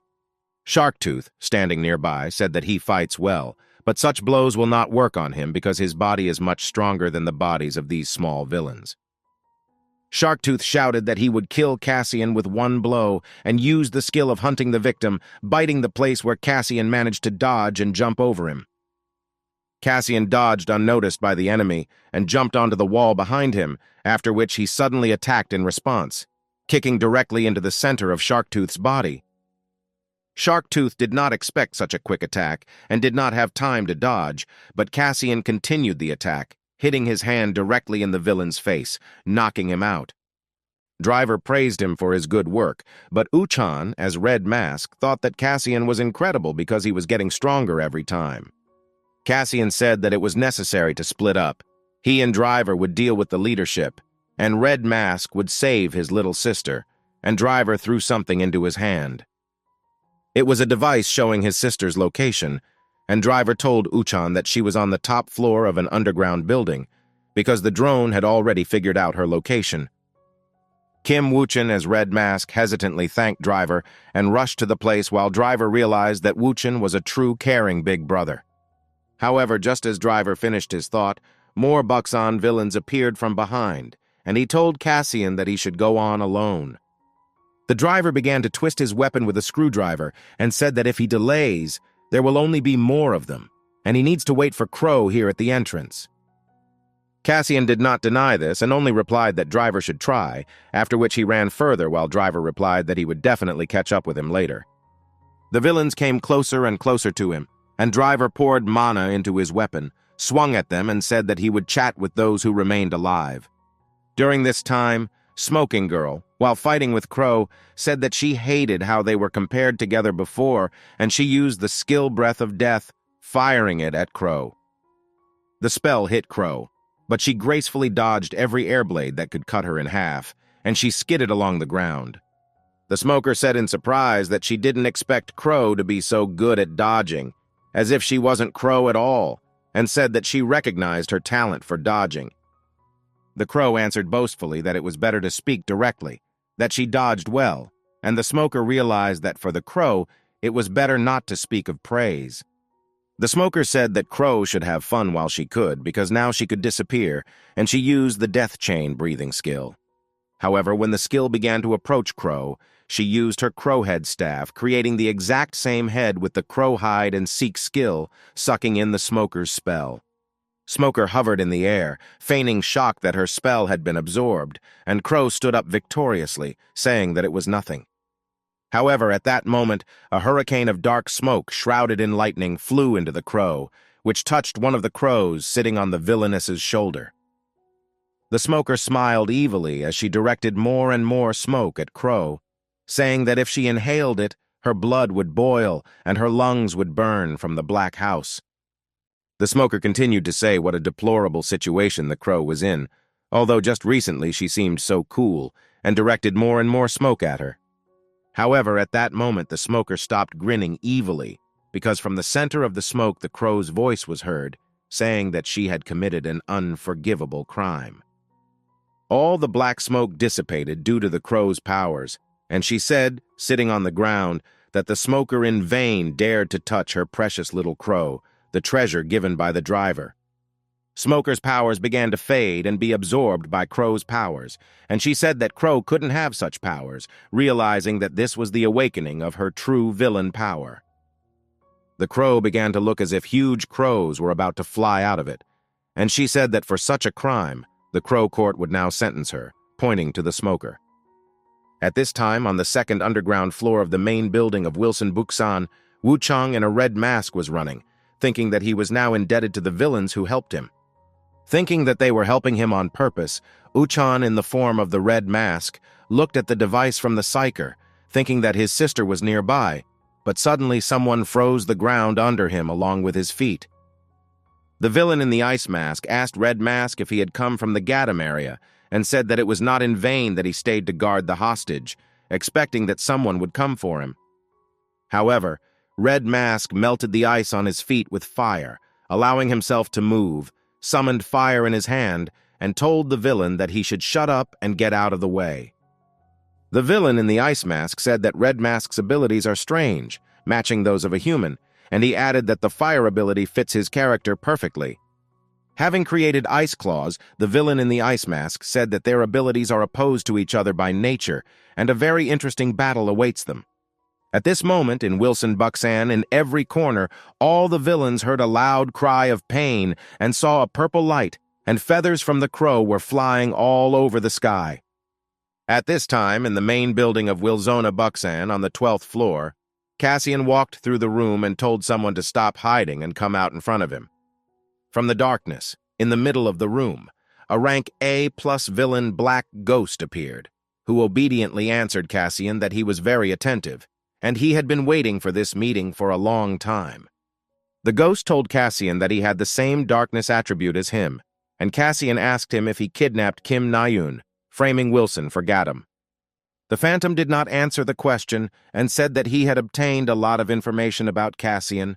From the very beginning of his villainous life, he had reached extraordinary heights.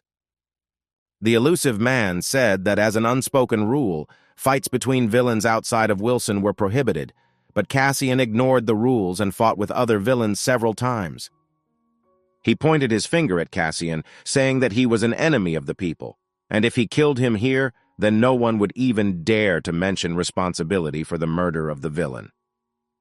The elusive man continued by saying that even though he was a renegade, Cassian still became the boss of Wilsona Gadam, and Cassian asked him what the big deal was with all this information. The elusive man responded by saying that Cassian's words may have seemed like a mockery, but this was only a small misunderstanding, because the elusive man respects him completely. The ghost said that he, like a real villain, should get angry at the criminal and start going on a rampage, but he who lives in darkness cannot even repeat this. Cassian listened to all this, completely not understanding why the ghost was telling him this, and Moros told Cassian that he should praise him, but Cassian remained silent.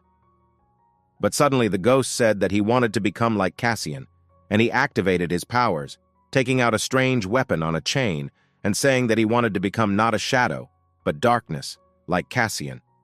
Cassian, like Moros, thought that the Phantom was crazy, but he said that he was talking too much, which was not like him, and prepared for the attack, saying that the battle would begin now. The ghost said that Cassian was very strong in the last battle and began to move in a circle, leaving behind after images of his movements. He created 4 clones of himself using the Shadow Double skill and said that if 4 of them attacked him, it could turn out to be a pretty good picture. Cassian thought that it was an illusion, but could not understand whether all 4 villains in front of him were real, and at that moment, all of the ghost's doubles rushed to attack him. Cassian decided that regardless of whether it was all an illusion, he would end everything and be done with it, and use the Shadow Blade skill, attacking all 4 opponents at once. The real ghost jumped away from the fight, but at that very second Cassian was in front of his face, about to strike him unexpectedly. The ghost managed to escape from the blow, but Cassian chased after him, saying that he would not let him hide behind him, and the ghost tried to dodge his blows, but still not everything worked out. Cassian delivered the final blow of his series, hitting the ghost's block and told him who had received damage that he had good speed for dodging. Dark Ghost was taking a break from the fight at this time, deciding that Cassian was much stronger than he thought, so he used shurikens and broke all the lamps in the room.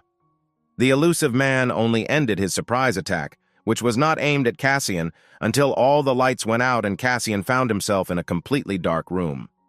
Cassian stood still, but suddenly he was attacked by the black ghost, who cut his shoulder and said that he knew this trick would work on him.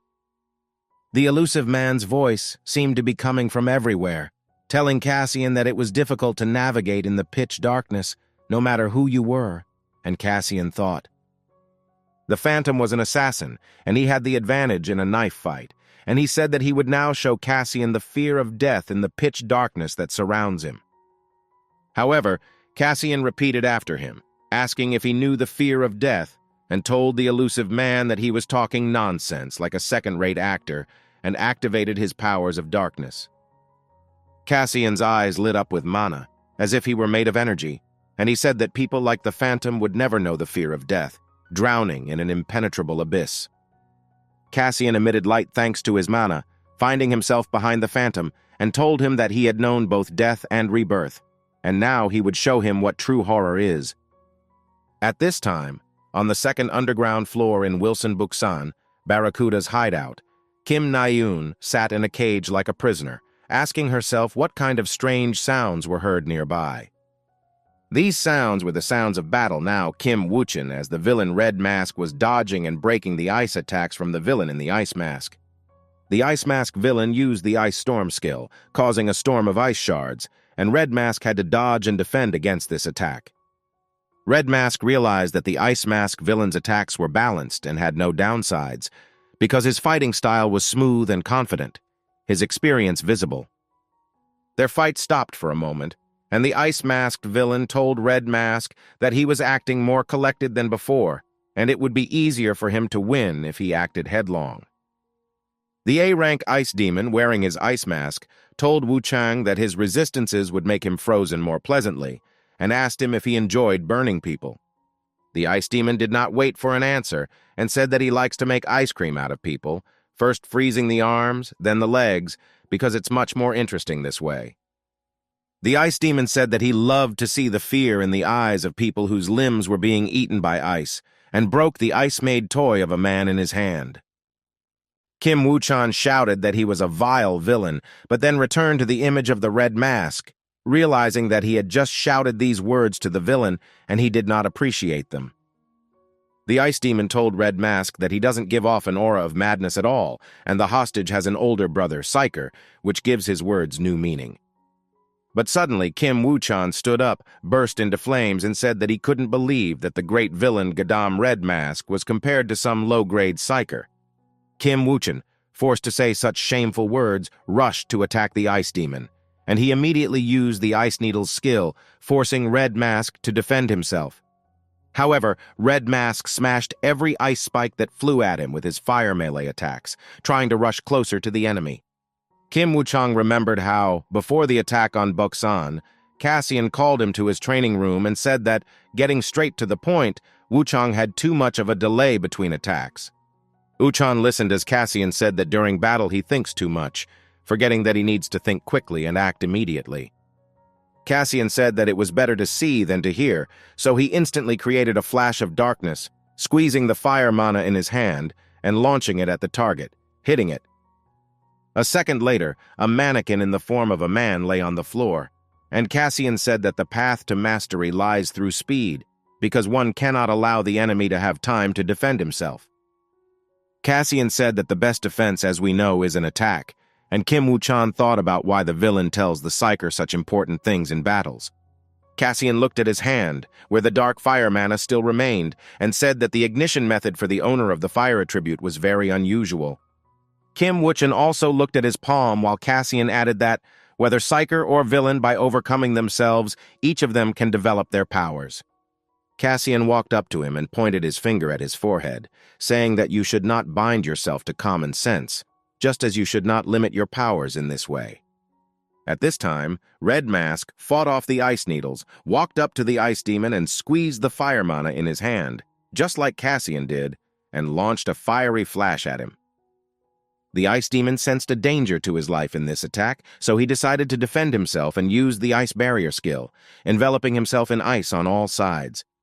Colliding with the ice, the fire instantly melted it, and while the ice demon was standing in the same place, Red Mask had already used his flame strike skill, not giving him time to defend himself.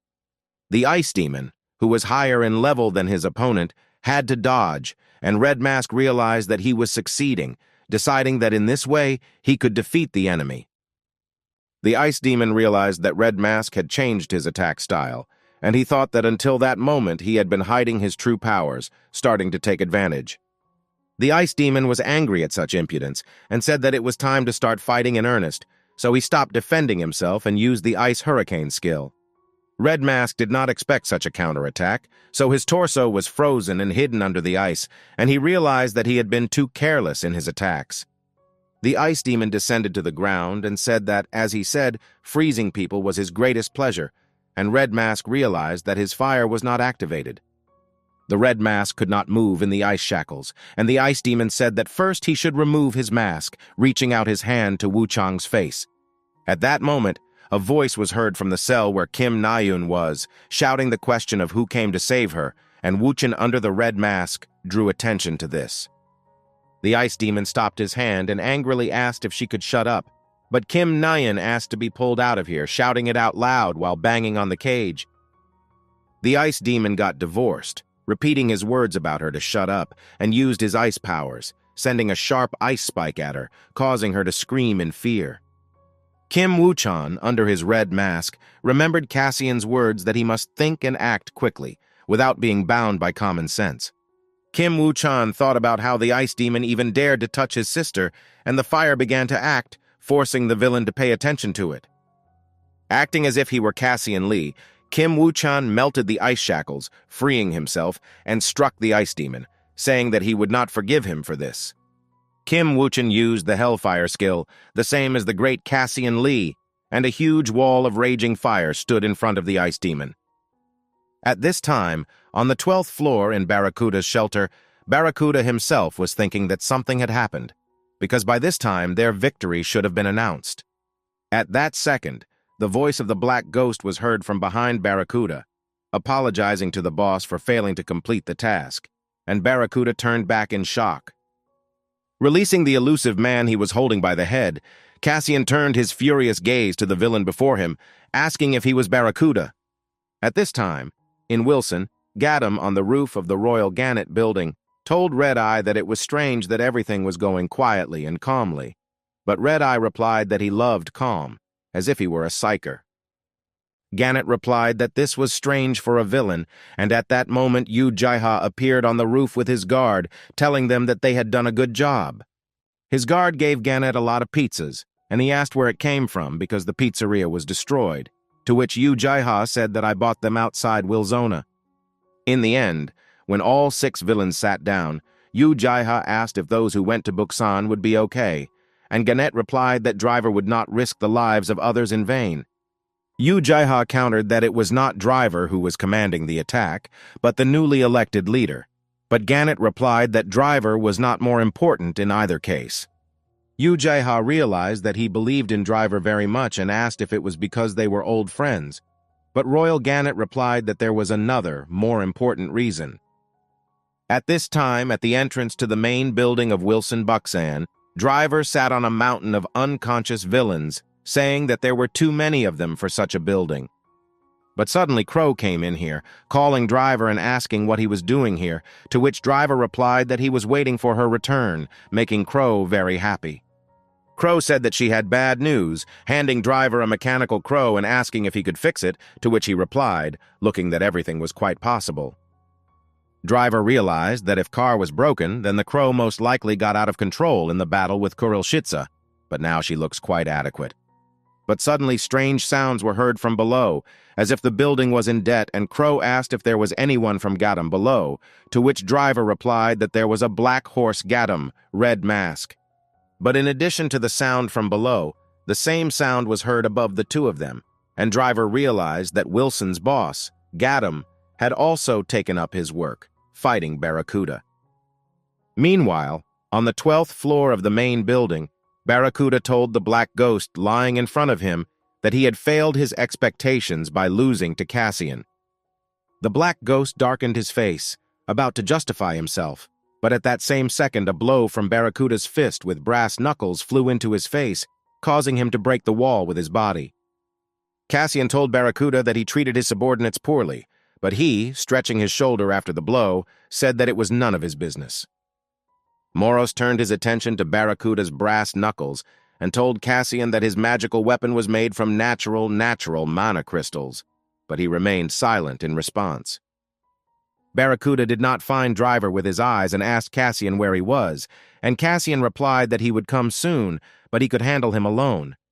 Barracuda said that he only had business with Driver, and there was nothing for the newcomer to catch here, but Cassian suddenly replied that he also had business, but with Barracuda.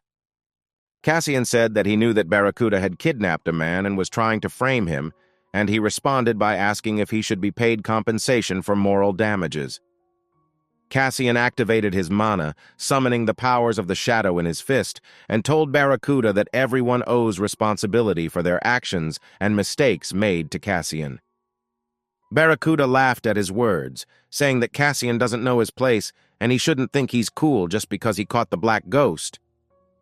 He added that he had heard from Yuak that Cassian had outstanding fighting abilities despite his low mana levels, but it seemed that he was just lucky on weaklings.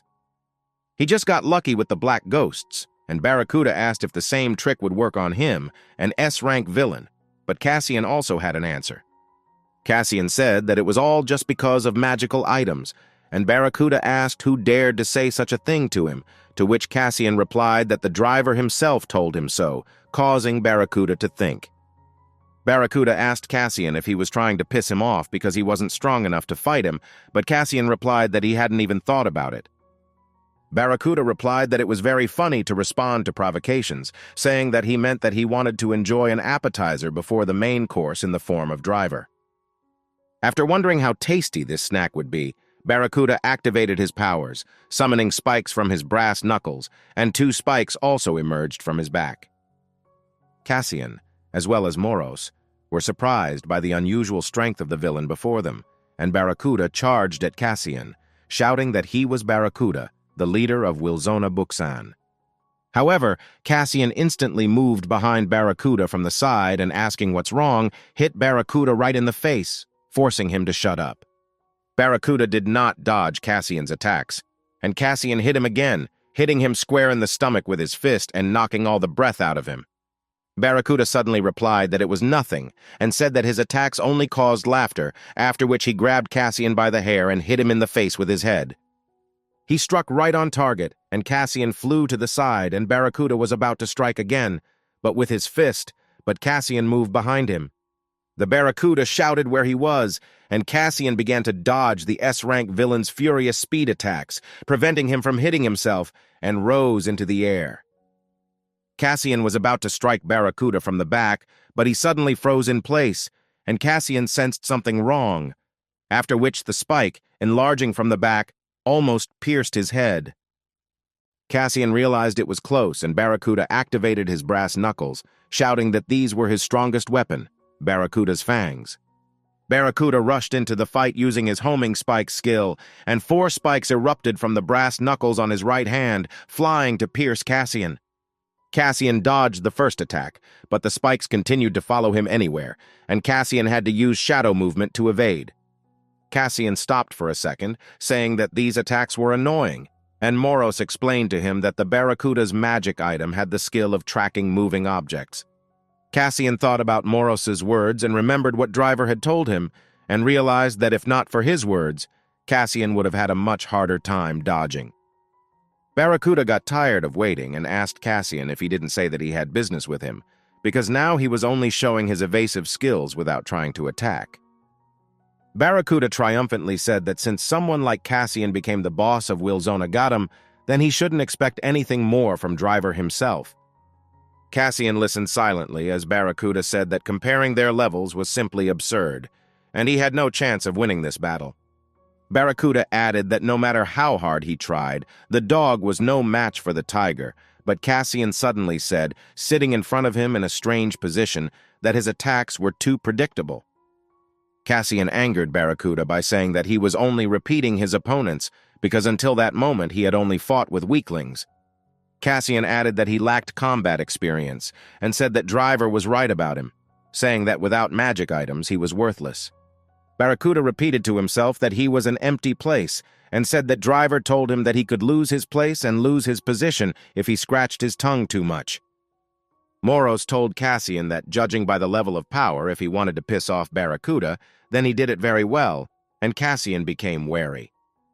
Barracuda confirmed that he was strong thanks to magical items, and asked Cassian if he thought that they would listen to his whining after his defeat, rushing into battle with renewed vigor.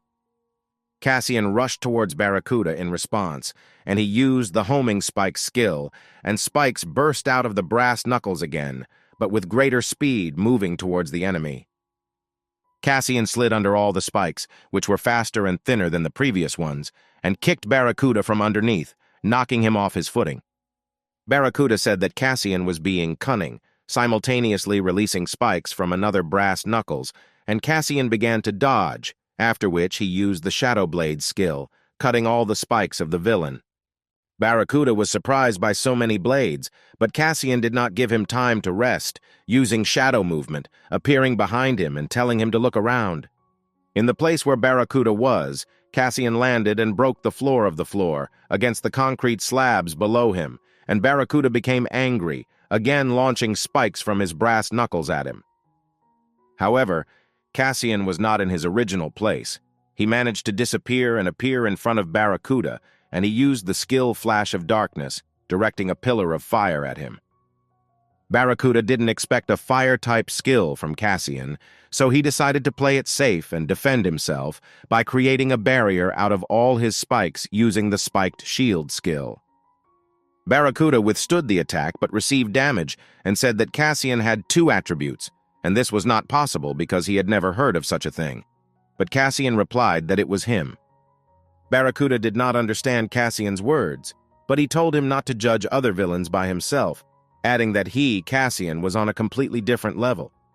When Barracuda realized that he was previously someone like Cassian, he was blown away and refused to accept such a truth, so he again used brass knuckles and summoned spikes. However, Cassian dodged each of his attacks, and approaching, asked if it had reached him, after which he said that he could see through all the attacks, and attacked Barracuda again. The Barracuda flew several meters away and sat on his knees, covering his bleeding nose with his hand, and Cassian asked what it was like to fight someone much stronger than yourself. Cassian told him that he was not at all used to dragging out fights so much, so he suggested that he end it there, and Barracuda rushed into battle, bleeding.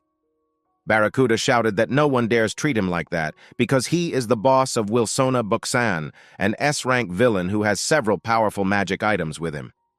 Cassian created a shadow sword in his hand and enveloped it in shadow fire, combining the two skills just like he did in his training room, and cut all of the Barracuda's thorns. Standing still with the sword in his hands, Cassian said that with such a difference in skills, rank was meaningless, and the outcome of their battle was a foregone conclusion from the very beginning when he provoked it. Barracuda became even more angry, shouting that he would kill him, and used his new skill Hell of Spikes, creating as many spikes as possible from his body and magic items. He aimed all his spikes directly at Cassian, no longer thinking about strategy and battle tactics, but Cassian continued to approach him, holding a sword shrouded in dark fire. Cassian approached him, saying that he had already said that the outcome of the battle was a foregone conclusion, and cut both of Barracuda's arms with his sword, plunging him into severe shock. As Barracuda screamed in pain from losing both his arms, Cassian said that he should have had enough of the Buksan region, and his arms were the least payback for his greed. Barracuda sat on the floor, drooping, with both arms cut off at the shoulders, and said that if he says that arms are an easy payback, then he is talking nonsense. He suddenly raised his head, and with crazed eyes and mouth, shouted to Cassian that he would take revenge on him for this, and give his word, the word of Barracuda, as if it mattered. Cassian said that this was bullshit and became serious, saying that Barracuda would only take revenge if he survived, but he did not promise that he would spare him. Cassian poured even more of his mana into the surrounding atmosphere and said that this was the end for Barracuda, and he could only meanly call him in response to these words.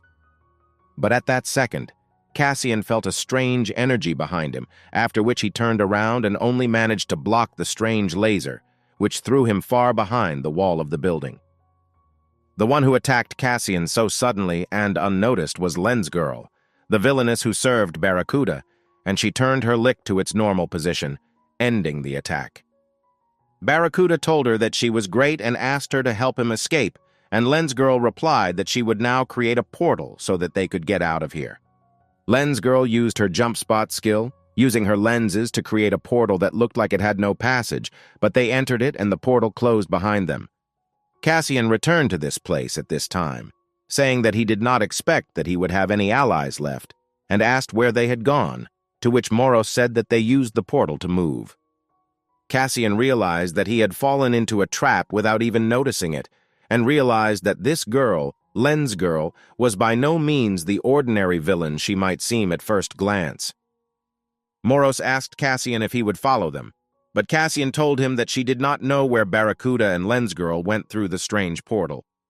Cassian said that next time he would not leave it like that, and added that he had something more important than the chase, turning his attention to the magical item, the Barracuda brass knuckles on his severed hands. At this time, on the 11th floor of this building, Driver was going up the stairs, saying that if they had taken the elevator, a lot of problems would have arisen. But Crow, walking next to him, said that this was the point. Openly flirting, they went up to the 12th floor and saw Cassian standing in front of them with his hands folded, and Driver said that he had been looking for him for a long time. Crow turned her attention to the dusty, broken floor of the building, asking Cassian if this was where he fought, and Cassian couldn't help but agree and confirm it.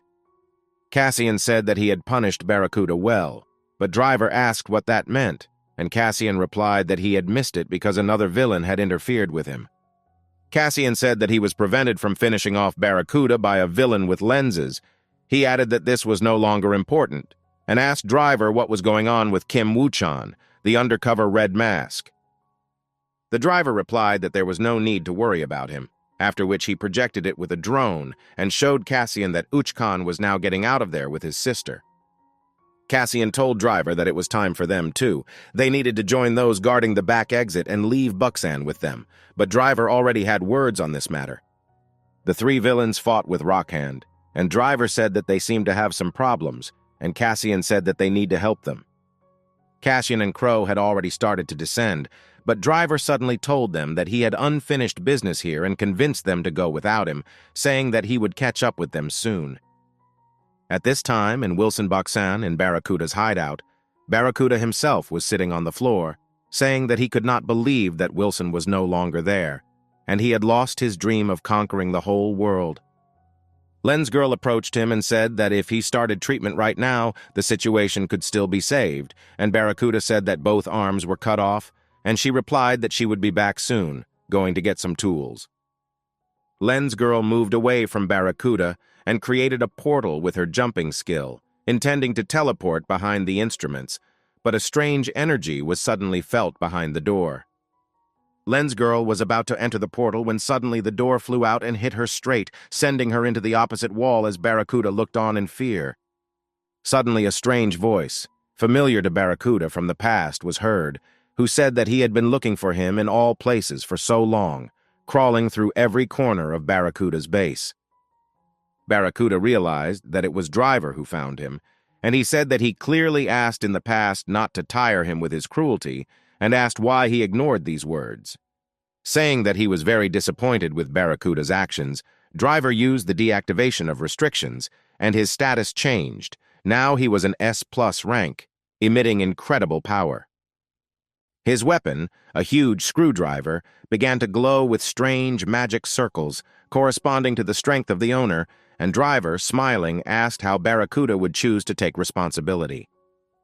At this time, while Driver was dealing with Barracuda, on the retreat path, Rockhand was beating a group of villains from Gadam led by Black Hand, who could not do anything to oppose him. However, at that second, when Rockhand struck another blow at the villain, Cassian flew into his head, hitting him with his knee, and he lost consciousness from this attack, throwing the beaten villains into shock. Crow stood next to him, watching as Rockhand lay unconscious, and Cassian addressed the Gadam villains, saying that he ordered them to sit quietly and keep their heads down. Cassian said that apparently all the traitors of Vilzona Gadam had gathered here, and said that he was not merciful in order to forgive arrogant traitors. Yuak wanted to scream, expressing her displeasure at being a traitor, but Pointer was more conscious and grabbed her by the shoulders, then carried her away from Cassian while there was a chance.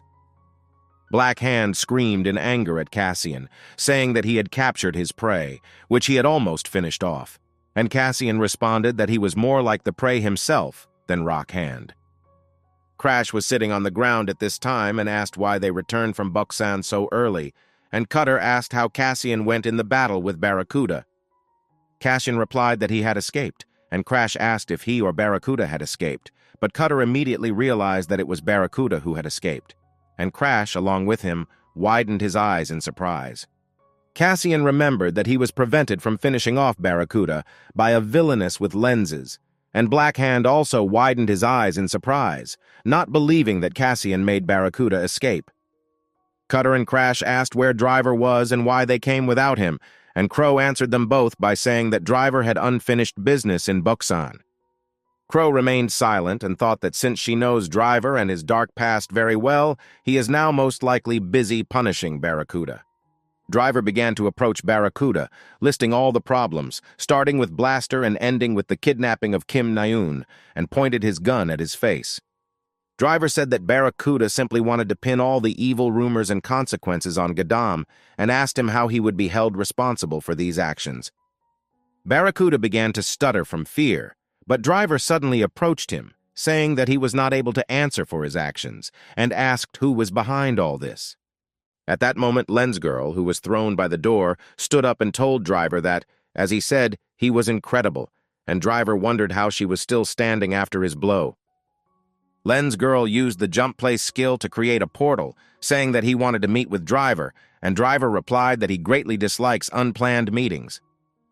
A gallant old man, dressed in an expensive suit, came out of the portal, along with an attendant, who told Driver that his words were very offensive because any meetings are valuable. The driver said that the words about a valuable meeting could not be attributed to the arriving man and pointed his weapon at him, saying that there was no point in starting a war.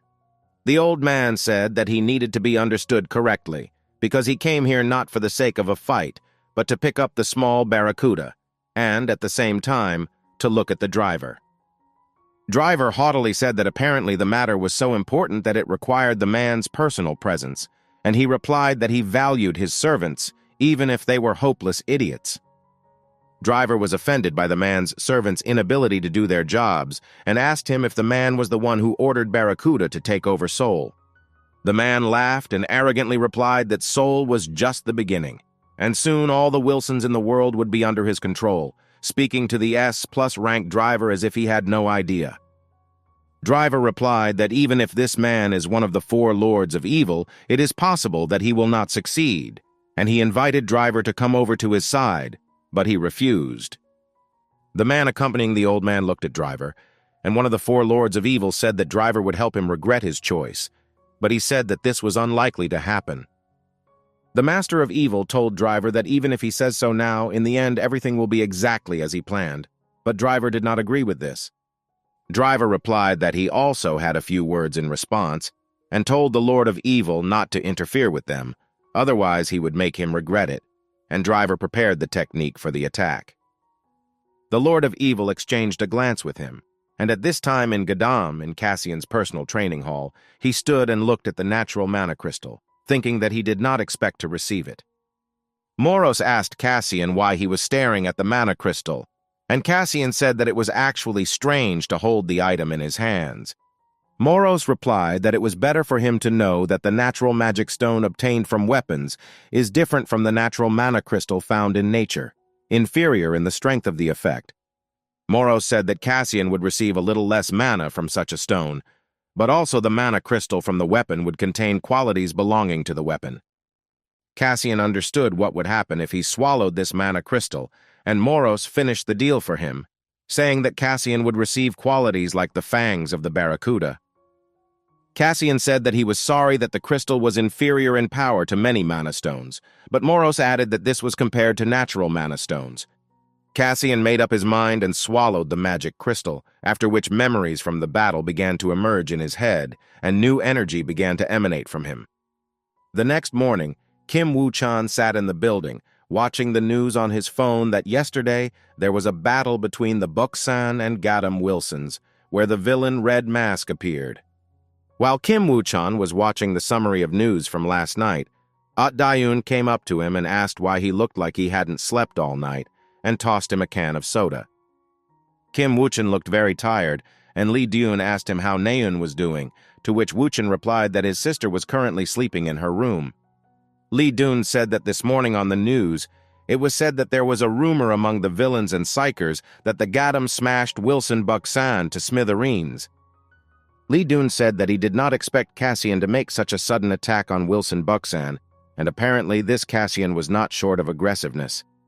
Kim Woo-chan suddenly told Lee Da-woong that it was actually the Buksan villains who kidnapped Kim Na-yoon, and he spit out his soda in shock upon hearing this.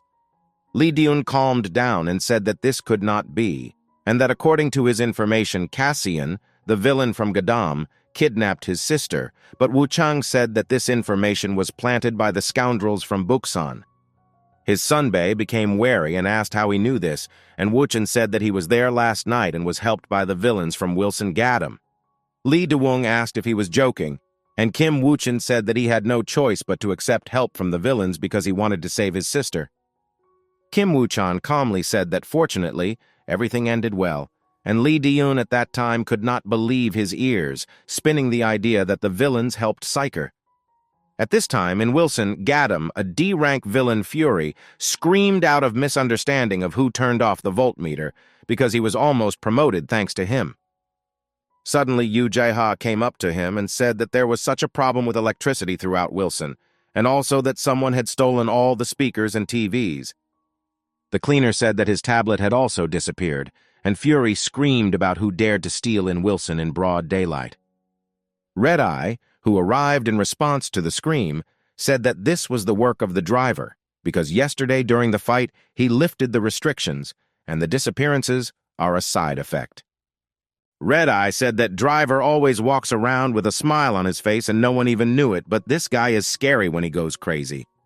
Fury asked again, and Sweeper explained that the driver had released its true power, and Red Eye said that this time everything worked out. Red Eye said that this had happened before, and then he brought a bunch of electrical appliances from outside Wilson and built some useless thing.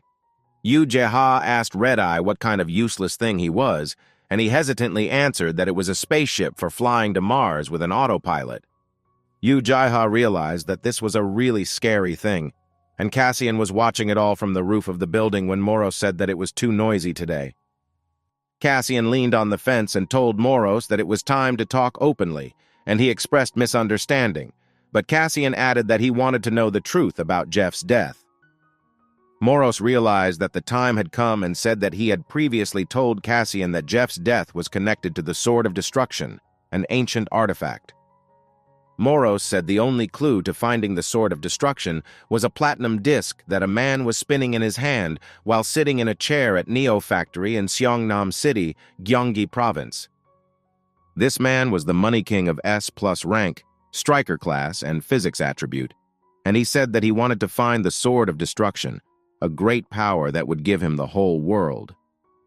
Moros said that the Sword of Destruction would be difficult to find because the platinum disc is in the hands of the Lords of Evil, the strongest villains of this world, and the Money King is one of them. Meanwhile, in America, Kwon Yuri was writing back to Cassian that she was worried about him because of the situation in Seoul, and suddenly, while walking down the corridor, she accidentally bumps into some boxes. Kwon Yuri apologized for her carelessness, but the man in front of her said that he himself was to blame for this, because he could not see anyone from behind the boxes, and Yuri realized that it was the director. A few minutes later, they were both unpacking things from the boxes, and the director thanked Yuri for his help, because it would help him finish this faster. While sorting out her things, Kwan Yuri took a framed picture and asked the director if she could put it here, and he replied that there would be no problem, but Yuri suddenly looked at it. Kwan Yuri asked what kind of painting it was, and the director walked up to her, peered at it, and nostalgically said that it was him and his dear friend. Remembering past events, Barracuda was called a tyrant and a despot because he wanted to capture all of Seoul, being the boss of only one Wilson Buksan. However, after an ignominious defeat in a power struggle between his Wilzona and Gadam's Wilzona, he was no longer seen in his home. Shortly after Barracuda's disappearance, Wak took his place, following Pointer to his confidants, while becoming the boss of Wilzona Buksan. The next beautiful morning, Cassian was practicing with the ball in his training room, thinking about how it was easy for the villains to increase their mana and skill levels with mana crystals. He thought that despite his abilities, it was rare to see a villain who trained hard to develop his skills and abilities.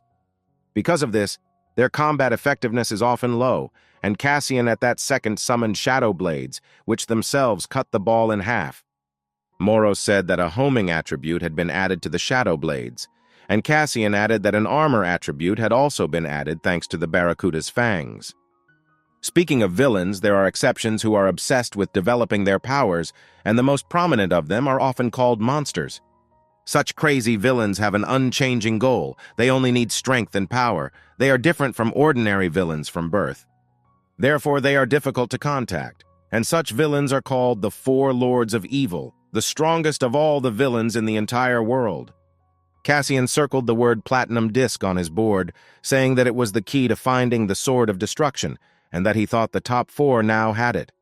Moros answered evasively that this could well be the case, and Cassian thought about his answer, realizing that Moros was hiding something from him. Moros revealed Cassian's status and said that the effect of the natural stone was not bad, because not only the mana points increased to 1,120, but also the skill levels. Cassian thought that regeneration and Shadow Blades had also increased in level, but he said that this was not enough to fight the overlords. Cassian said this because a large number of mana points does not guarantee victory in a battle in the same way as combat skills. Cassian thought that if he was going to fight the Lords of Evil, he needed to at least gain mana points equivalent to an S-rank villain. Moro said that to rush means to make people laugh because in such a matter as increasing mana points, rushing will not help and can harm the result. Cassian objected to him, saying that if he did not hurry, it might be too late, because there was no need to hesitate when the Lords of Evil seemed to be in the palm of his hand. Cassian said that the opportunity could not be lost, and suddenly Driver interrupted him, entering the training room and saying that he had guests. The Black Ghost from Buksan entered the hall and knelt down, and Cassian asked what happened to him, but Driver said that he had to explain everything himself. The Black Ghost suddenly said that Cassian is the greatest villain of all time, and he and the darkness seem to be one whole. All the shadows and darkness are in his hands and powers. The Black Ghost became serious and said that Cassian was the very embodiment of darkness, and he was worthy of his devotion, so he asked Cassian to accept him. Cassian said that he was glad that the Black Ghost had come to surrender, and he asked if he would accept him, but Cassian suddenly refused him with stern voices. Cassian asked Driver about testing for the ghost, and he said that he could look at his documents, and Cassian saw that he did not have to take the entrance exam. After a while, Driver said that they had a problem. Now Wilson is running out of basic necessities. Water and electricity will soon be turned off, and there will be no freight transport. Cassian asked if the government and society should help with this provision, since Wilson is a specially designated house for villains. Driver said that even with the government there could be problems, and Cassian asked if it could be solved with a couple of bribes, to which he replied that he sounded like a real villain. The Driver started talking about how the fact that their resources are running out is actually such a serious problem, despite the fact that it is very annoying. The Driver said that you can find ways to solve the problem. For example, you can eliminate its source and everything will improve instantly. Driver said that among the Lords of Evil there is such a villain as the Money King, and most likely it was he who had a hand in the problem. The Driver said that disconnecting Gadam from water and electricity is just the beginning. Soon they will take more serious measures, and the King of Money can erase Wilzona from him in half a day. Cassian asked why the Money King was interested in them in the first place, and Driver bluntly replied that it was because he rejected his offer. Driver told Cassian that the Money King's goal is to unite all the Wilsons of Seoul under his control, and it's not about power or money. Cassian wondered what the Lord of Evil was looking for in Gadam, and Driver suddenly said that he understood what he was looking for, and turned and pointed his finger at Cassian. Driver pointed not at Cassian, but through him, saying that there was a story passed down by word of mouth from the villains of the Gadam. This story is about a legend where there was a villain who was stronger than everyone in his time, and this villain was called the Unkillable, because no one could defeat him. Legend says that the black armor worn by the Unkillable One is located somewhere in the Vilzon of the Gadam district, guarding itself. At this time, in Seoul, in Wilson, Namgang district, at the boss's mountain residence, a meeting was taking place, and the messenger told the boss sitting opposite that his mountain residence was magnificent. The ambassador said that the tea was beautiful, like the building itself in the mountains of Wilzona Namgang, but the boss of this Wilzona sitting opposite said that he clearly did not come here for tea. Wilzona's boss was Mujin, an S-rank knight-class villain with the Or attribute, and he told the ambassador to get straight to the point, asking why he had come. This ambassador was Deputy Chief Kim from the Neo Center, and he said that he had an excellent proposal for Mujin, while thinking that it was difficult to get used to his mechanical voice. Len's girl stood nearby, but already having an S rank, with the same skills, and the Money King's messenger said that he was worried about the rights of the villains, because now they had reached the very bottom. Deputy Head Kim said that the head wants to create a world where the rights of villains will be protected, because the freedoms and rights of their relatives must be respected. Mujdin said that he had had enough of idle chatter, and taking out a knife and pressing it against Deputy Chief Kim's throat, said that it was time to get to the point. The ambassador got to the point and said that the head wants, starting with the 4 Wilsons of Seoul, to unite all the Wilsons in the world, thereby increasing the power of the villains. Mujdin laughed and said that he expected an excellent offer, but in the end he realized that the King of Money again wants to bind everyone with one chain and spin them as he pleases. Deputy Head Kim said that everyone who agreed will have their own role, and the head offers Mujin to become his right hand, giving orders to the others through him. He also took out a box of top-quality mana crystals, saying that this was a modest gift from the head, and there was no malicious intent in it. Mujdin, being the boss of Wilson Namgang, was seriously thinking, and while standing at the window in his room, he heard the villain standing next to him say that only a psycho could control several Wilsons. J. Rob, a killer with an A-class physics attribute, asked if this old, annoying old man had completely gone crazy since he was going to pull off such an operation. Jay asked Mujin what he thought about it, and he said in his robotic voice that the plan sounded good, but he doubted whether that was the end goal. Jay asked why Mujdin doesn't turn off this mechanical voice even when alone with him, and he skipped the question, saying that there is something we don't know about. Mujin ignored Jay's question, asking what the villains from the other Wilsons answered to this Money King, and Jay asked if he meant Driver. Mujin said that it was likely that this Deputy Head Kim had already visited them, because they would definitely not deprive Gadam of their attention, but Jay replied that Driver most likely rejected the offer. Mujin told Jay that Driver most likely guessed about the Money King's true motives, so he asked to contact him immediately. At this time in Wilson Gadam, when it was already full, dark night, Cassian and Driver walked through the dungeon, holding a flashlight in their hands to illuminate the path in front of them. Cassian asked Driver that it was surprising that there were places like the 5th underground floor in Gadam, and Driver said that there was a parking lot here, but it was turned into a protected area. Driver said that this was just one of the reasons, and the second reason was that the black armor from Legends was kept imprisoned here, because it makes strange sounds that penetrate the hearts of people. Cassian asked Driver if it was true that the armor from Legends could talk, and Driver confirmed this, saying that it sounded really creepy, like a ghost from a horror movie. Moros suddenly became wary and told Cassian that he should be careful because an evil spirit gets into people's heads and creates negative thoughts, but he must feel it himself. Driver said that they were there, and in front of them stood a wall, which, according to him, consists of lead and concrete with special steel that will not allow a high-ranking villain to get out of it. The driver asked if Cassian seriously wanted to go through this door, and he said that he knew everything, and he was not stupid enough to fall for the tricks of the evil spirit. The driver asked him to take care of himself, after which he went behind the door and locked it, and Moros said that Cassian should be careful, because it is an evil spirit. But suddenly Cassian felt a force spreading from the center throughout the room, and in the center he saw black armor, considering it old-fashioned. The black armor spoke poetic lines, and Cassian asked what he was saying, but Moros replied that these were lines from ancient poetry, and Cassian was surprised that the armor knew them.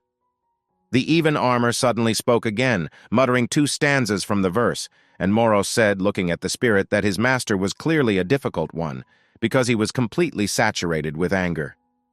Cassian told Moros that he would overcome everything in his path and subjugate this armor to himself as he went forward, and Moros told him to be careful because he was not that strong. Black armor suddenly said that Cassian had the perfect body to become a useful artifact for him, and asked to become his slave voluntarily. Cassian approached the armor with fire in his hand and said that he, not the armor, would become the owner. But suddenly she used the consciousness invasion skill on Cassian. This armor suddenly told the fascinated Cassian that together with him, they would conquer the whole world, and transferred in this young body, continuing to kill the planet. Suddenly the immortal heard someone address him with the words that the immortal did not know his place, playing a game and elevating himself to the level of a god. It was Moros in the form of a spirit knight, and he told the immortal that it was time for his time to disappear, after which he said that he did not expect to see him here,